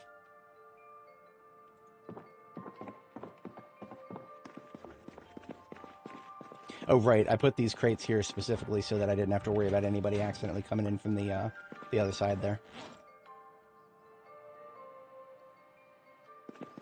Boxes of water ration cans are possibly one of the most useless things in the game. The Ohio River is literally right over here. You can almost see it. Yeah, you can see it. You can see the Ohio River from here. If you don't know how to get water in this game, water ration cans are the last thing on your mind at that point. There are so many better options. I couldn't list them all in one stream. Radios are not a factor right now. We don't have that much storage space. Radios are if I have a step van and literally nothing else in it. Radios will be a lot more useful someday when NPCs are around. You'll have to communicate with them over long distances. And no guns will have made their way out here, so we probably just have room to toss this garbage bag straight in the trunk. Yep, we got just enough room for that. It's not normally a loot carrier, but today it is. Mouth breathing to the right, probably upstairs. Nope. Now she's upstairs. Like, all the way upstairs, like, Alright, who am I kidding? He's probably in hell. Downstairs now. We are a nation of sinners here.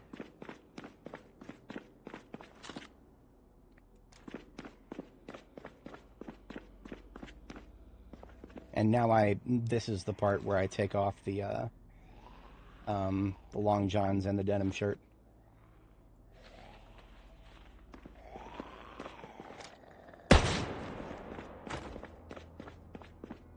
Popcorn machine, yes, absolutely. I was talking about... Oh, holy shit! I couldn't see her on the floor. Okay, fair enough. If you're gonna be like that. Just try to spoil my fun while I'm stealing a popcorn machine. Go for it.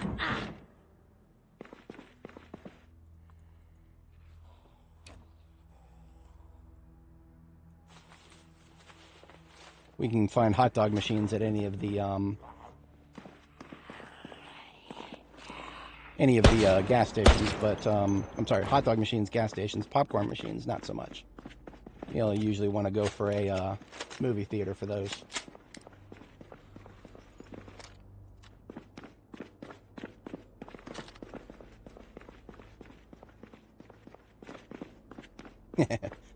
I wasn't exactly in danger unless I failed to react for another second and a half, but it's the principle of the thing.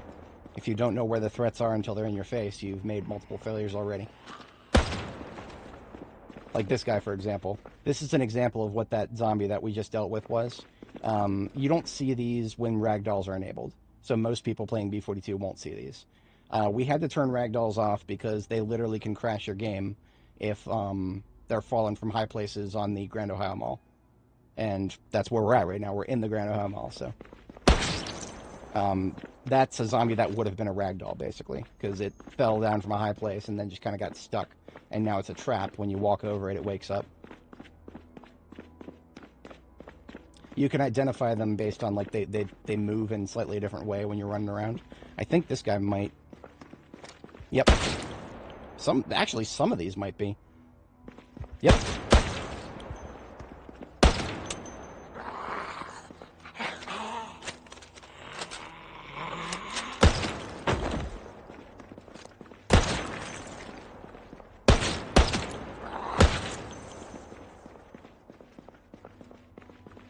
One round.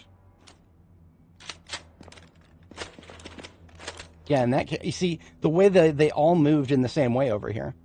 So I thought they were all regular corpses, but then I looked at the one, and I was like, now that, but because they're all moving the same way, everybody except for this guy right here. Everybody else, if you look at the way they move very subtly when I move, you see how they're kind of bouncing a little bit. Again, don't think too hard about this, because you're never going to see this if ragdolls are enabled. These are just zombies that fell from a high place and just face planted because they should have been ragdolls, but we disabled them because they don't work right here.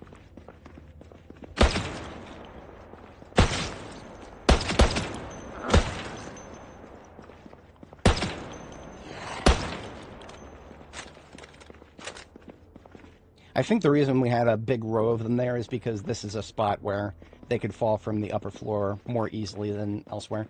I could have swore that we already dealt with a big row of them just like that. But in any case, that should be that particular spot taken care of, at least. We can check upstairs next. I think there's a coffee shop up there that I don't think I actually looted. So we could go up there and take some loot out of the coffee shop.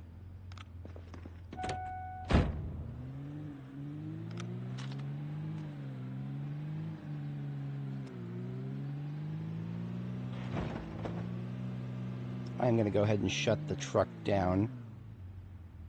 I'll just leave I'll leave the lights on, but not the light bar, just the lights, so that I can get some light down here for when we come back downstairs. I'm paranoid about leaving the light bar on when I leave an area. I might walk around a little bit upstairs. If I leave the area, I will feel very uncomfortable with the light bar running. Sometimes zombies can attack it. And the only time I've ever seen a light bar get destroyed in such a way that makes me think it was zombies was after I left an area and came back. It seemed like the light bar had been destroyed, and it seemed like it was surrounded by zombies. So It was because I left it running. I've never seen it happen otherwise, so I'm paranoid about leaving it running if I step away. So this is a coffee shop up here. It's Starbucks. They call it Seahorse, but everybody... this is Starbucks up here. We don't often find coffee in here, but when we do, it's going to be in the cabinets. As my supervisor from Starbucks would have told me.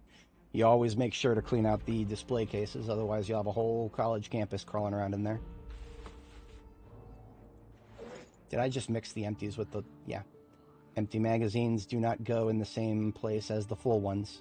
It's literally why I'm carrying around this stupid-ass satchel right now. Okay. Much better. Sponges for filter recharges, sugar packets. We're good on mugs. Cinnamon roll. Those don't go bad. I'm sure after, what is it, 1 year, 8 months, 23 days? Yeah, sure. We can go just find a cinnamon roll somewhere and it's perfectly safe to eat, right? Yeah. Totally. In this universe, they are fully non-perishable.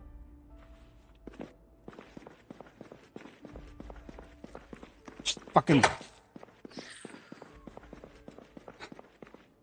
I'm paranoid, but it's why I'm alive. It's not good for my heart rate, I'll tell you that much. There's some coffee. Hell yeah. That's what we're here for. That rare, rare stuff. 1 full cup of which will actually delete significant amount of fatigue. There's 3.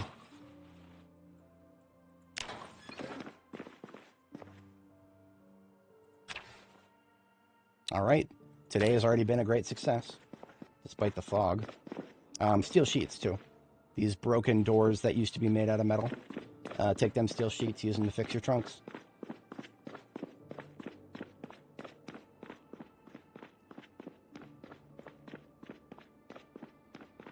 Nice little sweep back there, ain't nothing.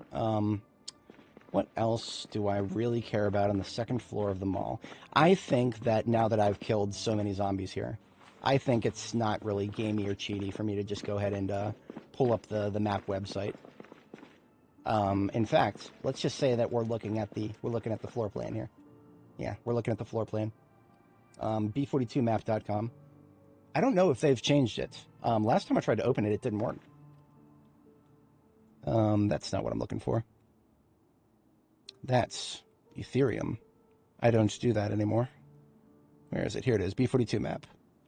Yeah, this is what it did last time. It just didn't load. It just gave me a spinny bar. I think they've changed it. I think that's because the official website, map.projectzomboid.com, I think it can do different versions of the game now. Can it? Is it not loading because of... No? I don't know. Hey, Richard, how's it going? Domain change? I mean, so this is the... I used to have this bookmarked, this one here, KTO, what you just posted. That's what I have bookmarked here, but it doesn't seem to be loading for me. Does it work for you guys if you load the URL that KTO posted there?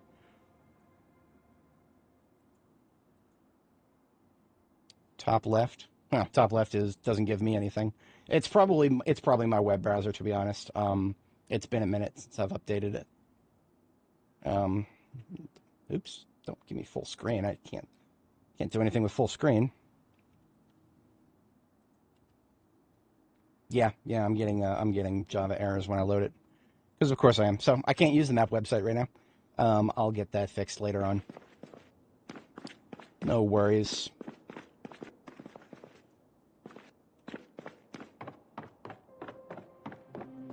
This, like many stores up here, is a toy store. See, I don't even think we would know that if we looked at the map website. The map website would show us this, but how can I even tell what these shelves are until I look at them?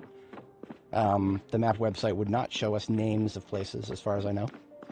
The only thing that probably would help us here would be the, what's it called? The, I just dropped that on the floor last time I was up here. The only thing that would probably help us would be the brochure, if I had the brochure. Oh, that's pretty neat. Yeah, I did see that they've added the ability to load your save files into the map website. That's pretty cool.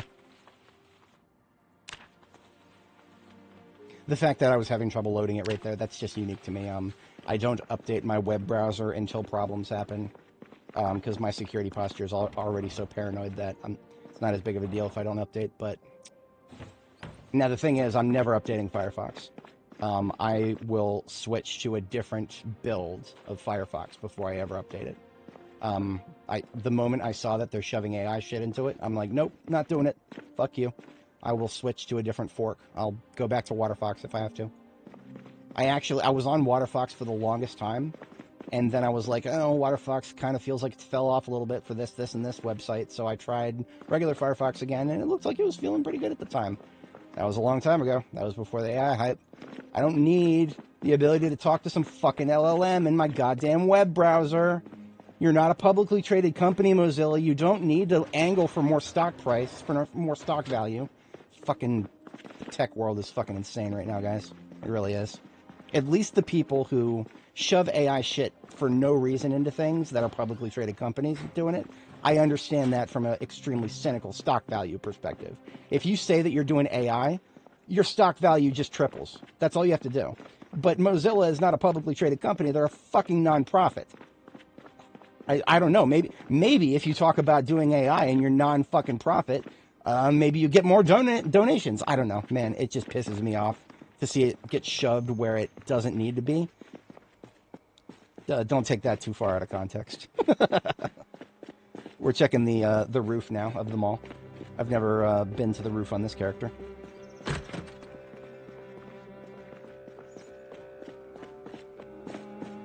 Now, when I say roof, what I really mean is just an outdoor section, and then we'll go up those stairs over there. I'm not doing Brave. I'm not going to go to the Google's ecosystem. I'm not even somebody who's de-Googled it.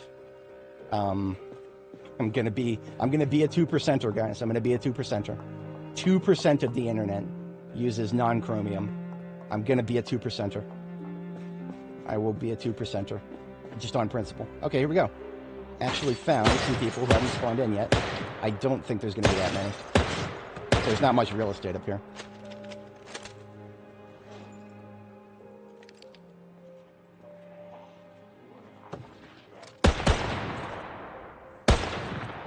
Double shot and a miss. Okay.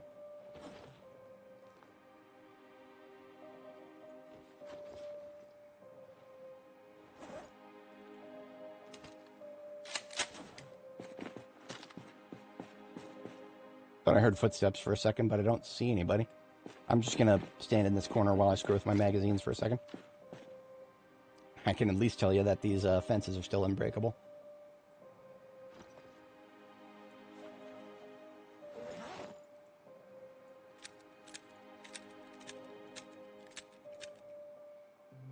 Brave is probably perfectly fine. If, in fact, okay, let me tell you something about Brave. My parents, who are just boomers, Brave is good enough for them. If you've got somebody who is hopelessly tech illiterate and completely uninterested in actually learning how to be a little bit better at protecting themselves on the internet, Brave is probably one of the best solutions, easily. Firefox is okay-ish, especially if you're using, like, you know, WaterFox or one of the slightly de-Mozilla builds of Firefox, but the best solution for somebody who doesn't feel like learning extra things to be safe on the internet, Brave is probably the most respectful solution that they have. That's the best way I would phrase it, most respectful. It is not the most private, not in the slightest, not with all the... They do have to make some money, so there is some stuff they're doing that I personally would not prefer to involve myself in, beyond the remit of not wanting to be in the Google ecosystem. Or, sorry, I mean, I don't fucking care that Chromium is supposedly separate from Google. I don't care. It's Chromium is... If the Chromium project is told to jump by Google, they will ask how high and can I give you a back rub, sir? It's that Chromium does what Google says. They're literally just they're not Google in name only. We need to have a an acronym for that. Not Google in name only. Nagino. Fucking Naginos. That sounds like a slur. I'm not going to say that. Somebody would sentence me to say me something much worse if I ever said that. Not that there's very much of substance up here. Give me this steel sheet, and then we're probably done with the roof. The roof, though, the helipad up here. If anybody was ever interested in an interesting mod challenge, there is a mod. I've never tried it myself. I saw a video, scrubbed through it, of a dude who did the mod challenge. He never made it past the second floor. But apparently, it's like a Dead Rising scenario. You got to get to the helipad on the mall, and then you can escape. I don't remember if there was supposedly a time limit for it or something, but he seemed to be in quite a rush to make it happen, so there probably was a time limit. Oh, Libre Wolf, yes. Yes, Kraken, I completely had forgotten that name. That was on my list of things to try, or at least to look at. But without the list in front of me, I'd completely forgotten the name. No more loose ammo to refill from. We've got 3 in the magazine. I'll just keep that in mind. It's fine. The firefighter axe that I forgot left up here. I'll put that in my backpack, and then we'll be good to proceed. The fog is done, so I'm not stuck here at the mall any longer. But now that I'm here, now that the fog chased me here, we'll come out of here with a full can of loot.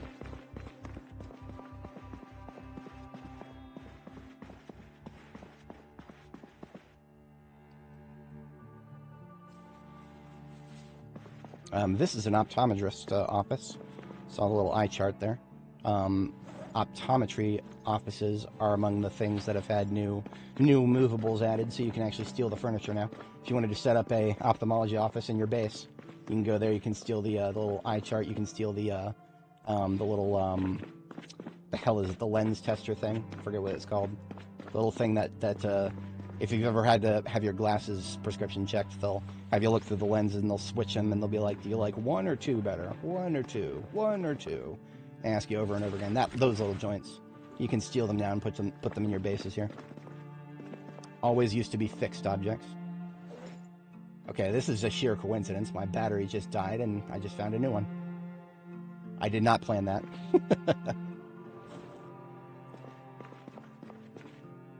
It was not a full battery that I replaced it with either.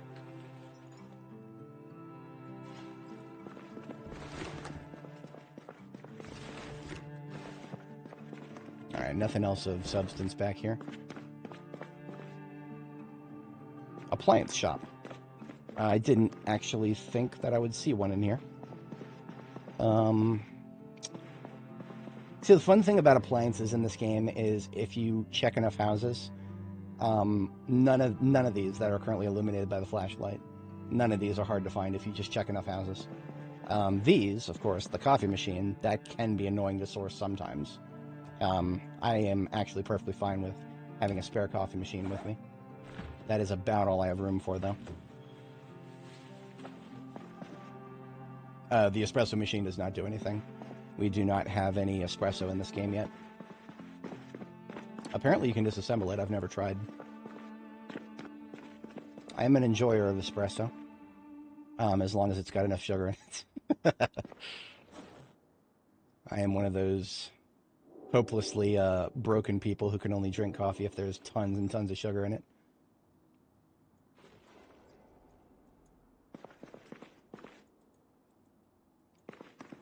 But I don't participate in the coffee ecosystem at all anymore.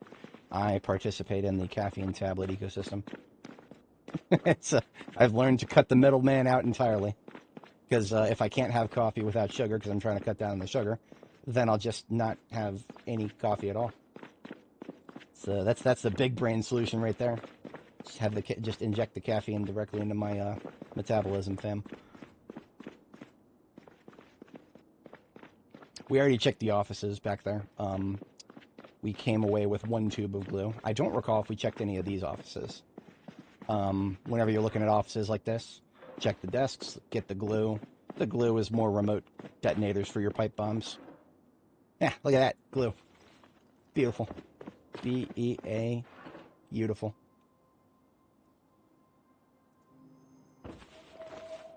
I'm gonna steal this handbag because it looks pretty. I don't really need any of this stuff in it. This handbag belongs to somebody named Lois. I guess Superman didn't exist to save her.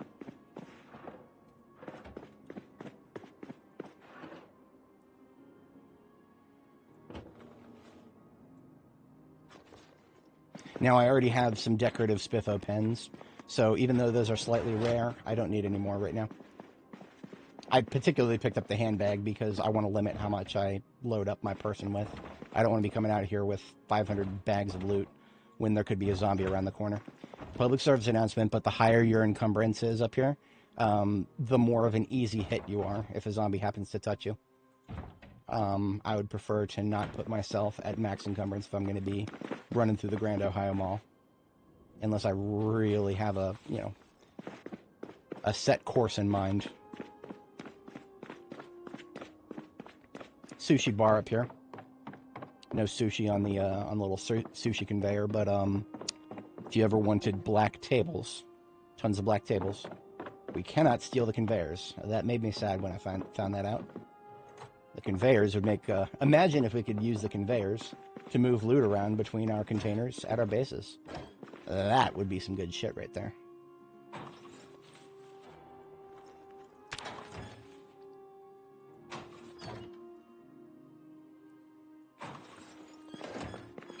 Oh, I hit the next stage of encumbrance anyway. Well then. I think that's my sign to leave. I don't really need 4 units of rice. I'll take rice vinegar. That's a little bit more rare.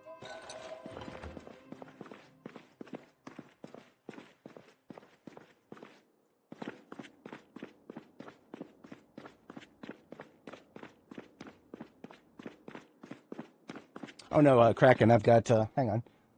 This is, the contents of this is 1/3 black tea. No, okay. Don't call me, don't, I know you're gonna laugh at me if you're an avid. It's just Lipton. It's not anything special. But, it's black tea. I do 3 bags. I do black, Lipton black. I do, Numi, jasmine green, and 1 chamomile. And then I brew all 3 of them together and add a little bit of lemonade mix. I have been trying to wean myself off of the last part of that equation. Because obviously lemonade mix has sugar in it, but if I keep lowering the content, then eventually it'll be gone, right? That's kind of that's the goal with that. We'll have to come back later if we want to actually loot the whatchamacallit, the workshop that we just ran through, and then the electronics store. We have already taken the small form electrical stuff. The last stuff we would be able to loot from it would be the TVs and stuff. We'd probably pick those up, disassemble them, condense them, but we're completely full, so we're out of here. It's also the evening, fatiguing moment. Well, no, chamomile relaxes you. I wouldn't say that it makes me sleepy. And I actually need something to relax me every once in a while. To kind of counterbalance the caffeine a little bit.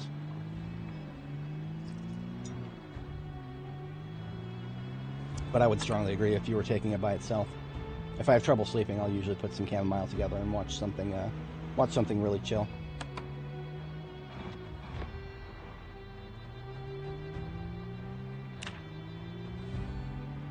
Doing another pass through the parking lot here. I don't expect to see anything that like jumps out at me, but that is something that we've only taken a couple of vehicles from the lot here.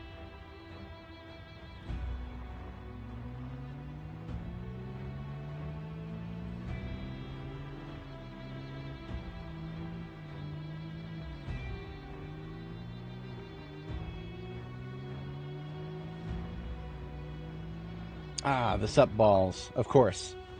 Yes, the sup balls. Why not? I can't hook it up from the front. There's no way without moving it a little bit. So I'll move it a little bit.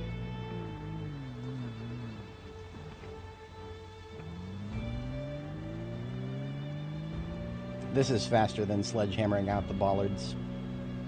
The ability to hook up at like a perpendicular angle if you're going to try to tow a vehicle, the ability to hook up at a perpendicular angle has been basically removed. Even this angle might be too steep.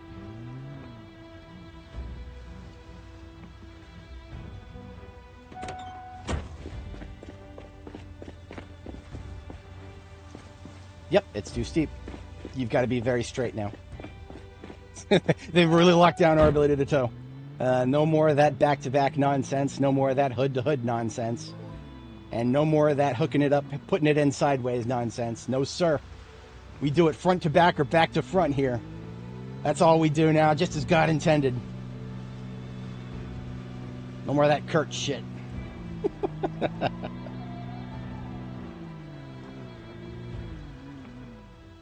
God, I miss old Family Guy. It has not been the same for a long time.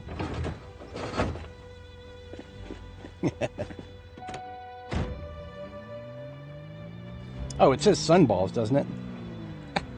Every time I look at it, the N looks like a P because the way it's the way the L's kind of close in around it. It just looks like a P to me from a distance. Sup balls. And we don't have enough anything to make it up to speed here. Yeah, we're going to bottom out before we even get to second at this rate. Well, at least we've gotten it out far enough that I can, nothing. Trying to do a step van from behind is actually really difficult.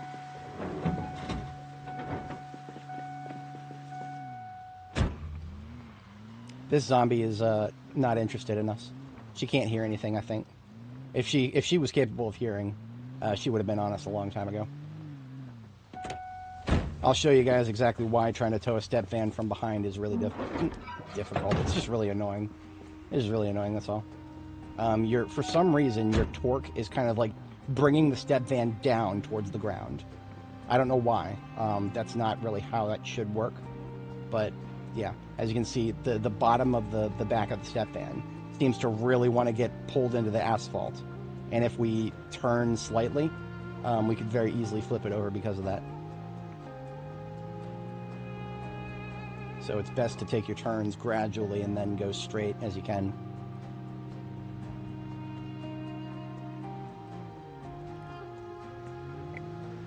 Yeah, so you can't do any micro corrections without wobble, wobble, wobble. Is it really necessary to have the sunballs? No. Do I want it? That's your goddamn ass. I want it. I really want it.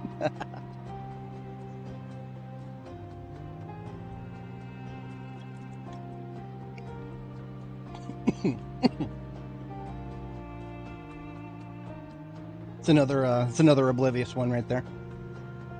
That's just Chuck. He's just wondering why the mall's closed. He doesn't know what's going on. I'm not going to bother him.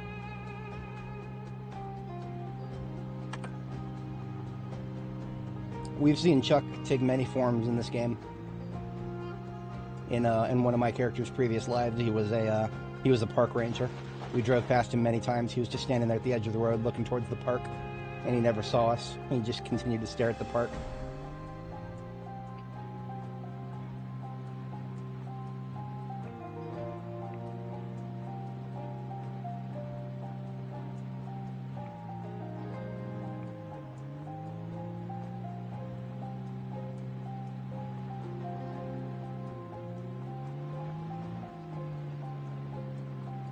Yeah, whatever, I'll just shut up here.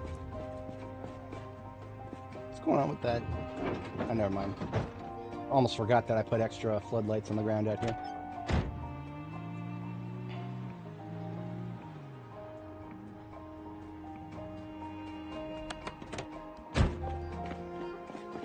Alright, first thing is to drop all the steel sheets I picked up. Got plenty of those.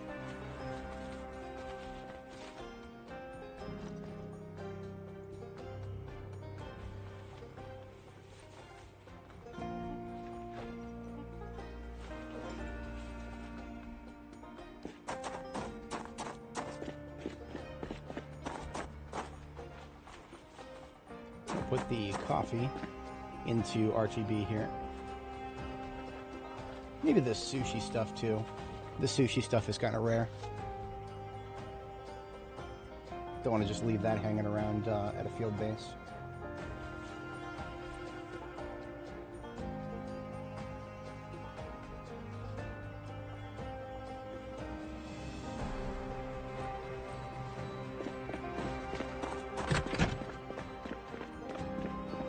And it's still not quite warm enough outside to be running around without these crafted cotton long johns and the crafted denim shirt here. These are my underlayers that I took off while I was running around inside the mall, because otherwise I'd be overheating my face off. But now that we're not inside the mall anymore and we're outdoors and there's no more body heat, we're getting super cold, so we can't put those away yet. Soon, it'll be summer, and we won't have to think about insulation again for a while. Looking forward to it. This game's implementation is tediously realistic.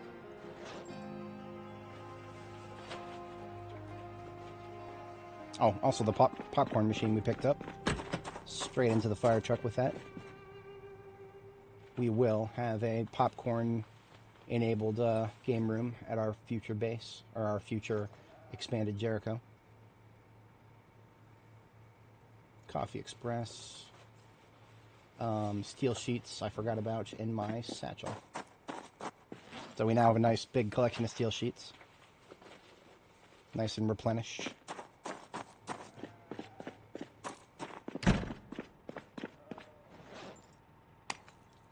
That was the sound of a light bulb burning out. The twine and this glue both belong to the bomb making kit. Twine is more common, I don't need that much. But the glue, this is the only glue I've ever found on the map. My character has been, she's been around. She has been around. Now I've not gone too far out of my way to find glue, but you see all I've explored, and we only have 10 sticks of glue. It is one of the, by comparison, most annoying to source materials in the game, in my opinion. Mostly because there's no substitutes for pipe bombs, remote pipe bombs. If you want to make it remote, you need glue. There's no epoxy, there's no using wood glue, none of that. Absolutely none of that.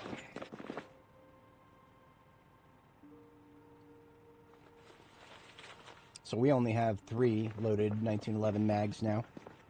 That's perfectly fine. Just means we are probably going to load some more later.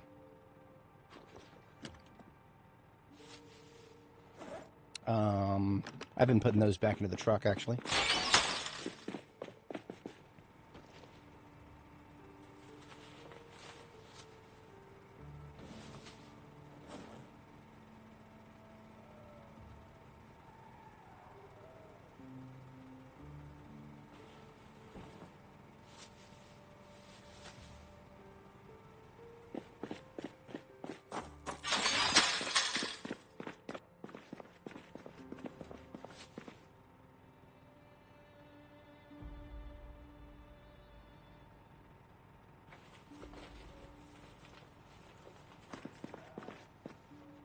A little bit of each. These are guns that are ready to go. They're not really damaged at all. I'll have to do something else with the rest of them. I don't have room in the SWAT van right now, so I'll have to triage what goes into the SWAT van, what goes elsewhere later on. And then we'll have a bite to eat, then we're ready to sleep. We're only a little bit late for bed. Very productive day. I'm just straight up eating kale every time I get hungry right now, because the kale is going to go bad not too distant future here. We'll need to make some kale heavy salads to use it up properly. We'll do that maybe as an overnight task.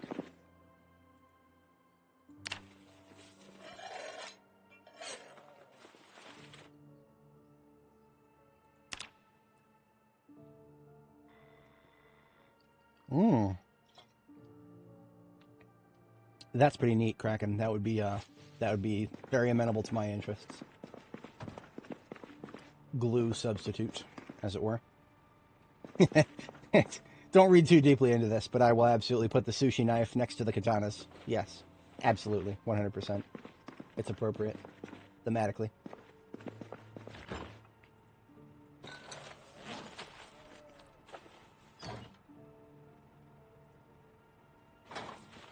I'm going to take like 10 of this kale and shove it into 10 salads.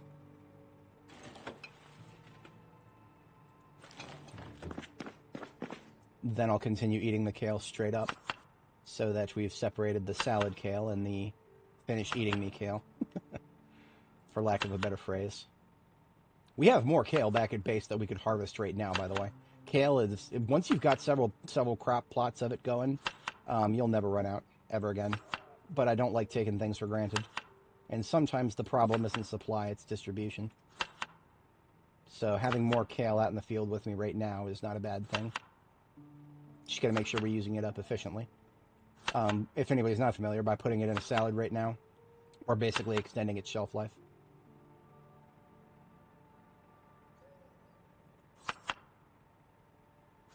Because these salads that we just created, their shelf life is just started. Meanwhile, this kale has been in the fridge for several days now.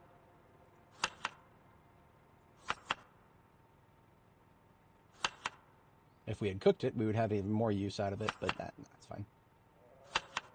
Cooking just magically makes it reduce more hunger.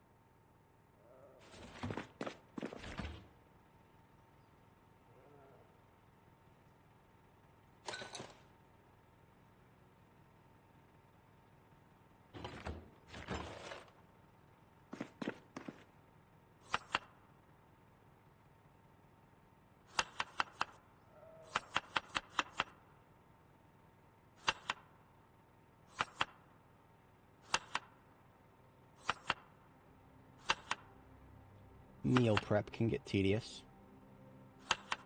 Sometimes very tedious, but at least it doesn't have to last too long.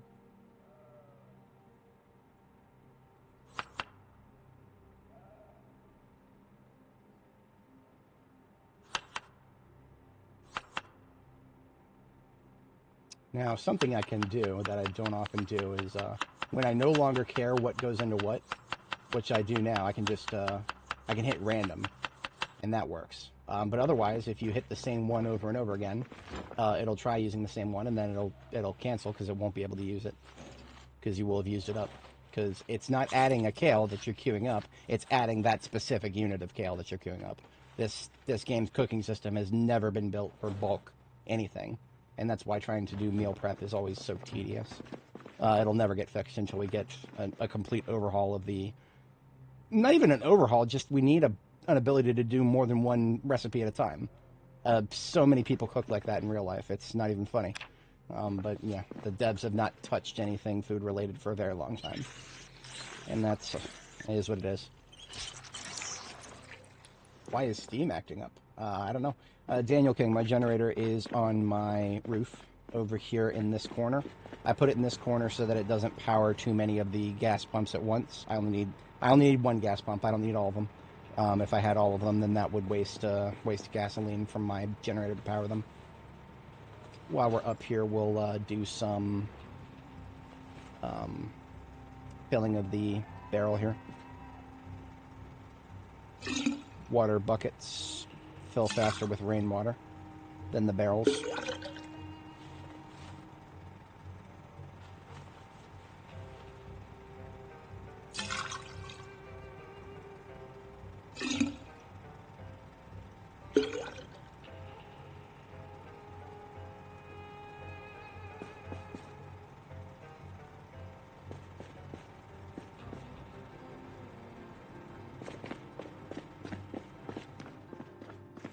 And we're a little early for our second bedtime. I usually shoot for 5 a.m. Maybe I'll just wash up a couple things, and then we'll hit the sack, and then we're ready for tomorrow. I'm hoping we won't get more whatchamacallit, bad weather. We might. It's possible. I do recall hearing more rain, possibly. I don't know. Bedtime.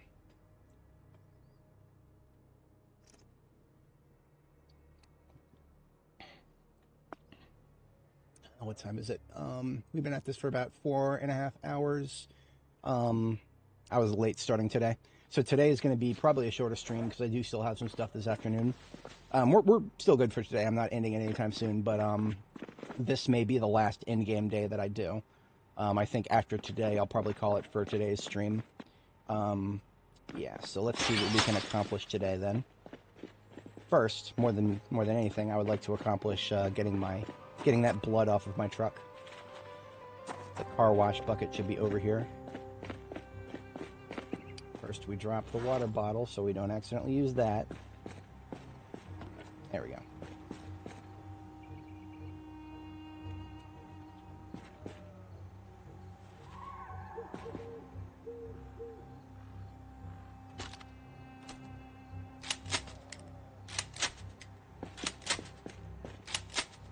Did I do all 4? Of course I did. Why wouldn't I?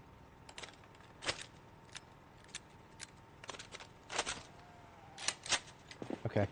I'm a bit of a goofball. Just a little bit. I mean, we're so close to being ready to switch back to just reloading bullet by bullet. I'm just going to go ahead and start opening a few ACP boxes here.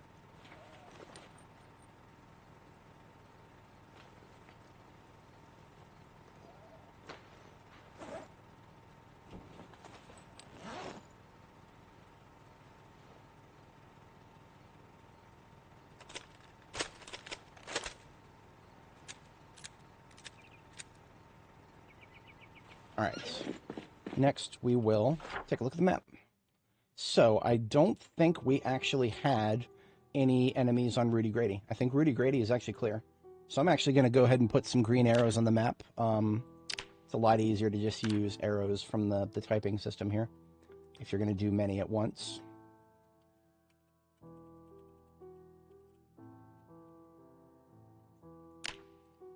We'll set it to 270. Now I'm going to start by setting them to red because I don't yet know if we have any problems on this road that need to be dealt with. That's what we're going to confirm. So these will start out red and then we can change them to green once we are certain that there's no threats on this road, because we need a supply line from Butcher Base, which is where we're at right now, and our power center, which is Jericho over here, the J. I think I can very confidently put green arrows at least over here. Wellington Heights, there were only ever 1 or 2 stragglers there. The only thing that's really a question mark, actually, is this yellow building right here. That's the brick one we passed that could have a lot of zombies coming out of it. And that's probably what we'll take a look at first today. After that, I mean, just there's residential all over the place here. I would be perfectly happy to spill some of this residential into a central area that we can bomb them in, but we don't have any bombs. That is a skill issue. I need to have some bombs. We have all the materials. We don't have to go anywhere for them.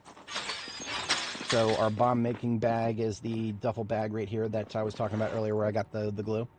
In addition to the glue, we need scrap electronics, twine duct tape, stuff like that. Plenty of all the above here. All we need then is some sacrificial bullets. I do pipe bombs in groups of 4 these days. So I'm going to take 4 of these boxes at 30-30, which can only be shot from a gun that jams all the goddamn time. So we'll just take those bullets and open them up, 20 to a box. 20 bullets worth of gunpowder to make a single pipe bomb. So here's 4. Just to crack open all these bullets. This will probably take about an hour.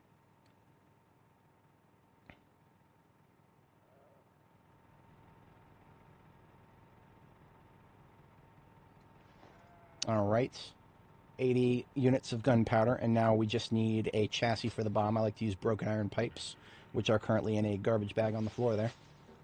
So we can now make 4 pipe bombs.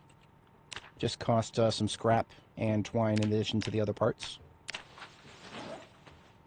Uno, dos, tres, cuatro.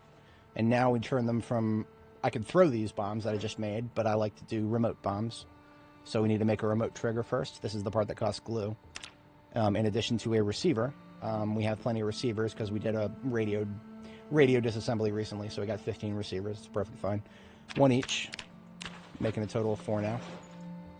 1, 2, 3, and 4. Then we just got to slap those triggers onto the bombs. That costs duct tape. So add remote trigger to bomb times 4. And it also costs a couple scrap electronics. Basically everything we just did. All 3 stages of these 4 bombs, everything cost us a few electrical parts, that's fine. That's why I have 35 of them in there. So now we got 4 remote pipe bombs, and we stick them into the trunk. And we are equipped to handle pretty much any threat Louisville could throw at us right now.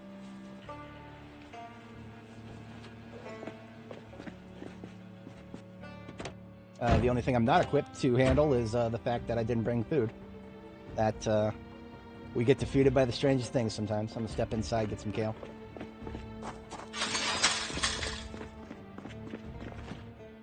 This kale that has not yet been put into salads, I'm just going to straight up eat a couple pieces of that, and then I will take 2 salads with me.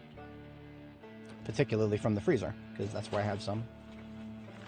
I can replace those with the kale from the fridge, so we don't have to think about kale anymore. Perfect.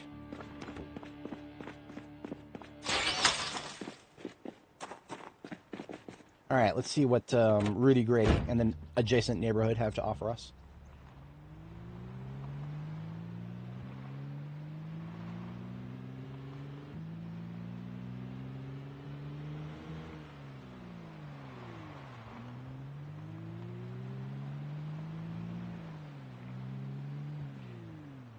The adjacent neighborhood is right here, but I don't have direct access to Rudy Grady from it. I gotta start there, because the primary concern is making sure that this road is clear.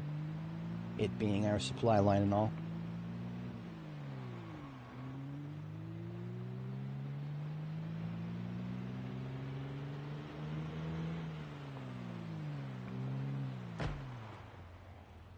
Now that we've cleared the bulk of the foot mobiles outdoors, I will not acquiesce to anybody slapping doors.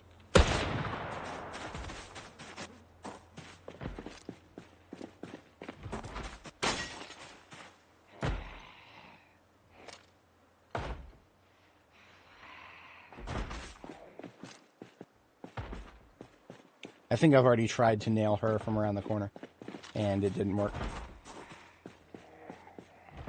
I hate these situations because there's no easy way to flank that one, because I can't even go in the back door of the house. The back door of the house is a tightly clustered forest with stupid little walls around it.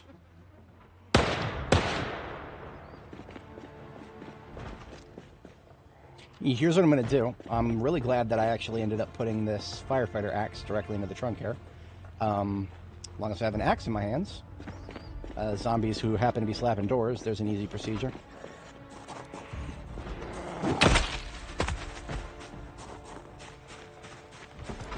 So, we play a bit of a back and forth here. She slaps, I slap.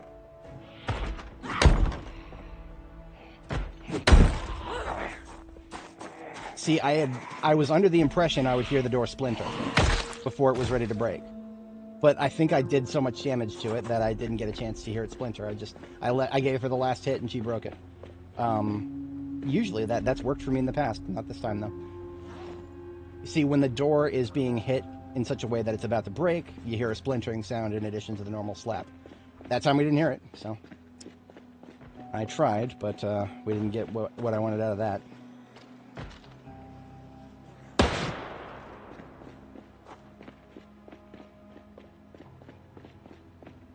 We've got outdoor activities today with good weather, so I'm going to switch back to the 4x scope.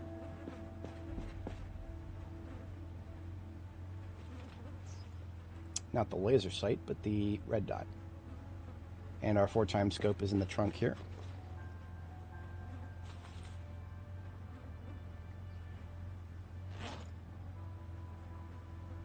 Now I'm just standing here casually in a very stinky place with lots of corpses all over the place. I shouldn't be doing that. That's how I get sick. There's no need to be standing right there.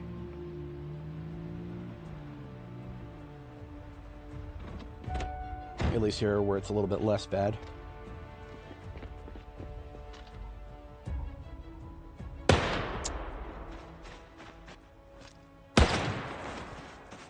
I did not leave any interesting guns out of this place. No, just a flashlight and a tire iron. Is that my last?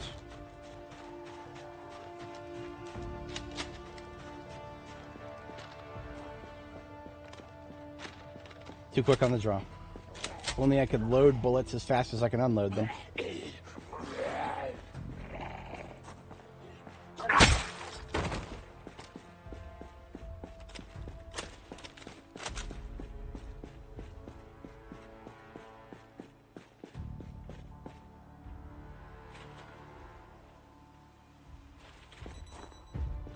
And I'm getting out of audio range of that ASAP.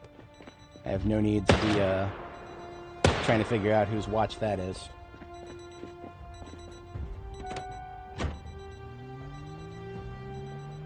Electron House. That sounds like an electric store. Whose window is that? Upstairs?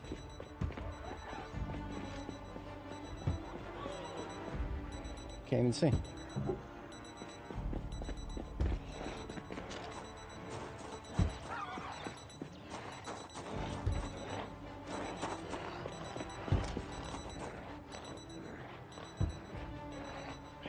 I can't.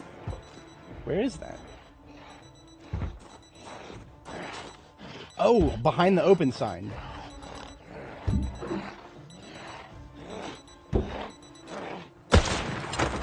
I had a feeling that shooting the open sign might delete it, so I took the light bulb out. If you take the light bulb out of an open sign, you've got a black light. It actually looks pretty cool. So I wanted to make sure I didn't delete that.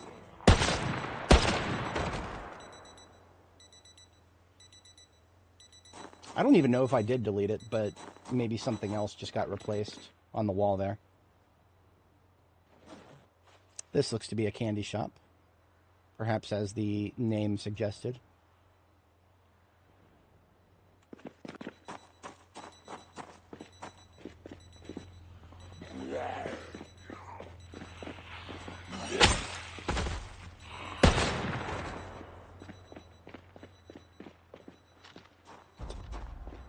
Alright, well, getting some good use out of my 4x scope here. I'll stand on this side-ish so that I can see anybody who's coming up behind the top of the building here.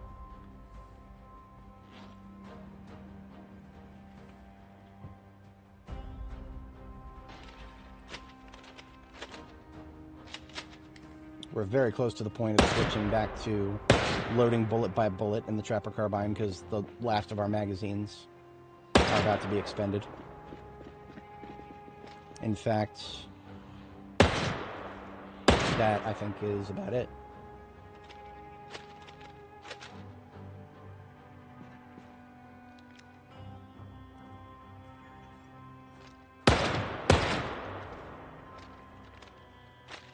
Yep, back to bullet by bullet.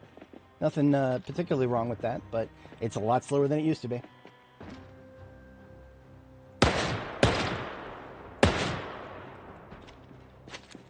Gets us the same amount of experience as we probably would have if we were just reloading tons and tons of magazines. Just a couple blind shots going by the location of the red crosshair there. I don't even recall killing the guy back here with the orange hair. I would have noticed that beautiful orange hair. And he's been dead for a while, so I don't know what happened there.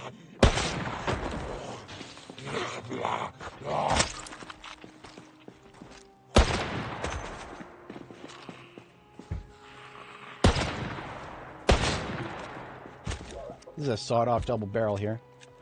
I cannot ever think of a situation where a sawed-off double barrel will be better than a sawed-off JS2000. Sawed-off is a specific niche where you don't care about long-range shotgunning and have to optimize for just putting as many rounds down range as you can while you're in close distance. In that case, I don't understand why anybody would ever not use the JS2000 unless you're really low level and you have to worry about jamming. I do not believe I don't think the double barrel is capable of jamming. And jamming is now something that you have to think a lot about if you're trying to avoid it, because boy howdy, is some jamming on the table right now. Yeah, sawed-off JS2000 is pretty dank for CQC. If jamming is not a problem, hell yeah. If it is, well, I mean, that's just a day ending in Y for the current build. Guns jam way too much than they should at such a high level for me. I've been maxed on aiming for a long time, and yet I'll still get guns jamming constantly before they should not start jamming constantly until they're like low, like really low, like low to the point of warn showing up in parentheses next to the name.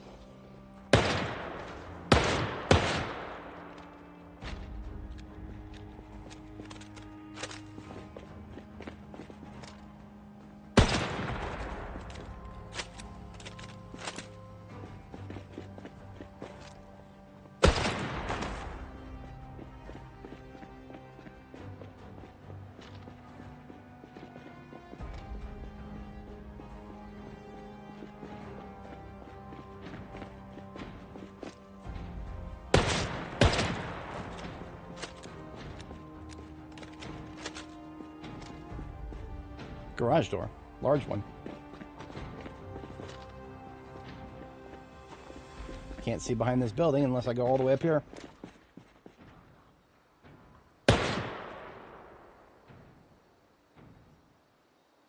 Not sure what any of those buildings up there are, but I do see a few steel sheets on the floor.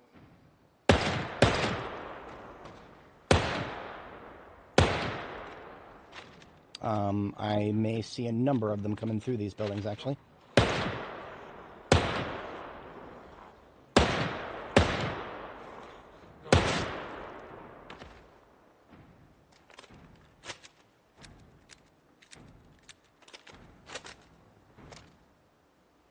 I don't remember the status of what's on the other side of these buildings to the top, center-ish, left-ish.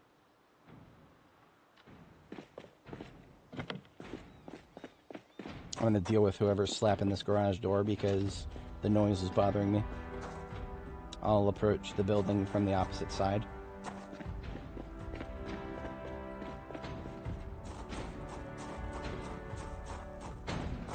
I don't normally like these alleyways, but I'm only doing it because we've done a pretty good job of the other side. I can at least say that there's not going to be like 3 or 4 of them waiting for me over there. Remember, if a zombie doesn't know you're there and you run past it, you have the advantage. They only have the advantage if they know you're there. If they know you're there and you run past them, they can turn on a dime and yank you. I think there might be a dice roll there. I actually don't know. I don't do it often enough, but I do know that if you are running and they don't know you're there, you'll push right past them. I think I've never had that not happen. I got the truck, but I didn't go into the building and kill that asshole, so give me a moment. Zoom me back around here and slap that guy who's trying to break the garage door. He's never going to succeed. You would need some backup to break that. Zeds don't call backup. Sounds like a line from The Walking Dead. Zombies don't call for backup. Oh, come on now. Oh, I see. Okay. Oh, interesting. You've got garage doors on both sides. Okay. I was about to complain. Used to be a brewery of some sort. Maybe if I paid attention to the name on the tin.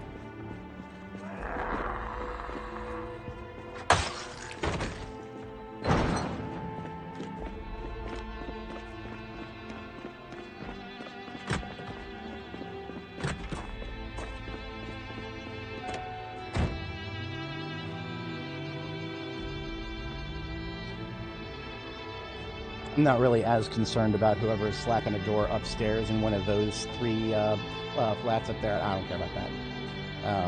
The garage door was going to bother me, though.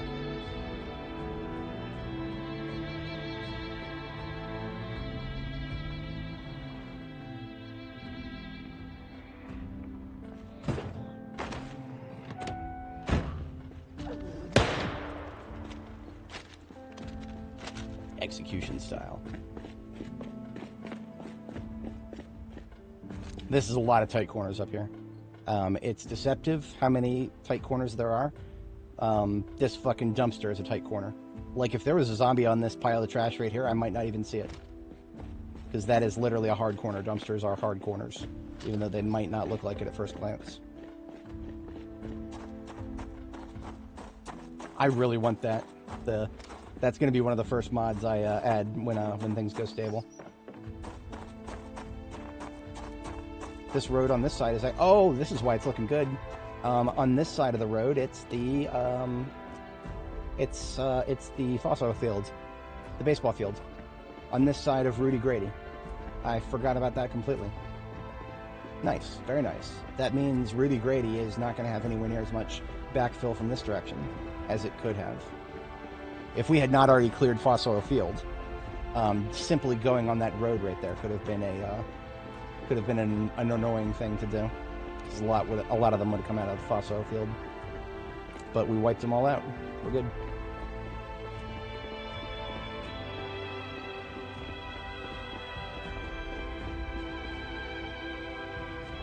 I parked in front of the... over here, right? No? Maybe not.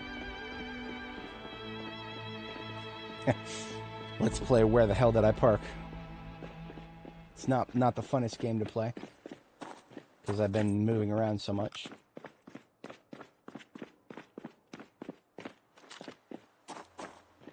Ah, right, over here. I got out, and then I'm taking the stupid extra layers off again. I'm getting tired of it, but that's spraying for you right there.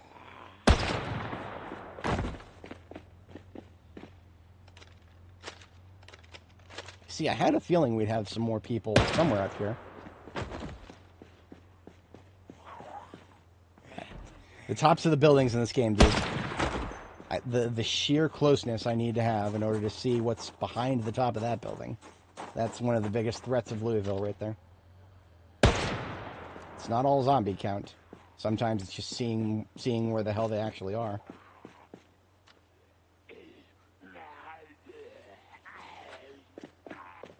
Stay as far away from those doors as I can while I pick these up.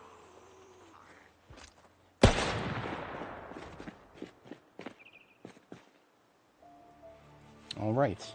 Now I can turn all kinds of steel things into steel sheets with blacksmithing, but it's a lot easier to just have steel sheets instead of having to, like, I could turn a steel block into a steel sheet if I wanted to. That costs charcoal and time, and I have to go all the way back to my forge to do it. It's a lot easier to just pick up some steel sheets right off the ground.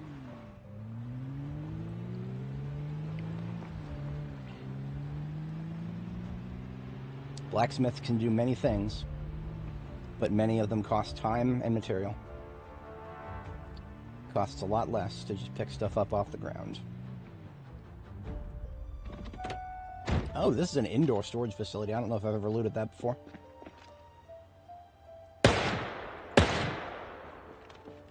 I don't know if I've even spawned it in before. We're about to find out. Ooh. It's a storage facility with those 5x5 doors. Or, sorry, 5x1, but... Interesting. I'm tempted. The primary goal is Rudy Grady, but once Rudy Grady is secure, I know my next POI that I'm looking at. I heard a sound to my right. Probably coming out of one of these buildings. Yep.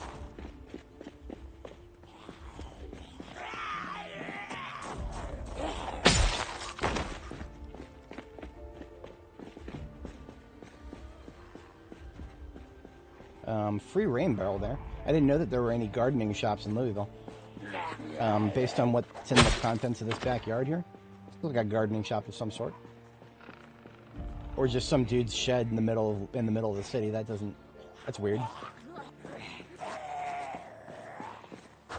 I didn't know that people would have had like a commercial license to homestead in a place like this, but that kind of looks like what it is. I mean, it seems to be separate and discrete from the nearby buildings, although thumbs of green. Okay.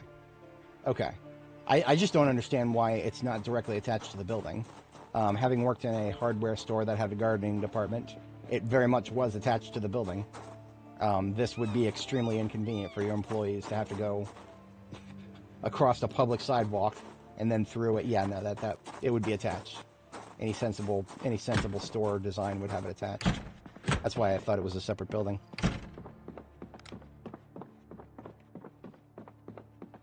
Free rain barrels is always a nice... You don't have any chance of breaking these anymore, by the way. Veterans of Build 41, remember that there was a pathetically high chance for these to accidentally break if you happen to find one and you got real lucky. But that is no longer the case. Anybody can pick them up now.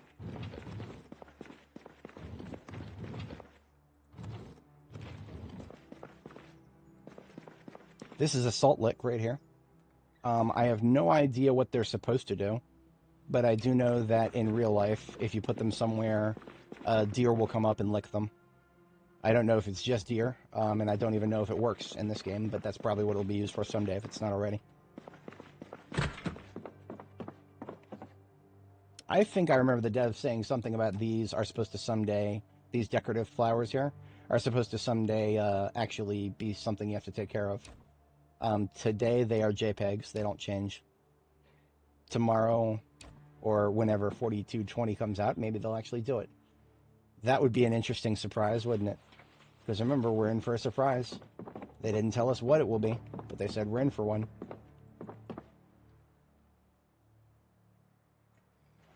You know, my animals back at Jericho could use some more metal troughs. I never felt like expending steel to make them.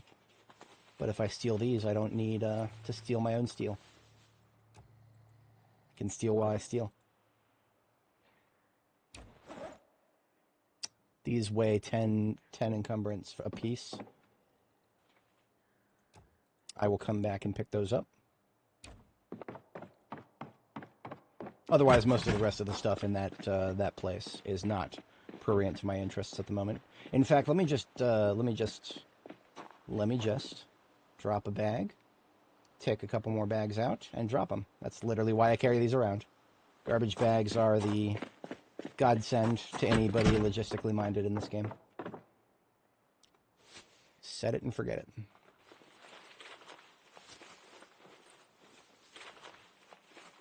You know, I probably don't need any more fertilizer, but I'll have room for 6 more encumbrance in these. So let's put 6 more encumbrance in these, and let's have it be fertilizer plus fertilizer.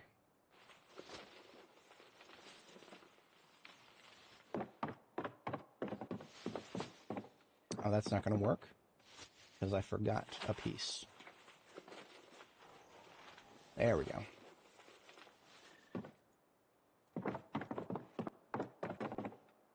Sunflower seeds, very nice. Garden basket, okay. Okay, so we're currently in an agricultural loot table.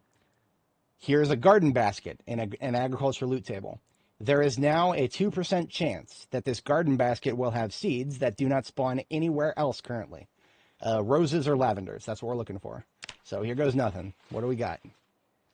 Broccoli and oregano. Great, great. I actually have found a packet of rose seeds. They do exist. They do exist. Every other loot table in the game has removed rose seeds and lavender seeds for some reason.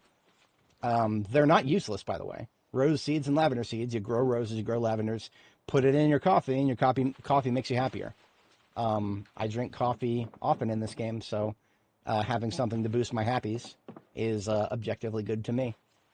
But for some reason they got removed. I guess people complained, flowers are useless, man. I don't know. That's my headcanon right now. Sunflowers are objectively useful, and they do spawn everywhere, which is great. Sunflowers, you want to grow them and harvest them and dry them, and then pull the seeds out of the flower heads and the seeds, crush them up into seed paste, turn the seed paste into vegetable oil. Vegetable oil is one of the 2 reproducible ways of acquiring more fats and high calories. You add it to your recipes and stuff. So that plus butter. Those are the 2 sustainable ways of putting on a lot of weight.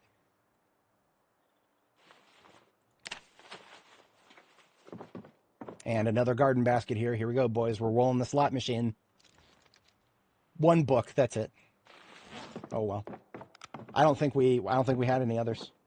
I'm gonna go drop this off outside, but otherwise I don't think we have any others.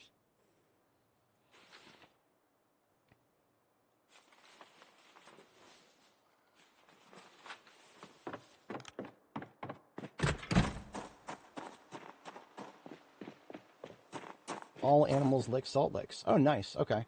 So I wonder if that means that, if not currently, maybe the devs are planning to make sure that if you find a salt lick, you can put it out, and maybe that will actually spawn in wildlife that you might not have had. I could see that being a useful thing in something like CDDA. I sometimes think about that, even though I've never played it, and I kind of don't want to. CDDA, apparently all animals are dead for the most part. That might be an exception. If you find a salt lick, put it out there, maybe it will actually spawn in some animals. I could see that being like a lore canon thing, because, you know, maybe there's still some animals alive out there, and you need a way to attract them. I don't know, though. I don't play that game type. I'll leave that to you guys.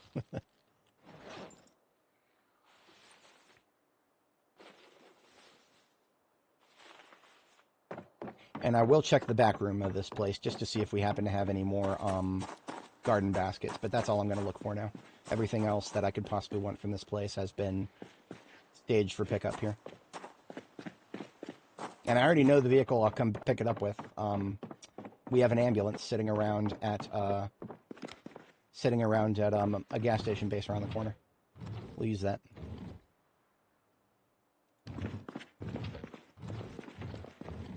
Okay, no more gardening baskets. In here, at least. Pop those in case I want to use them. 7.5, that's 15, that's 15. Plus 7.5. If I wanted to steal these rain barrels. But I've got higher priority things to look for. Let's check around the corner here at the garden. There's a shed out here. If you come early enough in the game to a place like this, you might actually see some crops that are not dead or destroyed.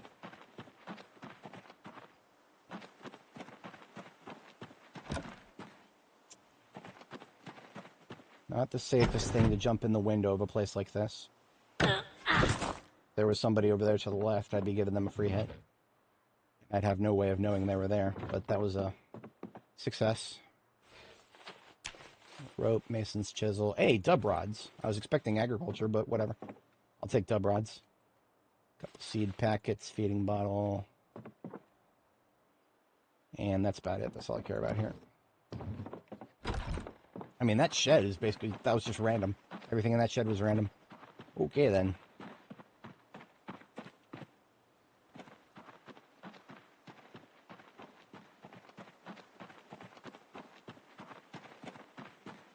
Funny how Salt Lick, you have enabled as a game you could find through a mod through foraging. Interesting. Oh, look at this. This is 100% full. That's kind of neat. It would actually take a really long time to empty it. So it's just basically free dirty water right now. Sounds like a bath.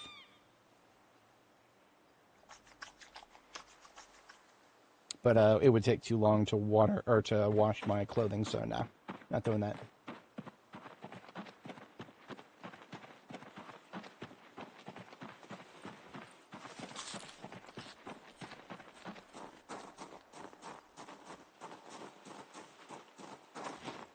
So yeah, stand still for just a little while and suddenly I'm cold again. Oh man, early spring. Early spring, early spring, early spring.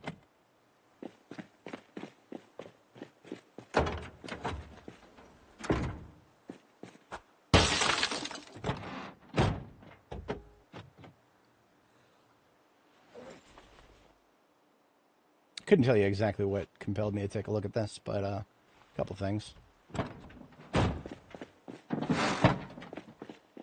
Oh, without even thinking about it, I spawned in the building that I wanted to check before we were done here. I didn't realize it was right here. This is the brick building that I wanted to look at initially on Rudy Grady here. And that was the only zombie in it that I could see. Okay. That's actually kind of pretty in there. Look at that. So let's take a look at the inside now that we have gotten close enough to it that if there was going to be a huge swarm, we would have noticed by now. It's just a beautiful bar-looking joint in there.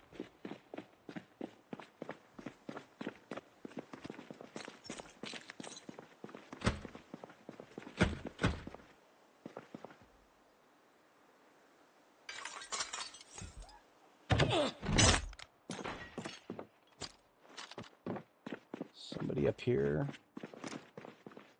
Possibly upper floor. This is a 3-story building, I think.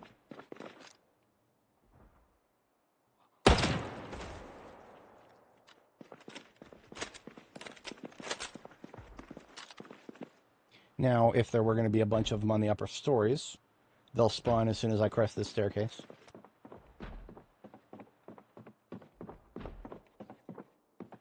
But I don't hear any zombie noises. That downstairs is outdoors, trying to break in. So, what if I... The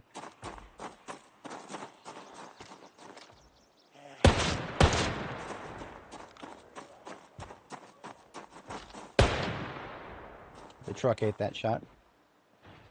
There we go. This lady seems to be in a state of distress. Now she is in a state of nothingness. All of her problems have been solved.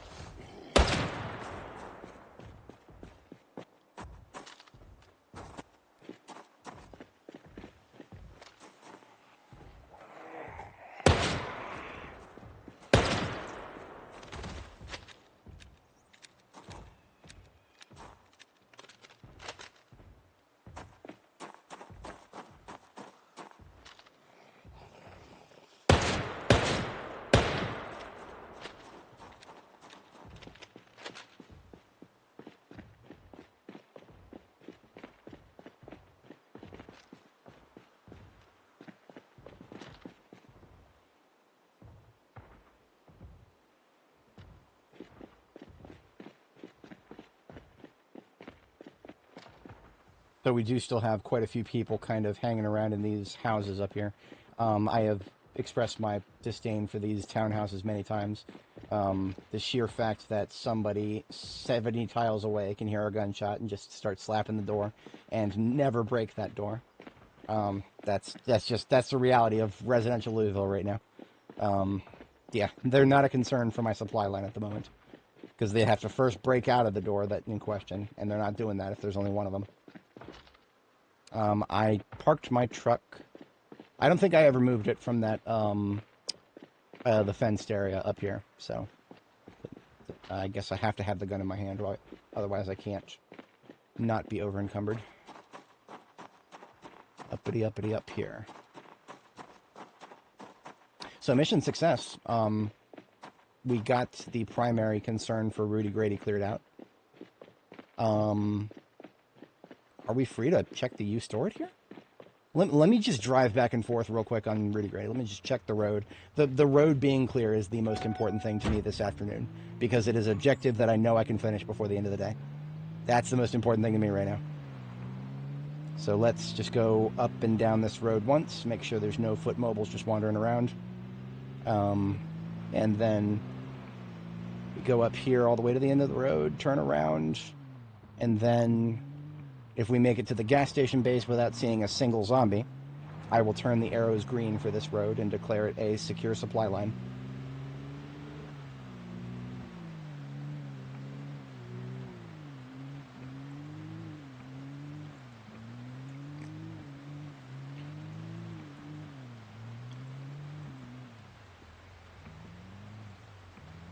It's beautiful to see my work come to fruition. This road was hard fought. We didn't use any pipe bombs for this road. We killed every single one of these zombies by hand or gun. By the sword or the slow decay of time, the zombies will die.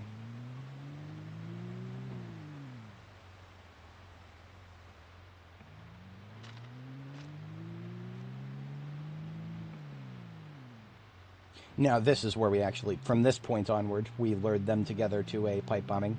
This whole neighborhood was spilled as part of a pipe bombing in, I can't remember if it was last time or the time before. I think it was last time. And that would have been done right here.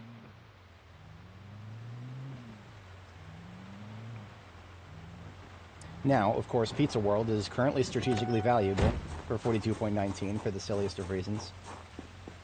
As you can see, there is a Pizza World sign on the wall back here.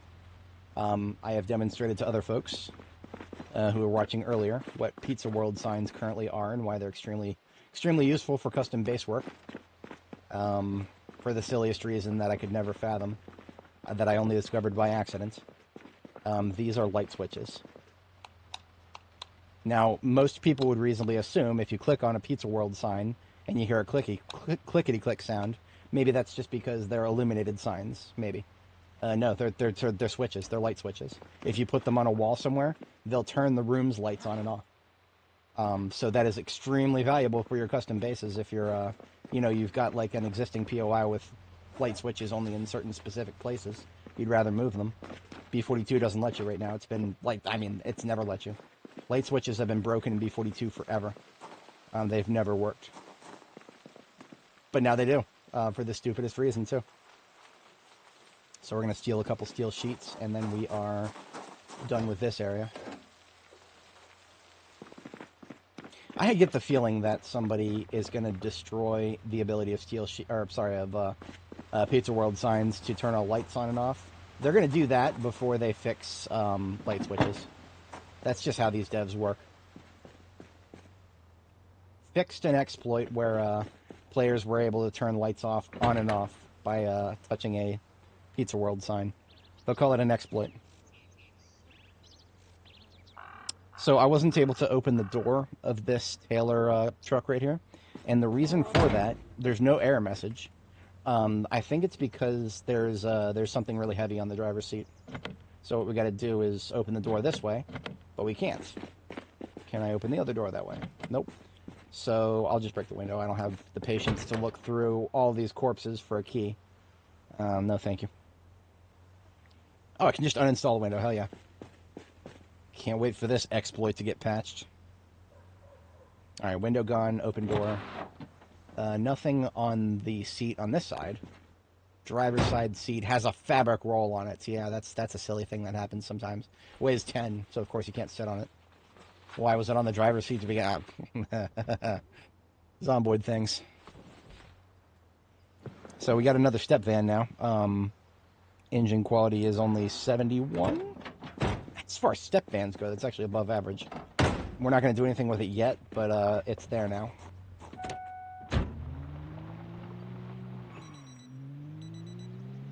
Oh dear, that's very, very, very sad to hear. That is very hard. That's unfortunate. It's kind of hard to work on a mod in a situation like that. Suddenly, things like popular mods on the workshop become extremely unimportant for good reason. Look at all that cool stuff. We've got another step van here with a pretty color. I don't have one of these in my fleet yet. Engine quality is the magic zoomer numbers. It's 6 followed by that number that's one more than 6. I'm not going to say it out loud. I don't want to invoke them. If I invoke them, the chat will suddenly flood with people posting those numbers. I won't do it. Not me. No, sir. All right, ladies and gentlemen, we're turning those arrows green because we now have a clean supply line between Butcher Base and the Louisville General Hospital base, which is just right down the road here. And beyond that, Louisville General Hospital has already got a very clean supply line straight to Jericho. So the northeast of Louisville is, mwah, it's beautiful. It's beautiful. This forked version that you were using, probably yeah, sadly. Well, I mean, now once it goes stable, I mean, okay, so I understand completely if he's not able to work on the mod. I do hope that, you know, if you're in a situation where you can't work on a mod at all, you know, is this... It would sound extremely tactless and opportunistic of me to say now's the perfect time to reconsider open sourcing it. I know that would sound extremely tactless and opportunistic, but it would be mutually beneficial for everybody.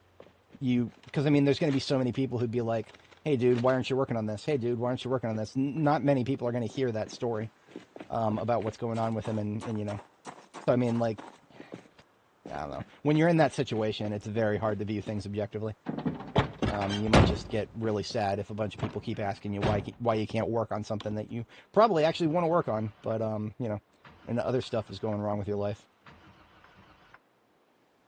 Did I leave this van running, or did I never just put gas in it? Put a battery in it, but... Oh, the gas tank is crap. I was thinking probably about fixing it.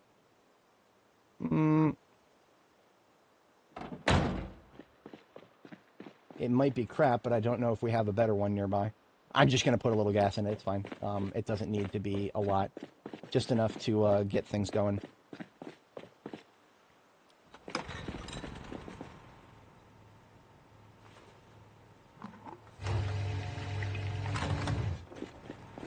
I'll put, like, I don't know, less than 20 liters in. We'll siphon it out later when we want to upgrade the gas tank.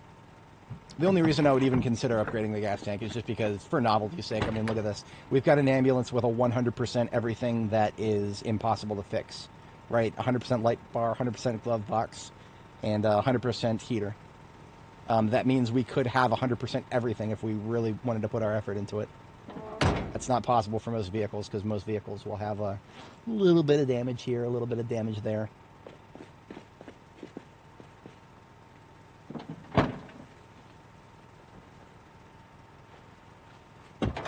think I'm finally standing around enough often that I can put the heavy clothes back on. There we go. Won't be cold as often if I do that. Now what I do is I take the ambulance here, I'll put a little gas in the tank, we'll go pick up one of those step vans out there, and we'll put the loot that we were going to take from the agricultural store. I mean, hell, at this point, we've got enough stuff that we can, we don't have to think as hard about what we're filling up. I might end up sleeping here tonight, as opposed to going all the way back to Jericho, so I'll leave the generator running for a moment. This time, I'm not going to forget my tire pump. I'll carry it with me.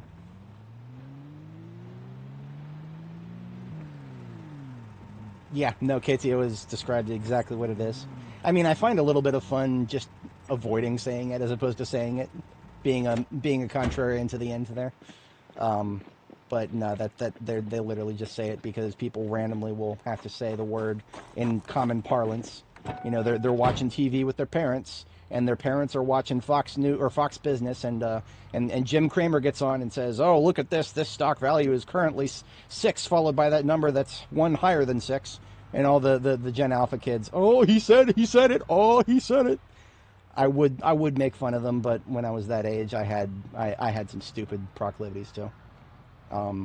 We all had stupid proclivities. It's very easy to forget them because sometimes we don't want to remember them, but no, we all did. It's just a generational thing. And the internet has made it so that people all over the place will have similar stupid proclivities. That's all that's really changed. It used to be that, you know, the stupidity was different everywhere you went. And so it seemed a lot less like an entire generation was suffering from brain rot. No, they're just young. It's fine. It's not the end of the world, necessarily. There is absolutely an iPad kid problem with current generations. But what that really is, at the end of the day, the iPad kid problem, it's an education problem for a generation, is what it is. And it goes beyond just the iPad kid problem. It's also the, my kid was born during COVID, and everybody was wearing a mask, and they literally did not get to see enough moving mouths to learn how to speak properly when they were a baby. That's a problem too. But well, that's we don't want to bring up those problems because those problems are very touchy. Where the hell did I put the which parking lot? The parking lot I'm thinking of was across the street. Okay, I turned too early here. Turned too early. It was the other parking lots that we're looking for.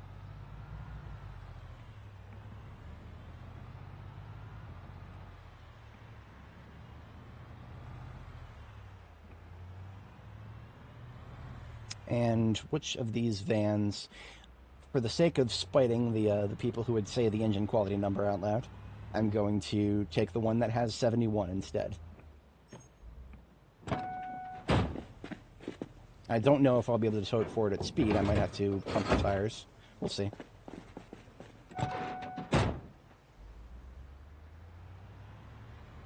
it's feeling pretty strong. I mean, the tires on the ambulance are basically perfect. That can compensate for a little bit, but not enough, it seems. Yeah, we're not gaining anything in second. Let's see if just pumping the ambulance tires up is enough. Because that'd be nice if it was. Oh, I can't even turn on the lights. There's no anything in the battery. Excuse me, ma'am. This road is secure now. You no longer exist.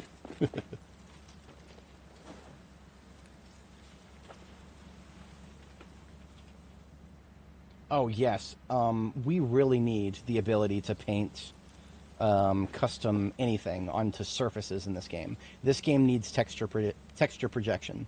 One of the games that I can think of that did it right is Ark Survival Evolved. I hate bringing up that game as an example for anything, but Broken Clock, right twice a day in that case.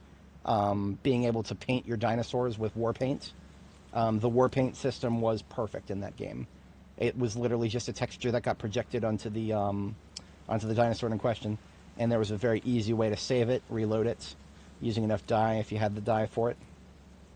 This game could definitely benefit from that. And the devs have been on a bender of improving our role-playing capabilities. The 3D placement system is precedent for that. Fucking amazing. Every game should have it, but I'll settle for my favorite games having it instead. It's fine. Hello, incoming. Took you long enough, pal. I've been out here for like an hour now.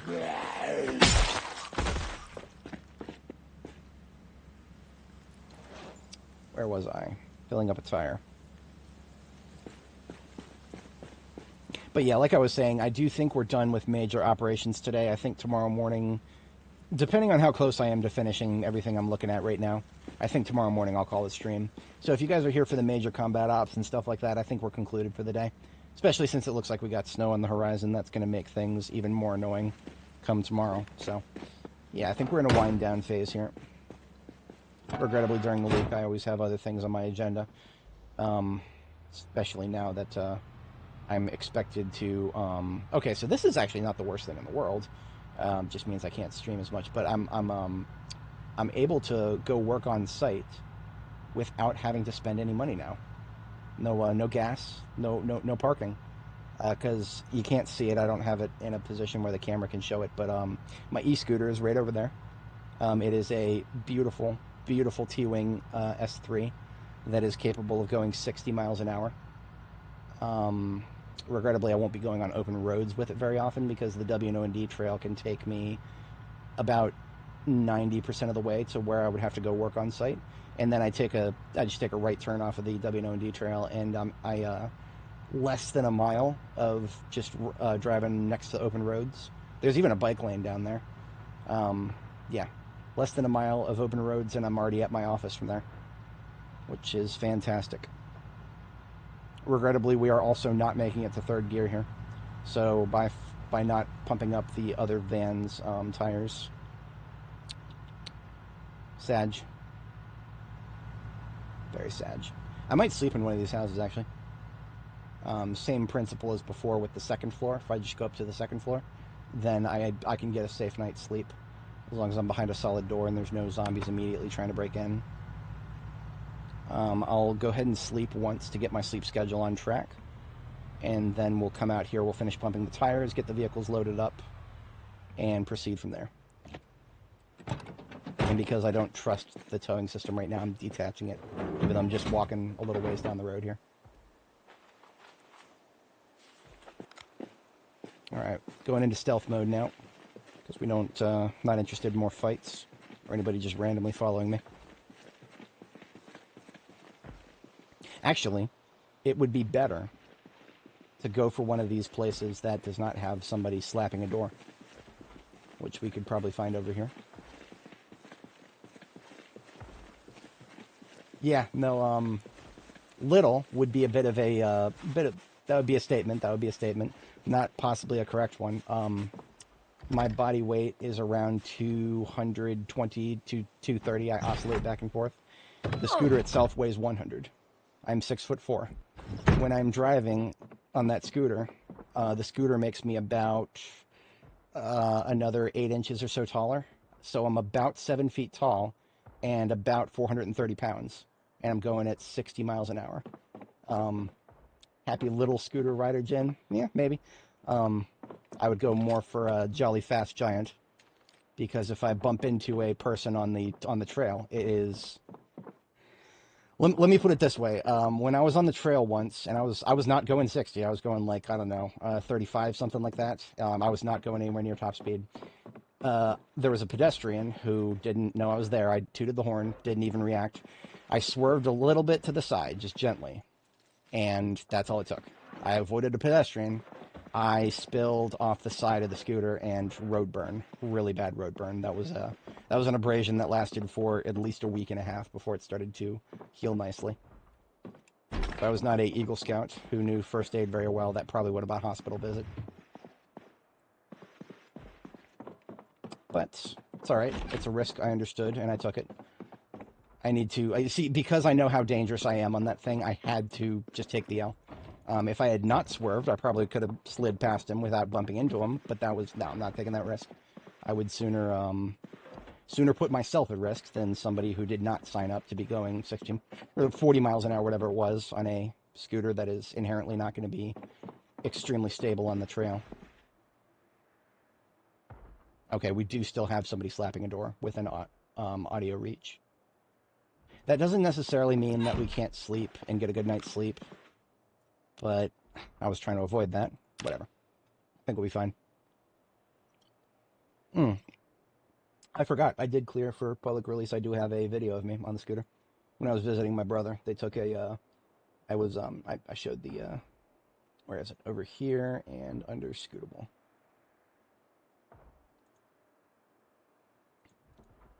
Here it is. This is what it looks like. I'm only going slow speed here. When I get to the bottom of the cul-de-sac, I accelerate a little bit to demonstrate, because my brother has one of these too. It's one of those cucked ones that can only the top speed is artificially limited to 20 miles an hour, and he told me something about not being able to go uphill very fast. So I had to flex on him a little bit. I had to flex on him a little bit and show him just how easily I can go uphill in my beast. And yeah, that was probably the mid 30s. I don't think I ever exceeded. I definitely didn't go over second gear when I did that.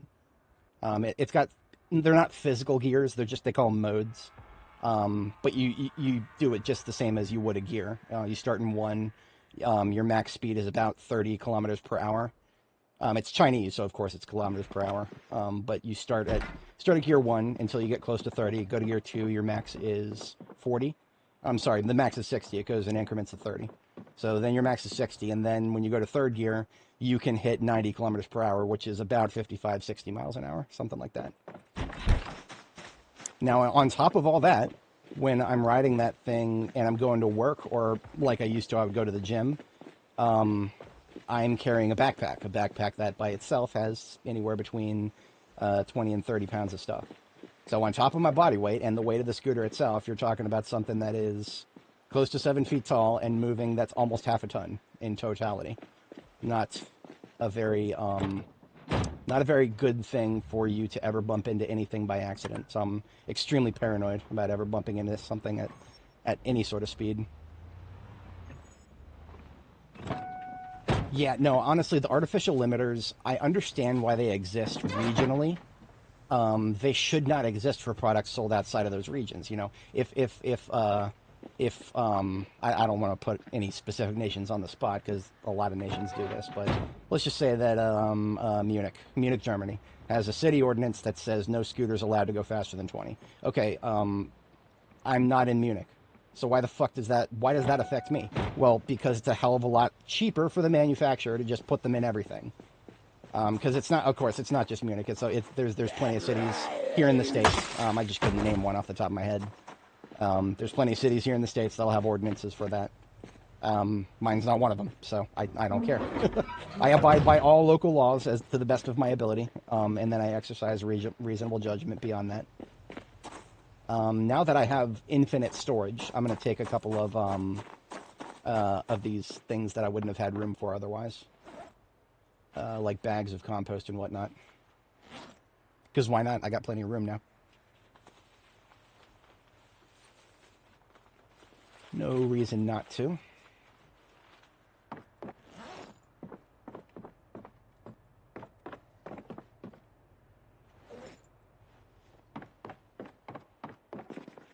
Well, actually, there is a reason not to have them both in my hands. I need to be reasonably confident I'm not about to walk face first into a zombie. By the way, if you got something in both your hands, you can't even push. I'm only doing this because I have a key binding to instantly drop whatever's in my hands. You can also, if you pull out a weapon, like a two-handed weapon, like a sword, I would drop both bags. So, if you don't understand that, don't partake in this, because this is very dangerous. Keep one of your hands free if you don't understand the nuance behind the bag swappage.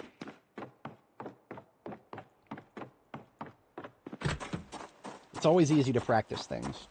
Just assume there's a zombie around this corner. This is what I do. I pull out the sword. And look at that. Both the bags are on the floor now. Practice those things before they become a necessity. Might save your life someday. Is there anything else I want? I mean, why not? I'll take the rain barrels. This is going to be 6 less that I have to, or 5 less. I'm not taking the one from the one in the yard is full of water. It would actually take me all night to empty the water. I'm not even kidding. It, for some godforsaken reason, it takes a very, very, very long time to empty water from, what's it called? Large containers in this game. There's actually a thread in the Steam forums about that right now. Why can't I just tilt it over? Just let me tilt it over. Sure, it takes a little bit of force. I could understand it taking a minute to... Maybe I'd need a crowbar or something to tilt it over. Right, yeah. That's another thing, right? Controlling the use of e-scooters and whatnot is a lot more important than controlling the speed. One of the reasons I wanted one that goes so fast is because I can basically just follow the same rule as e-bikes right now when I go on the road. There's ordinances I can follow as if I was an e-bike rider, and I'm, as far as I can understand, I'm well within the within the law rather. There's no laws as far as I know in my jurisdiction for e-bike or for e-scooters specifically. There are laws for bikes that I'm doing my best to follow because I mean it's just kind of it's similar dimensions to a bike and similar use case. But I also don't ever want to be that biker who's riding at biker speeds in the road. I'm never going to be that guy. I don't do that. I hate it when people do that. Don't do that. That's not fun. Not when you're competing with cars and blocking lanes. Please don't do that. If you're blocking an entire line of cars, just pull over. Let them pass you. But yeah, no, that's... I don't have to worry about that because my top speed is faster than I would have to ride on any of the roads that I would ride on. Damn it, I'm just going to tow this thing backwards. I don't have enough time, and it's not safe enough to try to tow it forwards. Or to try to fill up the tires, either. I'll fill up the tires after we wake up. Yeah, we'll go to sleep, we'll wake up, we'll fill up the tires.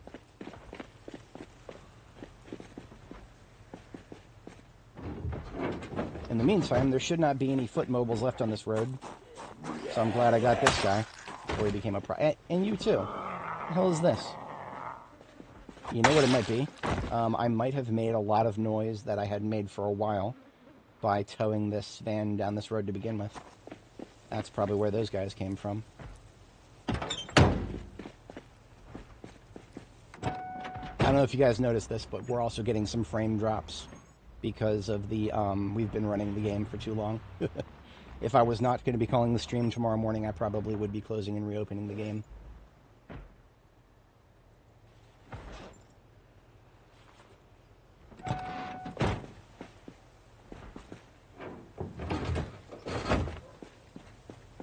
Hello. I saw that. Can't fool me. Hello. Frame drops, Ken.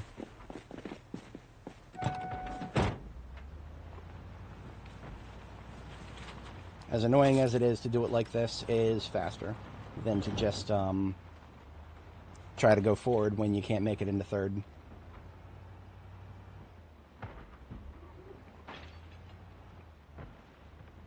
So the noise we're making by towing this thing will pull more of them out of the buildings. So that's all right. That'll just mean that we'll have even cleaner roads next time.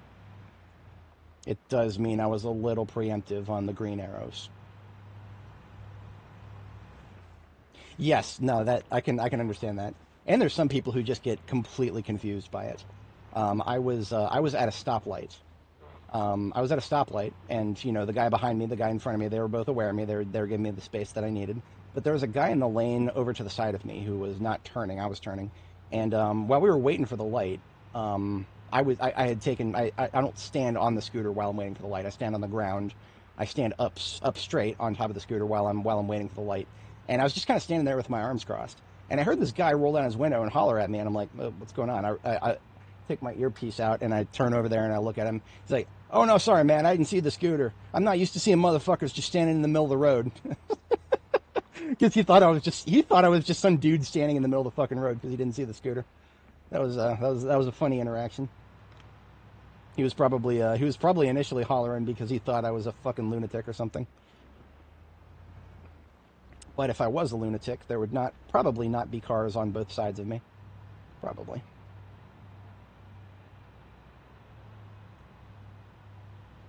And here we are, right on time actually, 5 a.m. We're perfect timing. Back to our field base at the edge of the hospital. This is Louisville General Hospital. We cleared that a long time ago.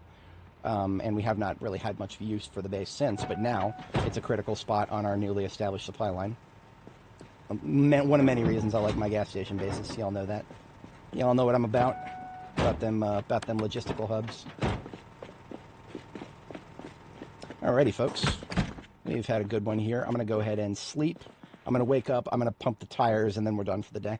I just want to pump the tires so I don't forget about it. I'll probably forget about it if I don't do it. Oh yeah, I do actually have a so if you guys thought anything about what I was just describing was cringe, check out my winter gear. That is my winter gear when I'm riding the scooter. All the necessary precautions, knee pads, elbow pads, just like my character here.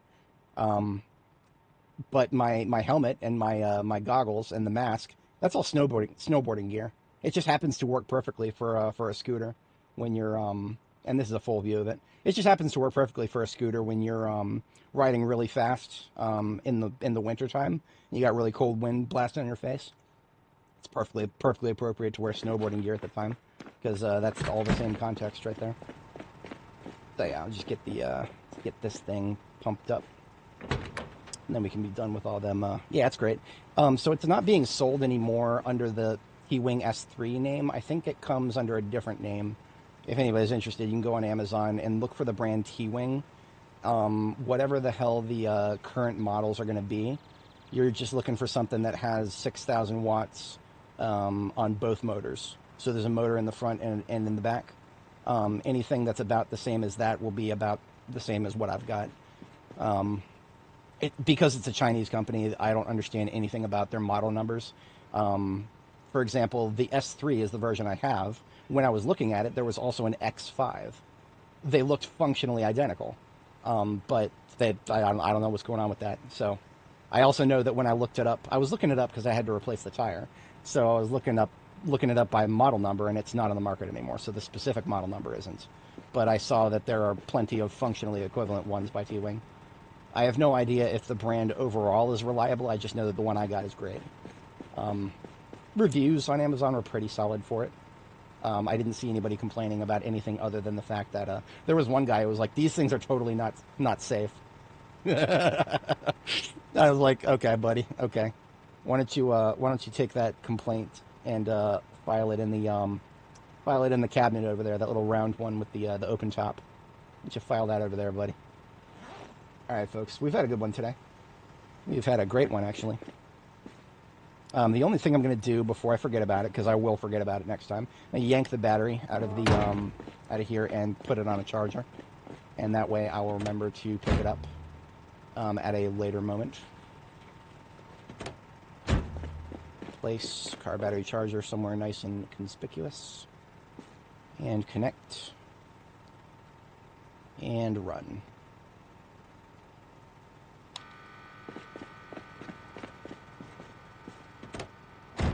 And the tire pump goes back where it goes to, because once again, I will forget about it.